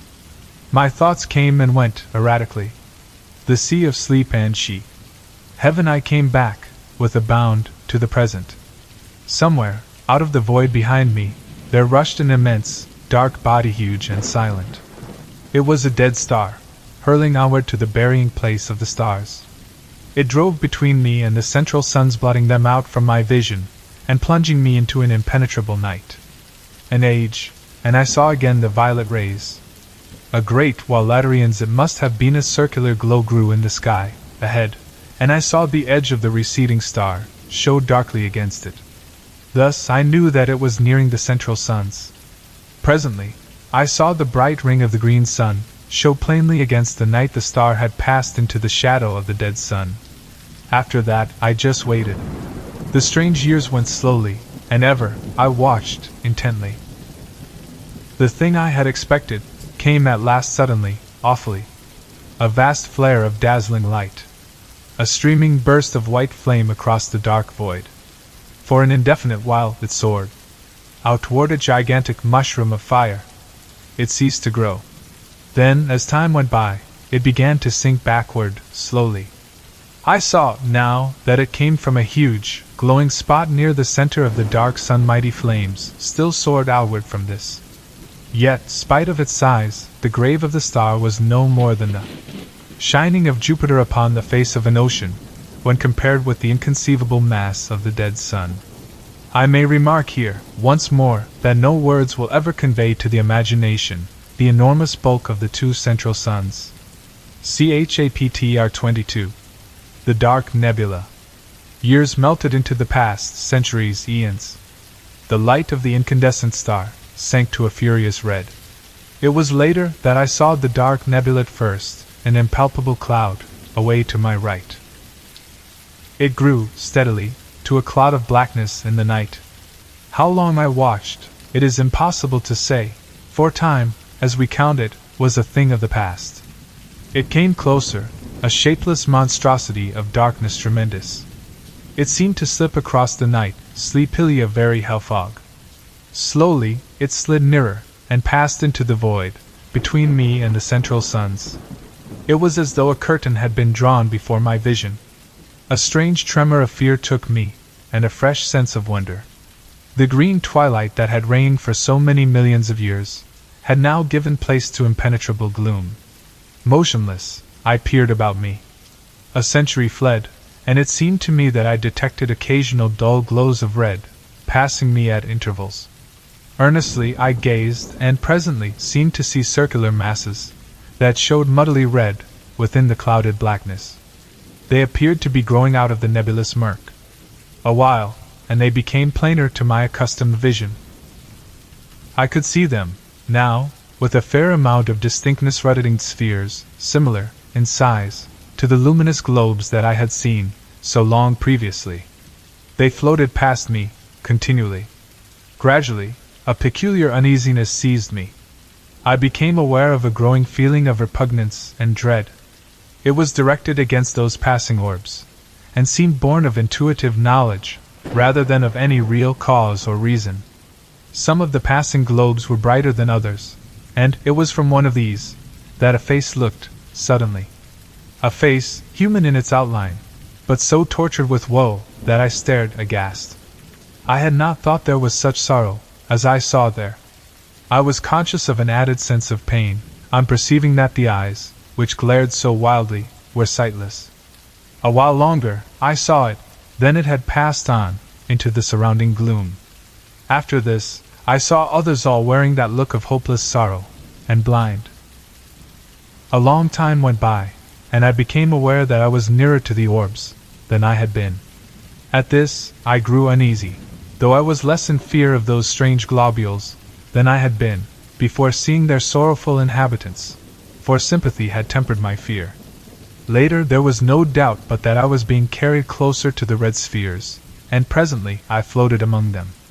In a while, I perceived one bearing down upon me. I was helpless to move from its path. In a minute it seemed it was upon me, and I was submerged in a deep red mist.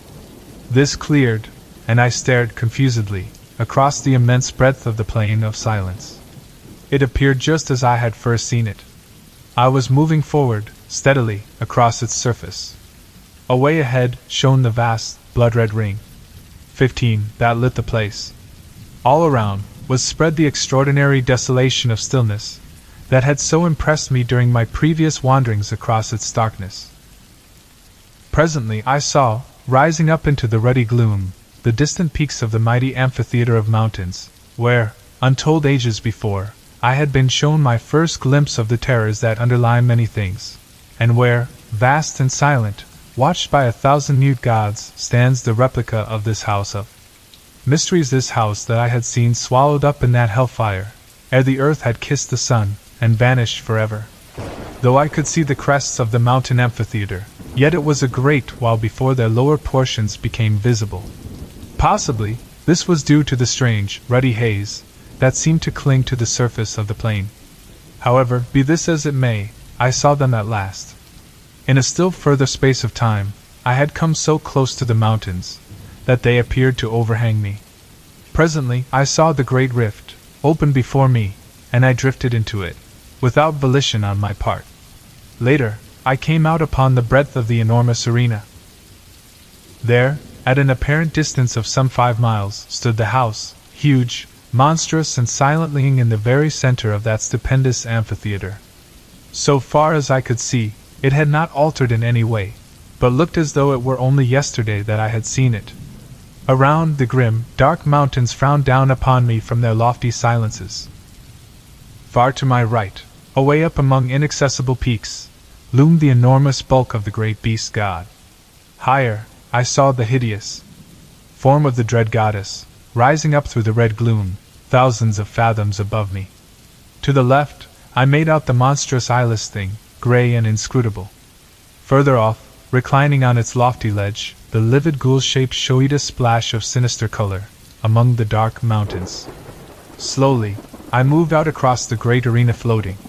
As I went, I made out the dim forms of many of the other lurking horrors that peopled those supreme heights.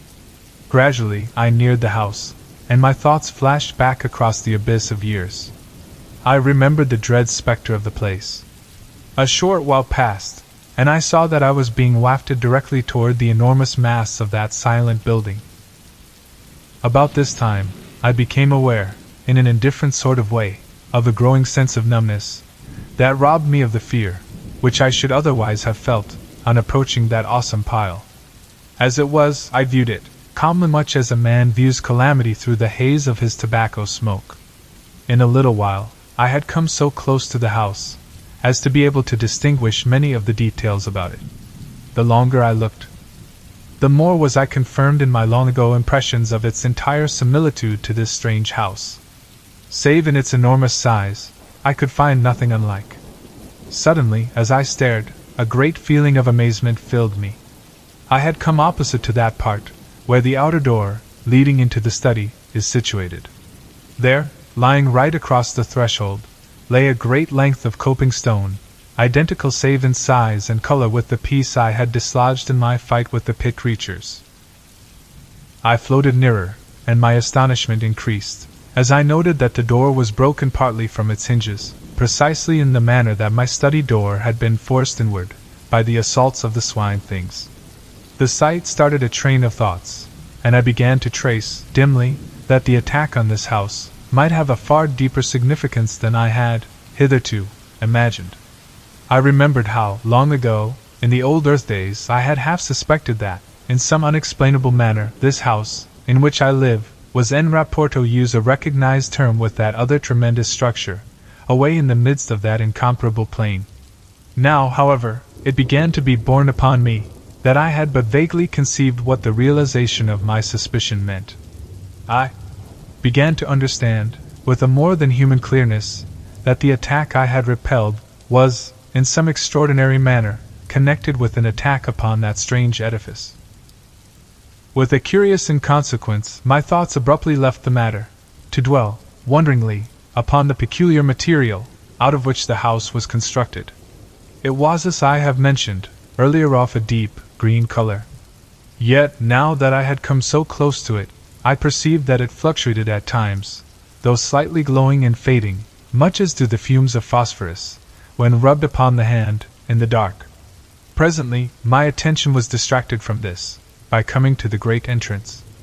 Here, for the first time, I was afraid, for, all in a moment, the huge doors swung back, and I drifted in between them, helplessly.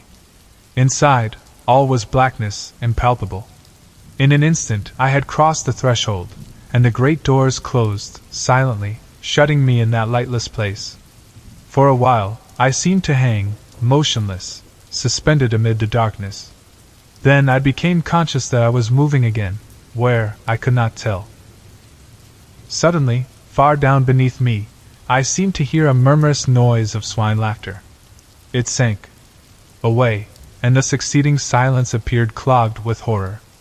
Then a door opened somewhere ahead, a white haze of light filtered through, and I floated slowly into a room that seemed strangely familiar. All at once, there came a bewildering, screaming noise that deafened me. I saw a blurred vista of visions, flaming before my sight. My senses were dazed, through the space of an eternal moment. Then, my power of seeing came back to me. The dizzy, hazy feeling passed, and I saw, clearly. Chapter 23. Pepper. I was seated in my chair, back again in this old study. My glance wandered round the room.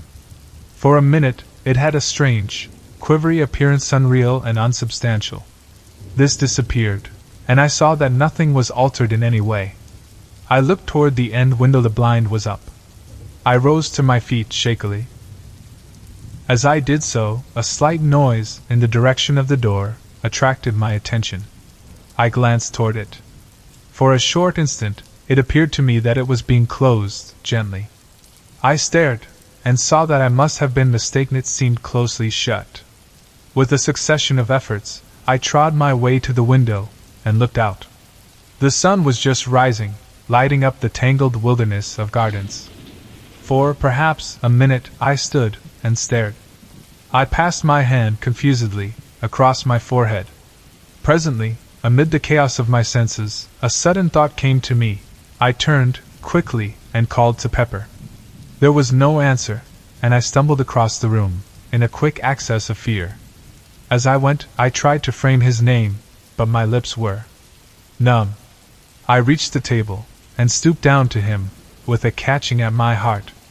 He was lying in the shadow of the table, and I had not been able to see him distinctly from the window.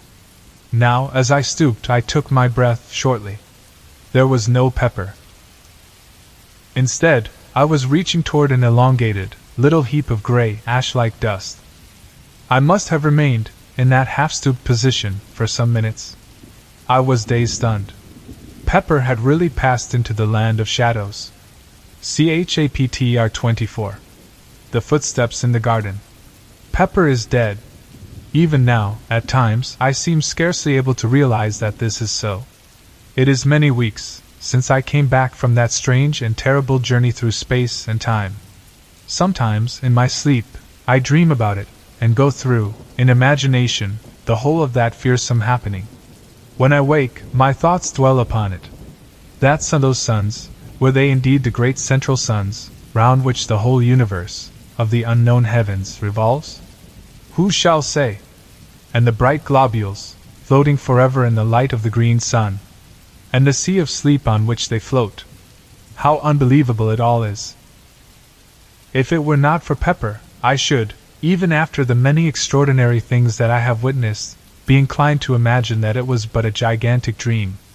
Then, there is that dreadful, dark nebula, with its multitudes of red spheres, moving always within the shadow of the dark sun, sweeping along on its stupendous orbit, wrapped eternally in gloom. And the faces that peered out at me. God, do they, and does such a thing really exist? There is still that little heap of gray ash on my study floor. I will not have it touched. At times, when I am calmer, I have wondered what became of the outer planets of the solar system. It has occurred to me that they may have broken loose from the sun's attraction and whirled away into space. This is, of course, only a surmise. There are so many things about which I wonder. Now that I am writing, let me record that I am certain there is something horrible about to happen. Last night, a thing occurred which has filled me with an even greater terror than did the pit fear. I will write it down now, and if anything more happens, endeavor to make a note of it at once. I have a feeling that there is more in this last affair than in all those others. I am shaky and nervous even now as I write. Somehow, I think death is not very far away. Not that I fear death as death is understood. Yet there is that in the air which bids me fear an intangible, cold horror. I felt it last night. It was thus. Last night, I was sitting here in my study, writing. The door, leading into the garden, was half open. At times, the metallic rattle of a dog's chain sounded faintly. It belongs to the dog I have bought since Pepper's death. I will not have him in the house, not after Pepper. Still, I have felt it better to have a dog about the place. They are wonderful creatures. I was much engrossed in my work, and the time passed quickly. Suddenly, I heard a soft noise on the path, outside in the garden. Pad, pad, pad, it went, with a stealthy, curious sound.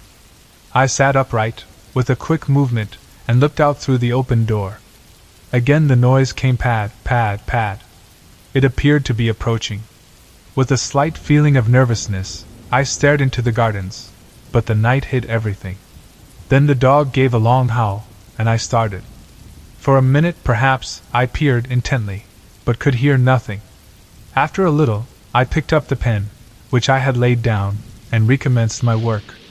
The nervous feeling had gone, for I imagined that the sound I had heard was nothing more than the dog walking round his kennel, at the length of his chain. A quarter of an hour may have passed, then, all at once, the dog howled again, and with such a plaintively sorrowful note, that I jumped to my feet, dropping my pen, and inking the page on which I was at work. "Curse that dog!" I muttered, noting what I had done. Then, even as I said the words, there sounded again that queer pad, pad, pad. It was horribly close almost by the door, I thought. I knew, now, that it could not be the dog. His chain would not allow him to come so near. The dog's growl came again, and I noted, subconsciously, the taint of fear in it. Outside, on the windowsill, I could see Tip, my sister's pet cat. As I looked, it sprang to its feet, its tail swelling, visibly. For an instant it stood thus, seeming to stare, fixedly, at something, in the direction of the door. Then, quickly it began to back along the sill, until, reaching the wall at the end, it could go no further. There it stood, rigid, as though frozen in an attitude of extraordinary terror. Frightened and puzzled, I seized a stick from the corner, and went toward the door, silently, taking one of the candles with me. I had come to within a few paces of it, when, suddenly, a peculiar sense of fear thrilled through me, a fear, palpitant and real. Whence I knew not, nor why. So great was the feeling of terror that I wasted no time, but retreated straightway, walking backward, and keeping my gaze fearfully on the door. I would have given much to rush at it, fling it to, and shoot the bolts, for I have had it repaired and strengthened, so that, now, it is far stronger than ever it has been. Like Tip, I continued my, almost unconscious, progress backward, until the wall brought me up. At that I started nervously, and glanced round apprehensively. As I did so, my eyes dwelt, momentarily, on the rack of firearms, and I took a step toward them, but stopped, with a curious feeling that they would be needless. Outside, in the gardens, the dog moaned, strangely. Suddenly, from the cat, there came a fierce, long screech. I glanced jerkily in its direction. Something, luminous and ghostly, encircled it, and grew upon my vision. It resolved into a glowing hand, transparent, with a lambent, greenish flame flickering over it. The cat gave a last, awful caterwaul, and I saw it smoke and blaze. My breath came with a gasp, and I leant against the wall. Over that part of the window there spread a smudge, green and fantastic. It hid the thing from me, though the glare of fire shone through, dully. A stench of burning stole into the room.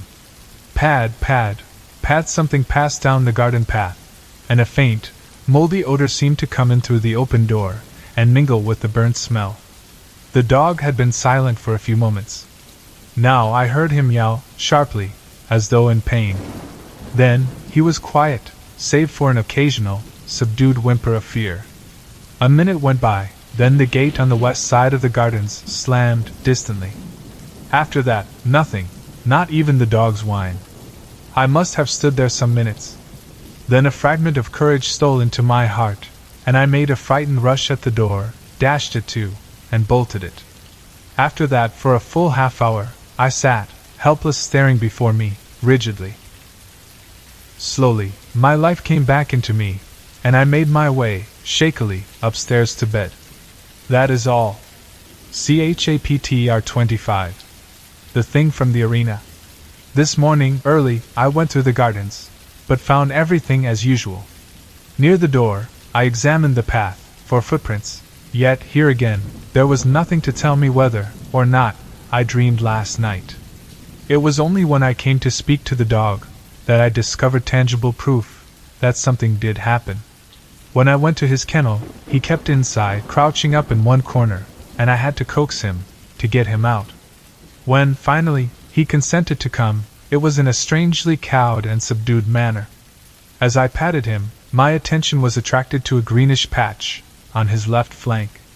On examining it, I found that the fur and skin had been apparently burned off, for the flesh showed raw and scorched. The shape of the mark was curious, reminding me of the imprint of a large talon or hand. I stood up, thoughtful. My gaze wandered toward the study window. The rays of the rising sun shimmered on the smoky patch in the lower corner, causing it to fluctuate from green to red oddly. Ah, that was undoubtedly another proof. And, suddenly, the horrible thing I saw last night rose in my mind. I looked at the dog again. I knew the cause, now, of that hateful-looking wound on his side. I knew, also, that what I had seen last night had been a real happening. And a great discomfort filled me. Pepper! Tip! And now this poor animal. I glanced at the dog again, and noticed that he was licking at his wound. Poor brute! I muttered, and bent to pat his head. At that, he got upon his feet, nosing and licking my hand, wistfully. Presently I left him, having other matters to which to attend. After dinner, I went to see him again. He seemed quiet, and disinclined to leave his kennel. From my sister, I have learnt that he has refused all food today. She appeared a little puzzled when she told me, though quite unsuspicious of anything of which to be afraid. The day has passed, uneventfully enough. After tea, I went again to have a look at the dog. He seemed moody and somewhat restless, yet persisted in remaining in his kennel. Before locking up for the night, I moved his kennel out, away from the wall, so that I shall be able to watch it from the small window, tonight. The thought came to me to bring him into the house for the night, but consideration has decided me to let him remain out. I cannot say that the house is, in any degree, less to be feared than the gardens. Pepper was in the house, and yet it is now 2:00. Since 8, I have watched the kennel from the small side window in my study. Yet nothing has occurred, and I am too tired to watch longer. I will go to bed. During the night, I was restless. This is unusual for me, but toward morning, I obtained a few hours' sleep. I rose early, and after breakfast visited the dog. He was quiet, but morose, and refused to leave his kennel. I wish there was some horse doctor near here. I would have the poor brute looked to. All day, he has taken no food, but has shown an evident desire for water, lapping it up greedily. I was relieved to observe this. The evening has come, and I am in my study. I intend to follow my plan of last night and watch the kennel. The door leading into the garden is bolted securely. I am consciously glad there are bars to the windows. Midnight has gone. The dog has been silent up to the present. Through the side window, on my left, I can make out, dimly, the outlines of the kennel. For the first time, the dog moves, and I hear the rattle of his chain. I look out quickly. As I stare, the dog moves again, restlessly, and I see a small patch of luminous light shine from the interior of the kennel. It vanishes, then the dog stirs again, and once more the gleam comes. I am puzzled. The dog is quiet, and I can see the luminous thing plainly. It shows distinctly. There is something familiar about the shape of it. For a moment I wonder, then it comes to me that it is not unlike the 4 fingers and thumb of a hand. Like a hand. And I remember the contour of that fearsome wound on the dog's side. It must be the wound I see. It is luminous at night. Why? The minutes pass. My mind is filled with this fresh thing. Suddenly, I hear a sound out in the gardens. How it thrills through me. It is approaching. Pad, pad, pad. A prickly sensation traverses my spine and seems to creep across my scalp. The dog moves in his kennel and whimpers frightenedly. He must have turned round, for now I can no longer see the outline of his shining wound. Outside, the gardens are silent once more, and I listen fearfully. A minute passes and another, then I hear the padding sound again. It is quite close, and appears to be coming down the graveled path. The noise is curiously measured and deliberate. It ceases outside the door, and I rise to my feet and stand motionless. From the door comes a slight sound. The latch is being slowly raised. A singing noise is in my ears, and I have a sense of pressure about the head. The latch drops, with a sharp click, into the catch. The noise startles me afresh, jarring, horribly on my tense nerves. After that I stand, for a long while, amid an ever-growing quietness. All at once, my knees begin to tremble, and I have to sit, quickly. An uncertain period of time passes, and gradually, I begin to shake off the feeling of terror that has possessed me. Yet still I sit. I seem to have lost the power of movement. I am strangely tired, and inclined to doze. My eyes open and close, and presently I find myself falling asleep, and waking, in fits and starts. It is some time later that I am sleepily aware that one of the candles is guttering. When I wake again, it has gone out, and the room is very dim, under the light of the one remaining flame. The semi-darkness troubles me little. I have lost that awful sense of dread, and my only desire seems to be to sleep. Suddenly, although there is no noise, I am wide awake. I am acutely conscious of the nearness of some mystery, of some overwhelming presence. The very air seems pregnant with terror. I sit huddled, and just listen, intently. Still, there is no sound. Nature herself seems dead. Then, the oppressive stillness is broken by a little eldritch scream of wind that sweeps round the house and dies away, remotely. I let my gaze wander across the half-lighted room. By the great clock in the far corner is a dark, tall shadow. For a short instant, I stare, frightenedly. Then, I see that it is nothing, and am, momentarily, relieved. In the time that follows, the thought flashes through my brain, why not leave this house of mystery and terror? Then, as though in answer, there sweeps up, across my sight, a vision of the wondrous sea of sleep, the sea of sleep where she and I have been allowed to meet, after the years of separation and sorrow, and I know that I shall stay on here, whatever happens. Through the side window, I note the somber blackness of the night. My glance wanders away, and round the room, resting on one shadowy object and another. Suddenly I turn, and look at the window on my right. As I do so, I breathe quickly, and bend forward, with a frightened gaze at something outside the window, but close to the bars. I am looking at a vast, misty swine face, over which fluctuates a flamboyant flame, of a greenish hue. It is the thing from the arena.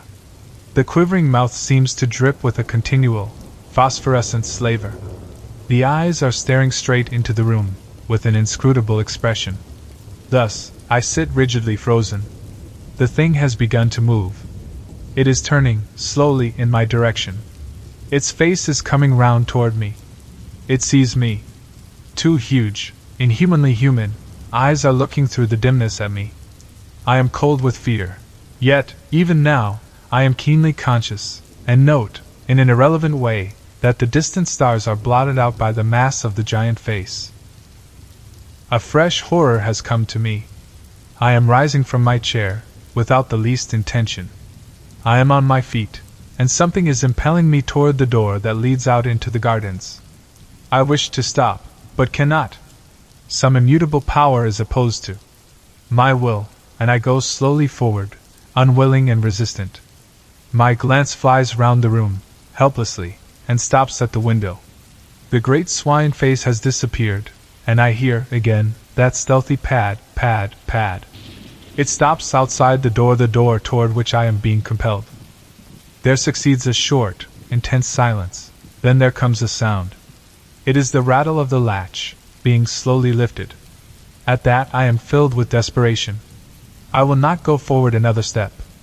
I make a vast effort to return, but it is as though I press back upon an invisible wall.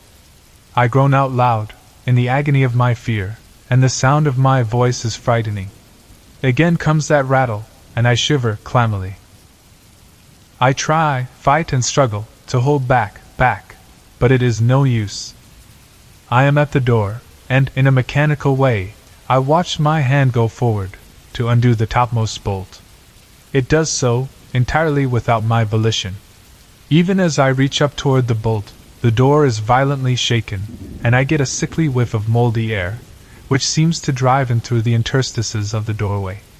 I draw the bolt back, slowly, fighting dumbly the while. It comes out of its socket, with a click, and I begin to shake aguishly. There are two more, one at the bottom of the door, the other, a massive affair, is placed about the middle. For perhaps a minute, I stand, with my arms hanging slackly by my sides. The influence to meddle with the fastenings of the door seems to have gone. All at once, there comes the sudden rattle of iron at my feet.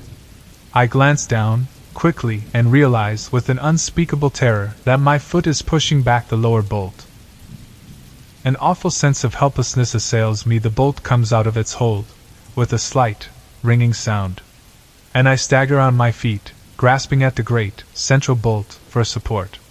A minute passes, an eternity, then another. My God, help me! I am being forced to work upon the last fastening. I will not! Better to die than open to the terror that is on the other side of the door. Is there no escape? God help me! I have jerked the bolt half out of its socket. My lips emit a hoarse scream of terror. The bolt is 3 parts drawn, now, and still my unconscious hands work toward my doom. Only a fraction of steel, between my soul and that. Twice, I scream out in the supreme agony of my fear, then, with a mad effort, I tear my hands away. My eyes seem blinded. A great blackness is falling upon me. Nature has come to my rescue. I feel my knees giving. There is a loud, quick thudding upon the door, and I am falling. I must have lain there, at least a couple of hours. As I recover, I am aware that the other candle has burned out, and the room is in an almost total darkness. I cannot rise to my feet, for I am cold, and filled with a terrible cramp. Yet my brain is clear, and there is no longer the strain of that unholy influence. Cautiously, I get upon my knees, and feel for the central bolt. I find it, and push it securely back into its socket, then the one at the bottom of the door. By this time, I am able to rise to my feet, and so manage to secure the fastening at the top. After that, I go down upon my knees again, and creep away among the furniture, in the direction of the stairs. By doing this, I am safe from observation from the window. I reach the opposite door, and, as I leave the study, cast one nervous glance over my shoulder, toward the window. Out in the night, I seem to catch a glimpse of something impalpable, but it may be only a fancy. Then I am in the passage, and on the stairs. Reaching my bedroom, I clamber into bed, all clothed as I am, and pull the bedclothes over me. There, after a while, I begin to regain a little confidence. It is impossible to sleep, but I am grateful for the added warmth of the bedclothes. Presently, I try to think over the happenings of the past night, but though I cannot sleep, I find that it is useless to attempt consecutive thought. My brain seems curiously blank. Toward morning, I begin to toss uneasily. I cannot rest, and after a while, I get out of bed and pace the floor. The wintry dawn is beginning to creep through the windows, and shows the bare discomfort of the old room. Strange, that, through all these years, it has never occurred to me how dismal the place really is. And so a time passes. From somewhere downstairs, a sound comes up to me. I go to the bedroom door and listen.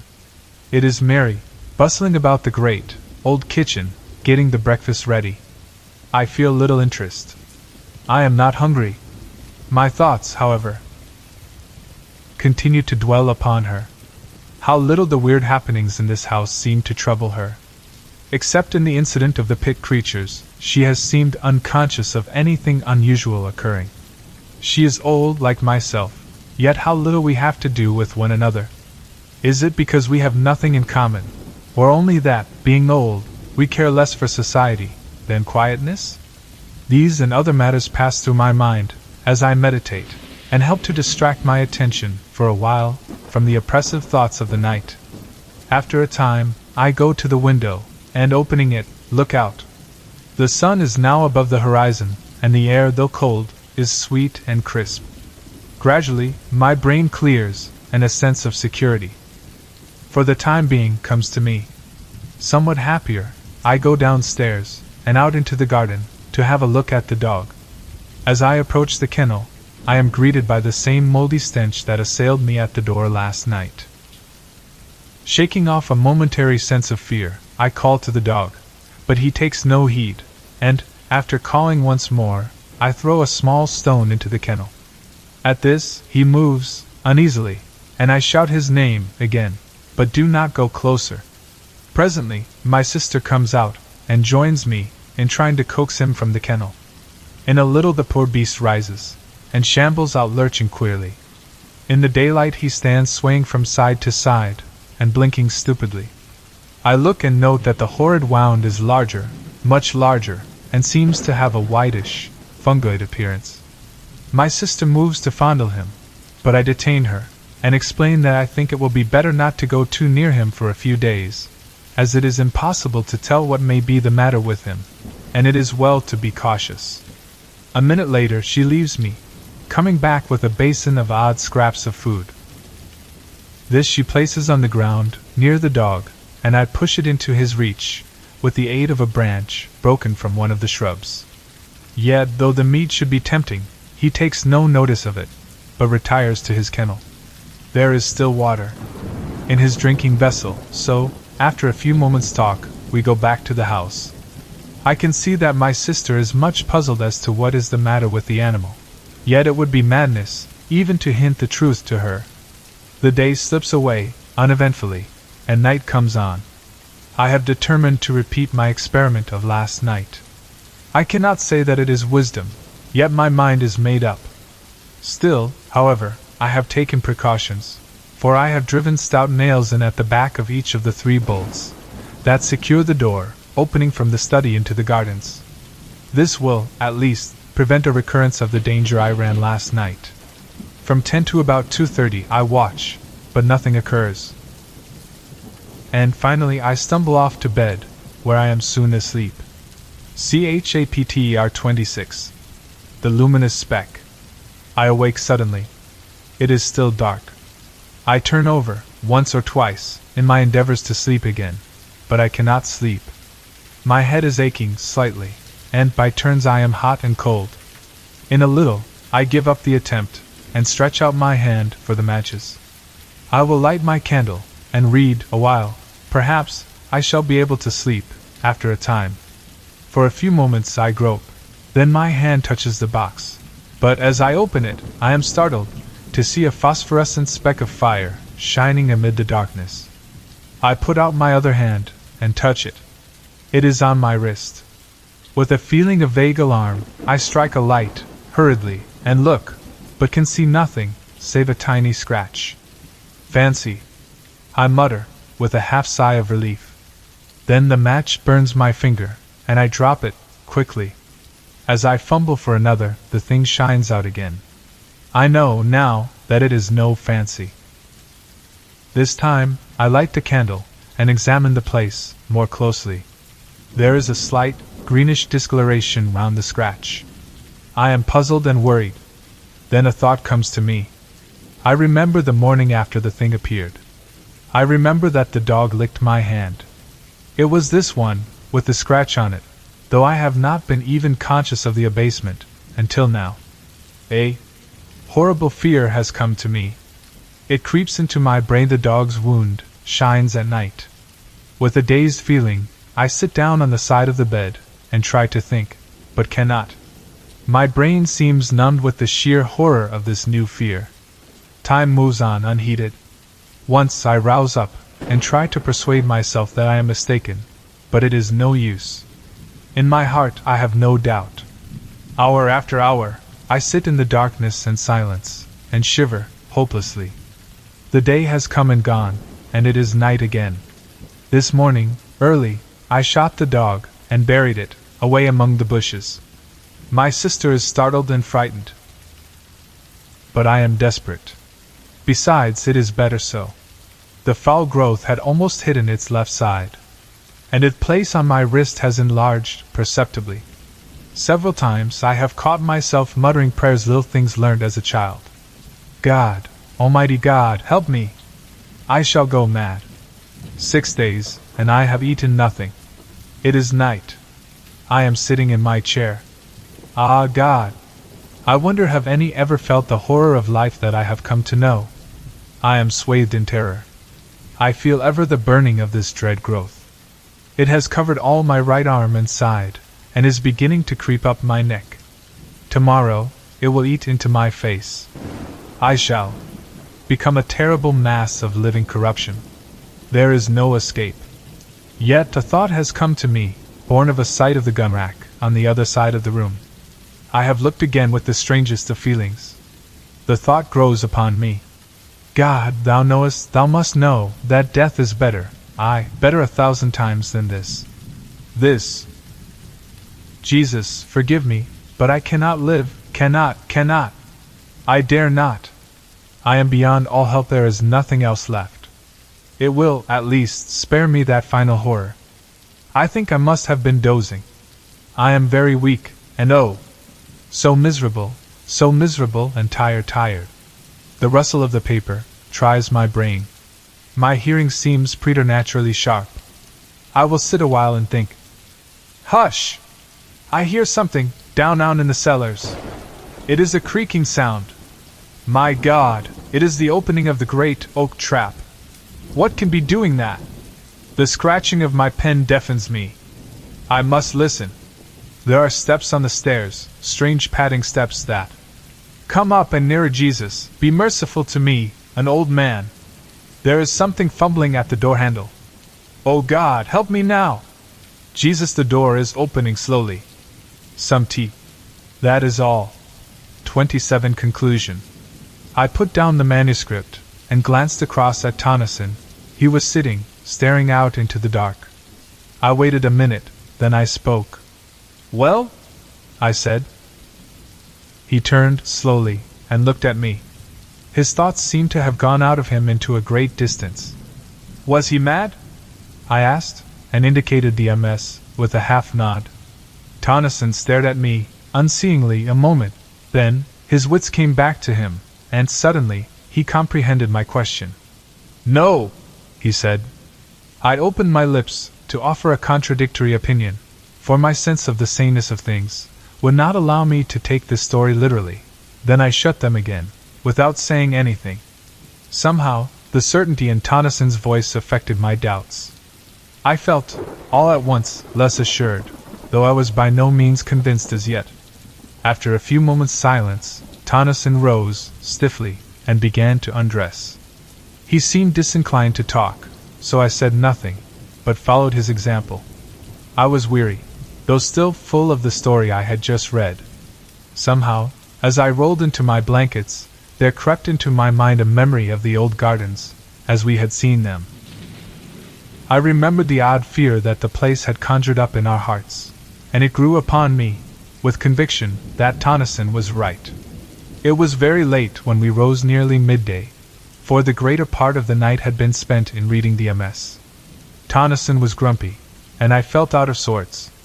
It was a somewhat dismal day, and there was a touch of chilliness in the air. There was no mention of going out fishing on either of our parts. We got dinner, and after that, just sat and smoked in silence. Presently, Tennyson asked for the manuscript. I handed it to him, and he spent most of the afternoon in reading it through by himself. It was while he was thus employed that a thought came to me. What do you say to having another look at? I nodded my head downstream. Tennyson looked up. Nothing, he said abruptly, and somehow I was less annoyed than relieved at his answer. After that, I left him alone. A little before tea time, he looked up at me, curiously. Sorry, old chap, if I was a bit short with you just now. Just now, indeed. He had not spoken for the last 3 hours. But I would not go there again. And he indicated with his head. For anything that you could offer me. Ugh! And he put down that history of a man's terror and hope and despair. The next morning, we rose early, and went for our accustomed swim. We had partly shaken off the depression of the previous day, and so took our rods when we had finished breakfast, and spent the day at our favorite sport. After that day, we enjoyed our holiday to the utmost, though both of us looked forward to the time when our driver should come, for we were tremendously anxious to inquire of him, and through him among the people of the tiny hamlet, whether any of them could give us information about that strange garden, lying away by itself in the heart of an almost unknown tract of country. At last the day came on which we expected the driver to come across for us. He arrived early, while we were still abed, and the first thing we knew, he was at the opening of the tent, inquiring whether we had had good sport. We replied in the affirmative, and then, both together, almost in the same breath, we asked the question that was uppermost in our minds. Did he know anything about an old garden, and a great pit, and a lake, situated some miles away, down the river? Also, had he ever heard of a great house thereabouts? No, he did not, and had not. Yet stay, he had heard a rumor, once upon a time, of a great, old house standing alone out in the wilderness. But if he remembered rightly, it was a place given over to the fairies. Or, if that had not been so, he was certain that there had been something queer about it. And anyway, he had heard nothing of it for a very long while, not since he was quite a gossoon. No, he could not remember anything particular about it. Indeed, he did not know he remembered anything. At all, until we questioned him. "Look here," said Tennyson, finding that this was about all that he could tell us. "Just take a walk round the village, while we dress, and find out something, if you can." With a nondescript salute, the man departed on his errand, while we made haste to get into our clothes, after which we began to prepare breakfast. We were just sitting down to it, when he returned. "It's all in bed, the lazy divils is sore," he said, with a repetition of the salute, and an appreciative eye to the good things spread out on our provision chest, which we utilized as a table. "Oh, well, sit down," replied my friend, "and have something to eat with us," which the man did without delay. After breakfast, Tennyson sent him off again on the same errand, while we sat and smoked. He was away some 3/4 of an hour, and when he returned, it was evident that he had found out something. It appeared that he had got into conversation with an ancient man of the village, who, probably, knew more, though it was little enough, the strange house, than any other person living. The substance of this knowledge was that, in the ancient man's youth, and goodness knows how long back that was, there had stood a great house in the center of the gardens, where now was left only that fragment of ruin. This house had been empty for a great while, years before the ancient man's birth. It was a place shunned by the people of the village, as it had been shunned by their fathers before them. There were many things said about it, and all were of evil. No one ever went near it, either by day or night. In the village it was a synonym of all that is unholy and dreadful. And then, one day, a man, a stranger, had ridden through the village, and turned off down the river, in the direction of the house, as it was always termed by the villagers. Some hours afterward, he had ridden back, taking the track by which he had come, toward Ardrahan. Then, for 3 months or so, nothing was heard. At the end of that time, he reappeared. But now, he was accompanied by an elderly woman, and a large number of donkeys, laden with various articles. They had passed through the village without stopping, and gone straight down the bank of the river, in the direction of the house. Since that time, no one, save the man whom they had chartered to bring over monthly supplies of necessaries from Ardrahan, had ever seen either of them, and him none had ever induced to talk. Evidently, he had been well paid for his trouble. The years had moved onward, uneventfully enough, in that little hamlet, the man making his monthly journeys regularly. One day, he had appeared as usual on his customary errand. He had passed through the village without exchanging more than a surly nod with the inhabitants, and gone on toward the house. Usually, it was evening before he made the return journey. On this occasion, however, he had reappeared in the village, a few hours later, in an extraordinary state of excitement, and with the astounding information that the house had disappeared bodily, and that a stupendous pit now yawned in the place where it had stood. This news, it appears, so excited the curiosity of the villagers, that they overcame their fears, and marched en masse to the place. There, they found everything, just as described by the carrier. This was all that we could learn. Of the author of the MS, who he was, and whence he came, we shall never know. His identity is, as he seems to have desired, buried forever. That same day, we left the lonely village of Creighton. We have never been there since.